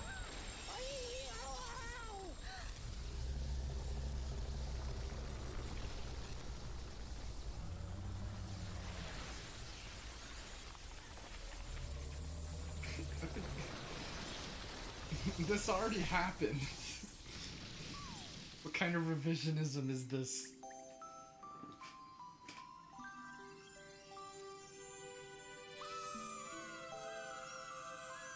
And then the boobas all die again.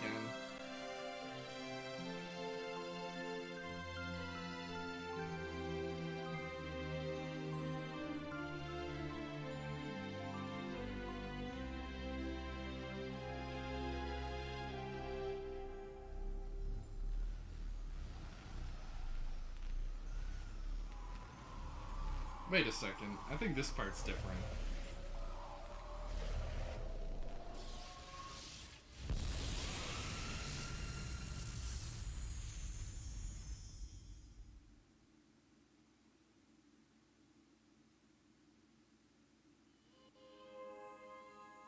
Okay, maybe it did happen and I just didn't pay attention enough last time.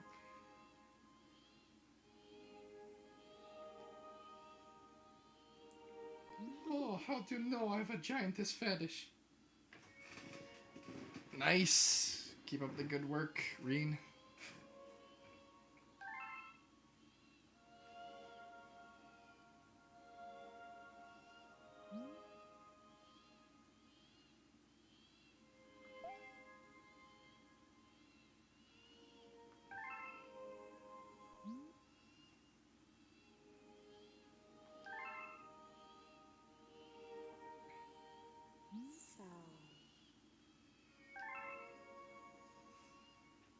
She looked right at me.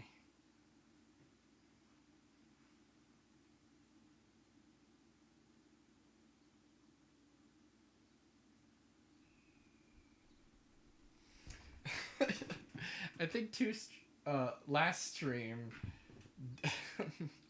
my friend Dylan requested a hero request, which obviously is not applicable to this game, and he requested Muigi. And I think I'll be able to fulfill that request for you in just a minute, Dylan.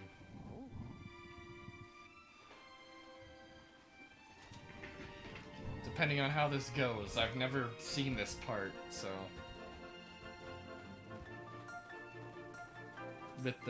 you'll see.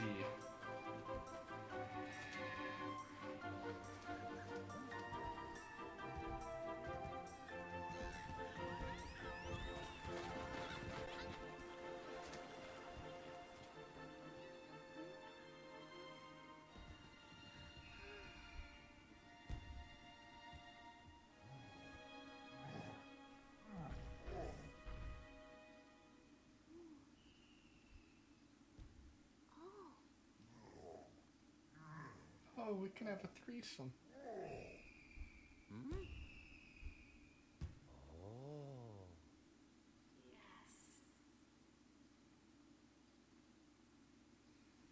Is it just me, or some of Rosalina's lines pretty low fidelity? Welcome!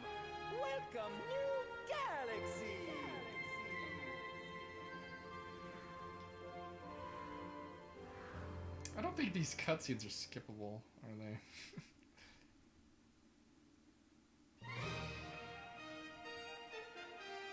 Alright, now we gotta wait for these credits to go by. And then, we'll see if we're with Luigi, but aside from, like, 1 star with Luigi, I think after that point, I'm gonna have to call it a night.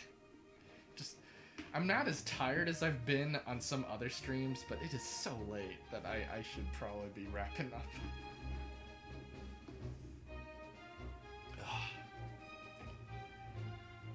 It's gonna be interesting doing all those stars all over again. Because the blue coins were tedious, but they were technically new challenges. This is like twice the length of the game for no reason.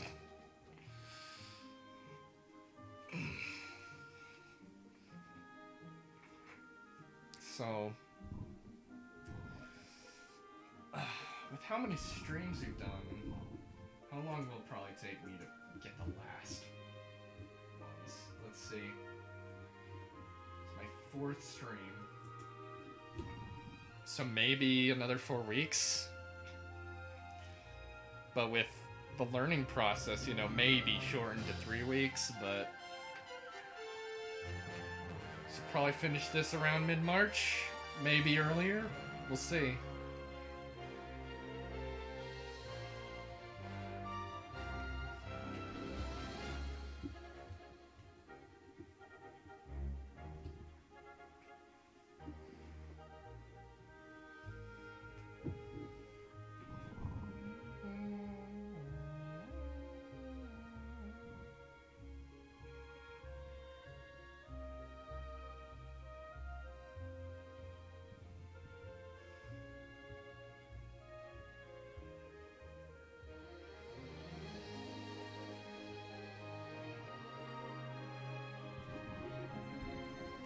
That cinematography at the end was nice.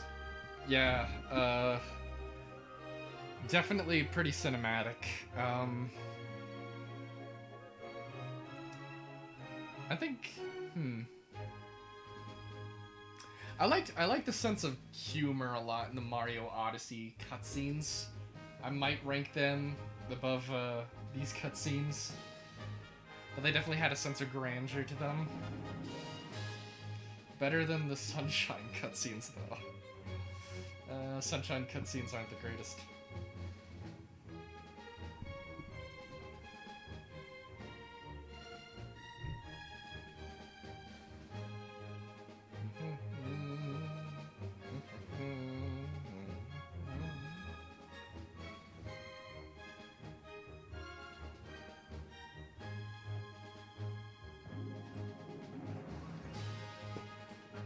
Wow, I can't believe I beat my Wii copy of Super Mario Galaxy. Oh wait, the disc is in. How have I been playing it?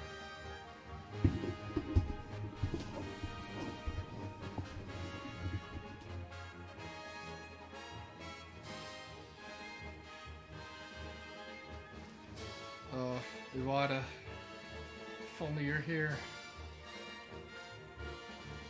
But then again, you're probably too pure for the times you're living at this point.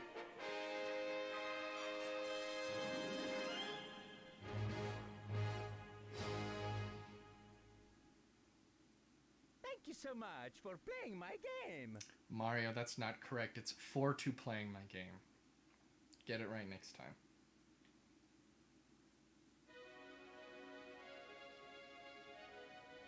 Is this where we reveal Luigi?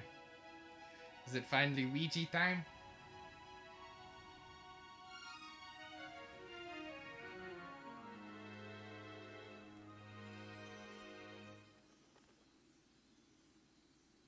Just so imposing.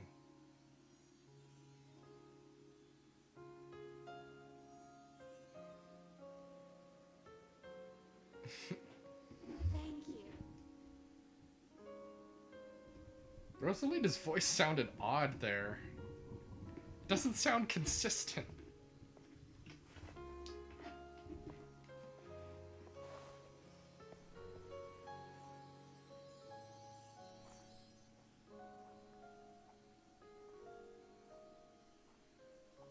It's a shame it's tricky to upscale cutscenes, because this is clearly a little more washed out than it should be, because of the definition it's in.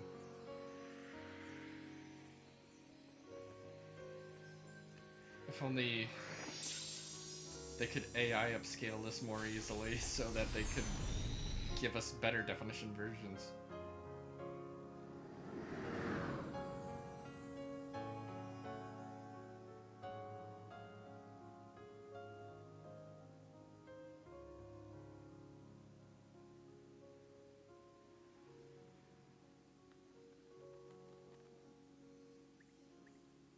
What the hell is this new thing? Captain Toad's dead? Super Luigi Galaxy. Adam, did you ever see the one post on social media where it was, imagine if you died and the first thing you saw was, this?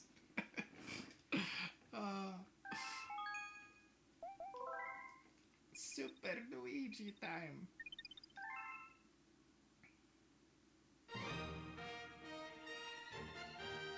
Maybe let's get 1 star as Luigi.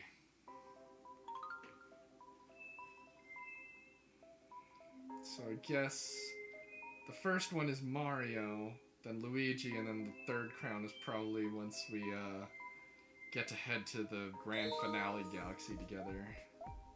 Luigi. Mario. Luigi. Luigi. Mario. Luigi. About co-star play? Oh, that's just the shitty...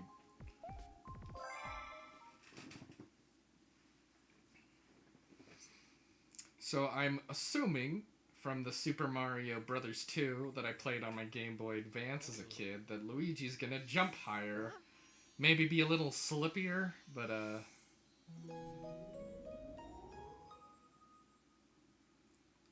what the hell are you doing here? We got the wrong guy.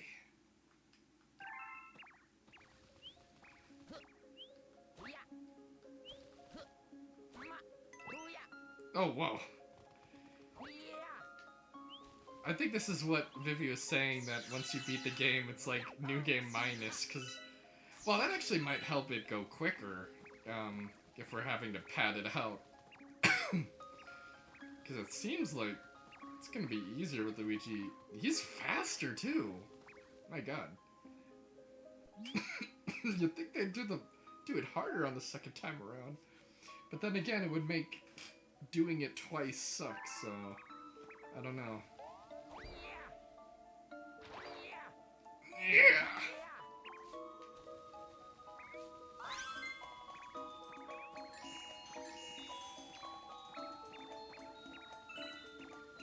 Look how fast I am! Good grief.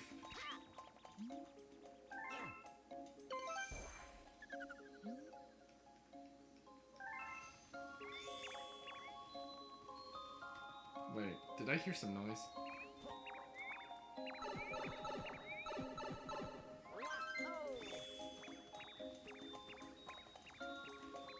I don't even need to slow these guys down, do I?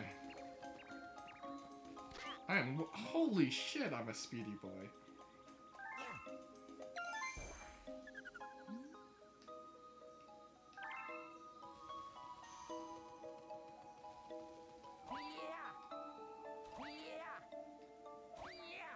Yeah!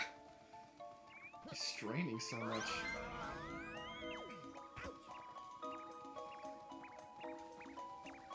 Oh my god, that was nothing.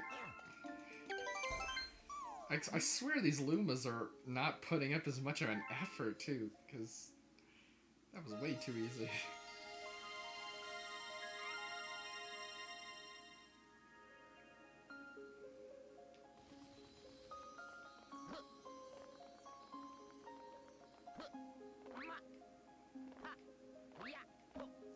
He just jumps right over.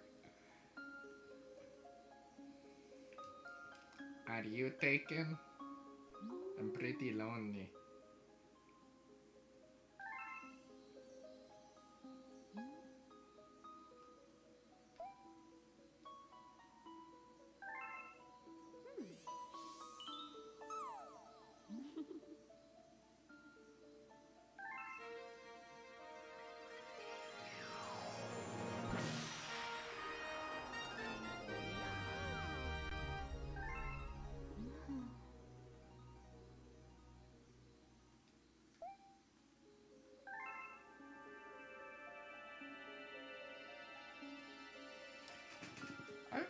wonder if you guys can even read out the games I've got behind me.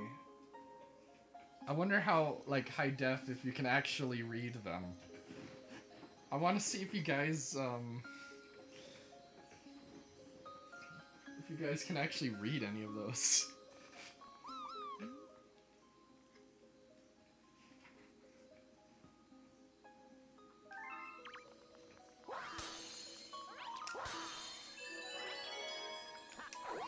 Did you ever see the, concept art of indie rocker Super Mario of indie rocker Rosalina in Super Mario Odyssey? I can't believe they took that from us.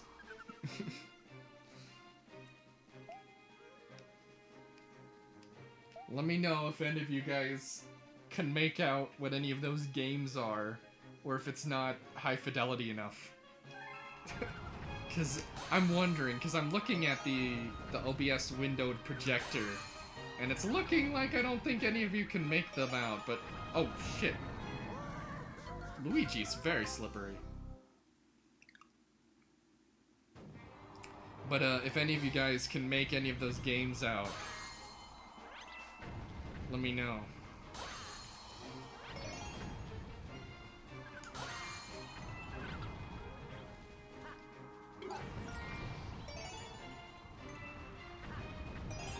When are they gonna put Waluigi in one of the main games already? I realized one day that he's only confined to the spin-offs. I've gotta do him justice.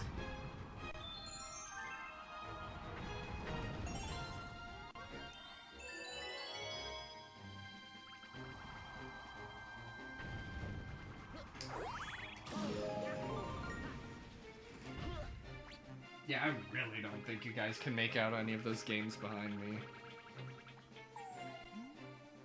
I think when I'm done, I'll, like, zoom it up and see if I can get it.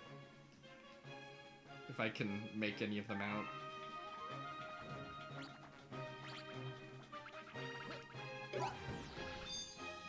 Wow, my first try. Yeah, so Luigi is definitely slippery. He is a speedy boy. And he jumps high, but he's also slippery. He kind of feels like a combination of Luigi and Toad from Mario Brothers 2. Because I think Toad is fast.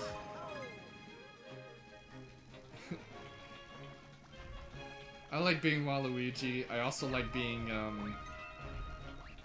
like being Yoshi. I like being Dry Bones, to be honest.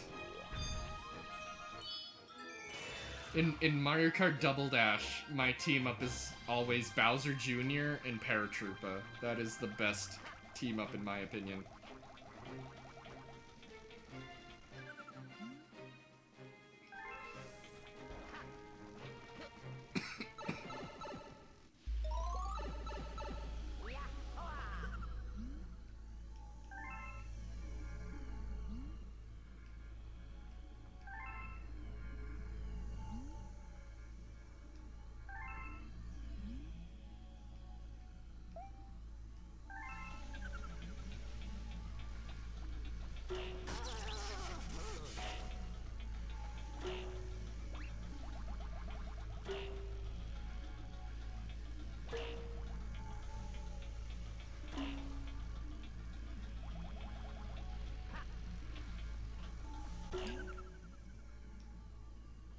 Yeah, you already told me that.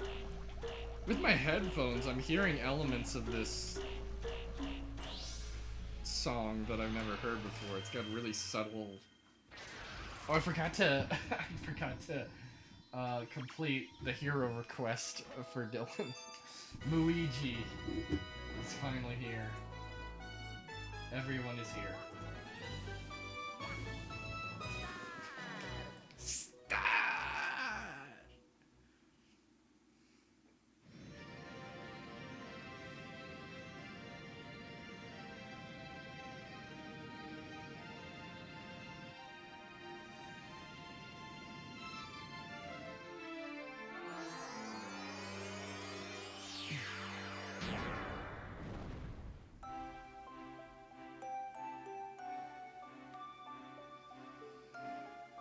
I remember as a kid, I would start up Super Mario Sunshine over and over again because as a kid, I was like obsessed with the beginnings of games and how fresh they felt, and I got bored later on with harder stuff.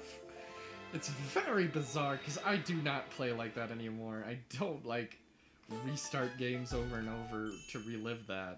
In fact, I would feel that's quite a waste at this point.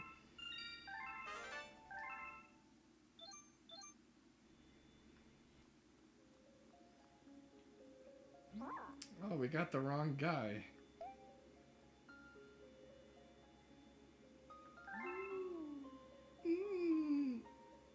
What an interesting voice cue.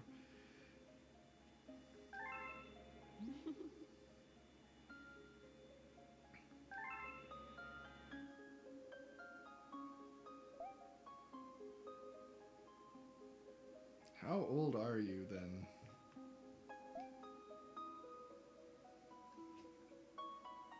Is Rosalina a gilf?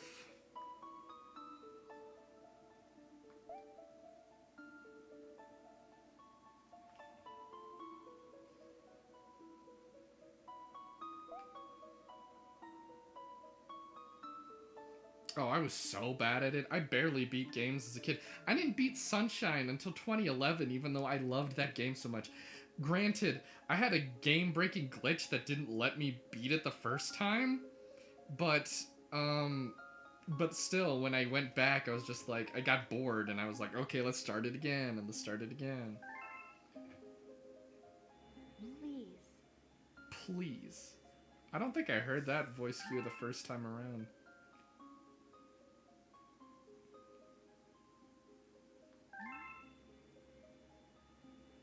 God, the visuals in this game look great. Look.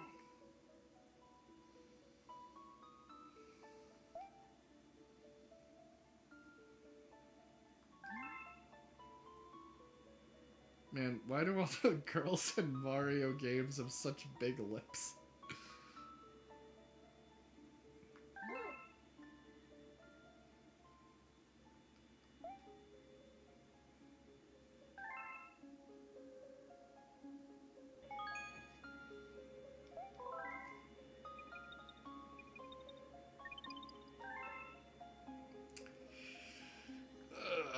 Alright. Seems like even if I got to the end, I couldn't beat the final bosses. Well, that also might have happened with some games. But, I think I am done for tonight. Because, we went for 4.5 hours. I thought we were gonna end earlier, so I thought it was gonna be a shorter stream compared to some of the others. But we went for quite a while. But, I had a test this weekend, so hopefully I'm not as busy next weekend. Hopefully we'll be able to start closer to like 8 p.m. Mountain Time, something close to that. But and then that way, even if we don't go as long, you know, even if we don't go as late, we still get a lot more time in, and I'll be able to have more of my friends on because they'll still be awake and know that I'm going to be going on. But the stream turned out pretty well. I wasn't sure if it was going to go well. I wasn't sure if anyone was, even if any of my friends were going to be on, but I'm glad they were able to make it. And I'm glad we got to watch a whole Star Wars video essay together. Really fun time, and I'm looking forward to doing more as Luigi next time. But I'm going to quit out. I'm glad all of you who were able to make it. But we are shutting this down. Oh wait, let me see if I can see those games.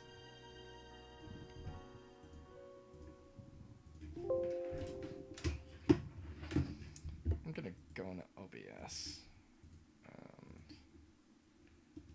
Properties. Let me try to scale it up.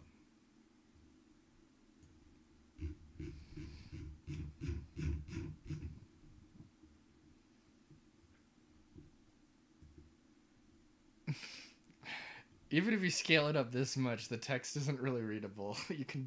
I can barely make out Super Mario Maker, but most of these are just logos I'd have to go off of. Yeah, you guys have no idea what games I have there unless you really memorize what the colors and the layout of the box art is. Let me put that back down here.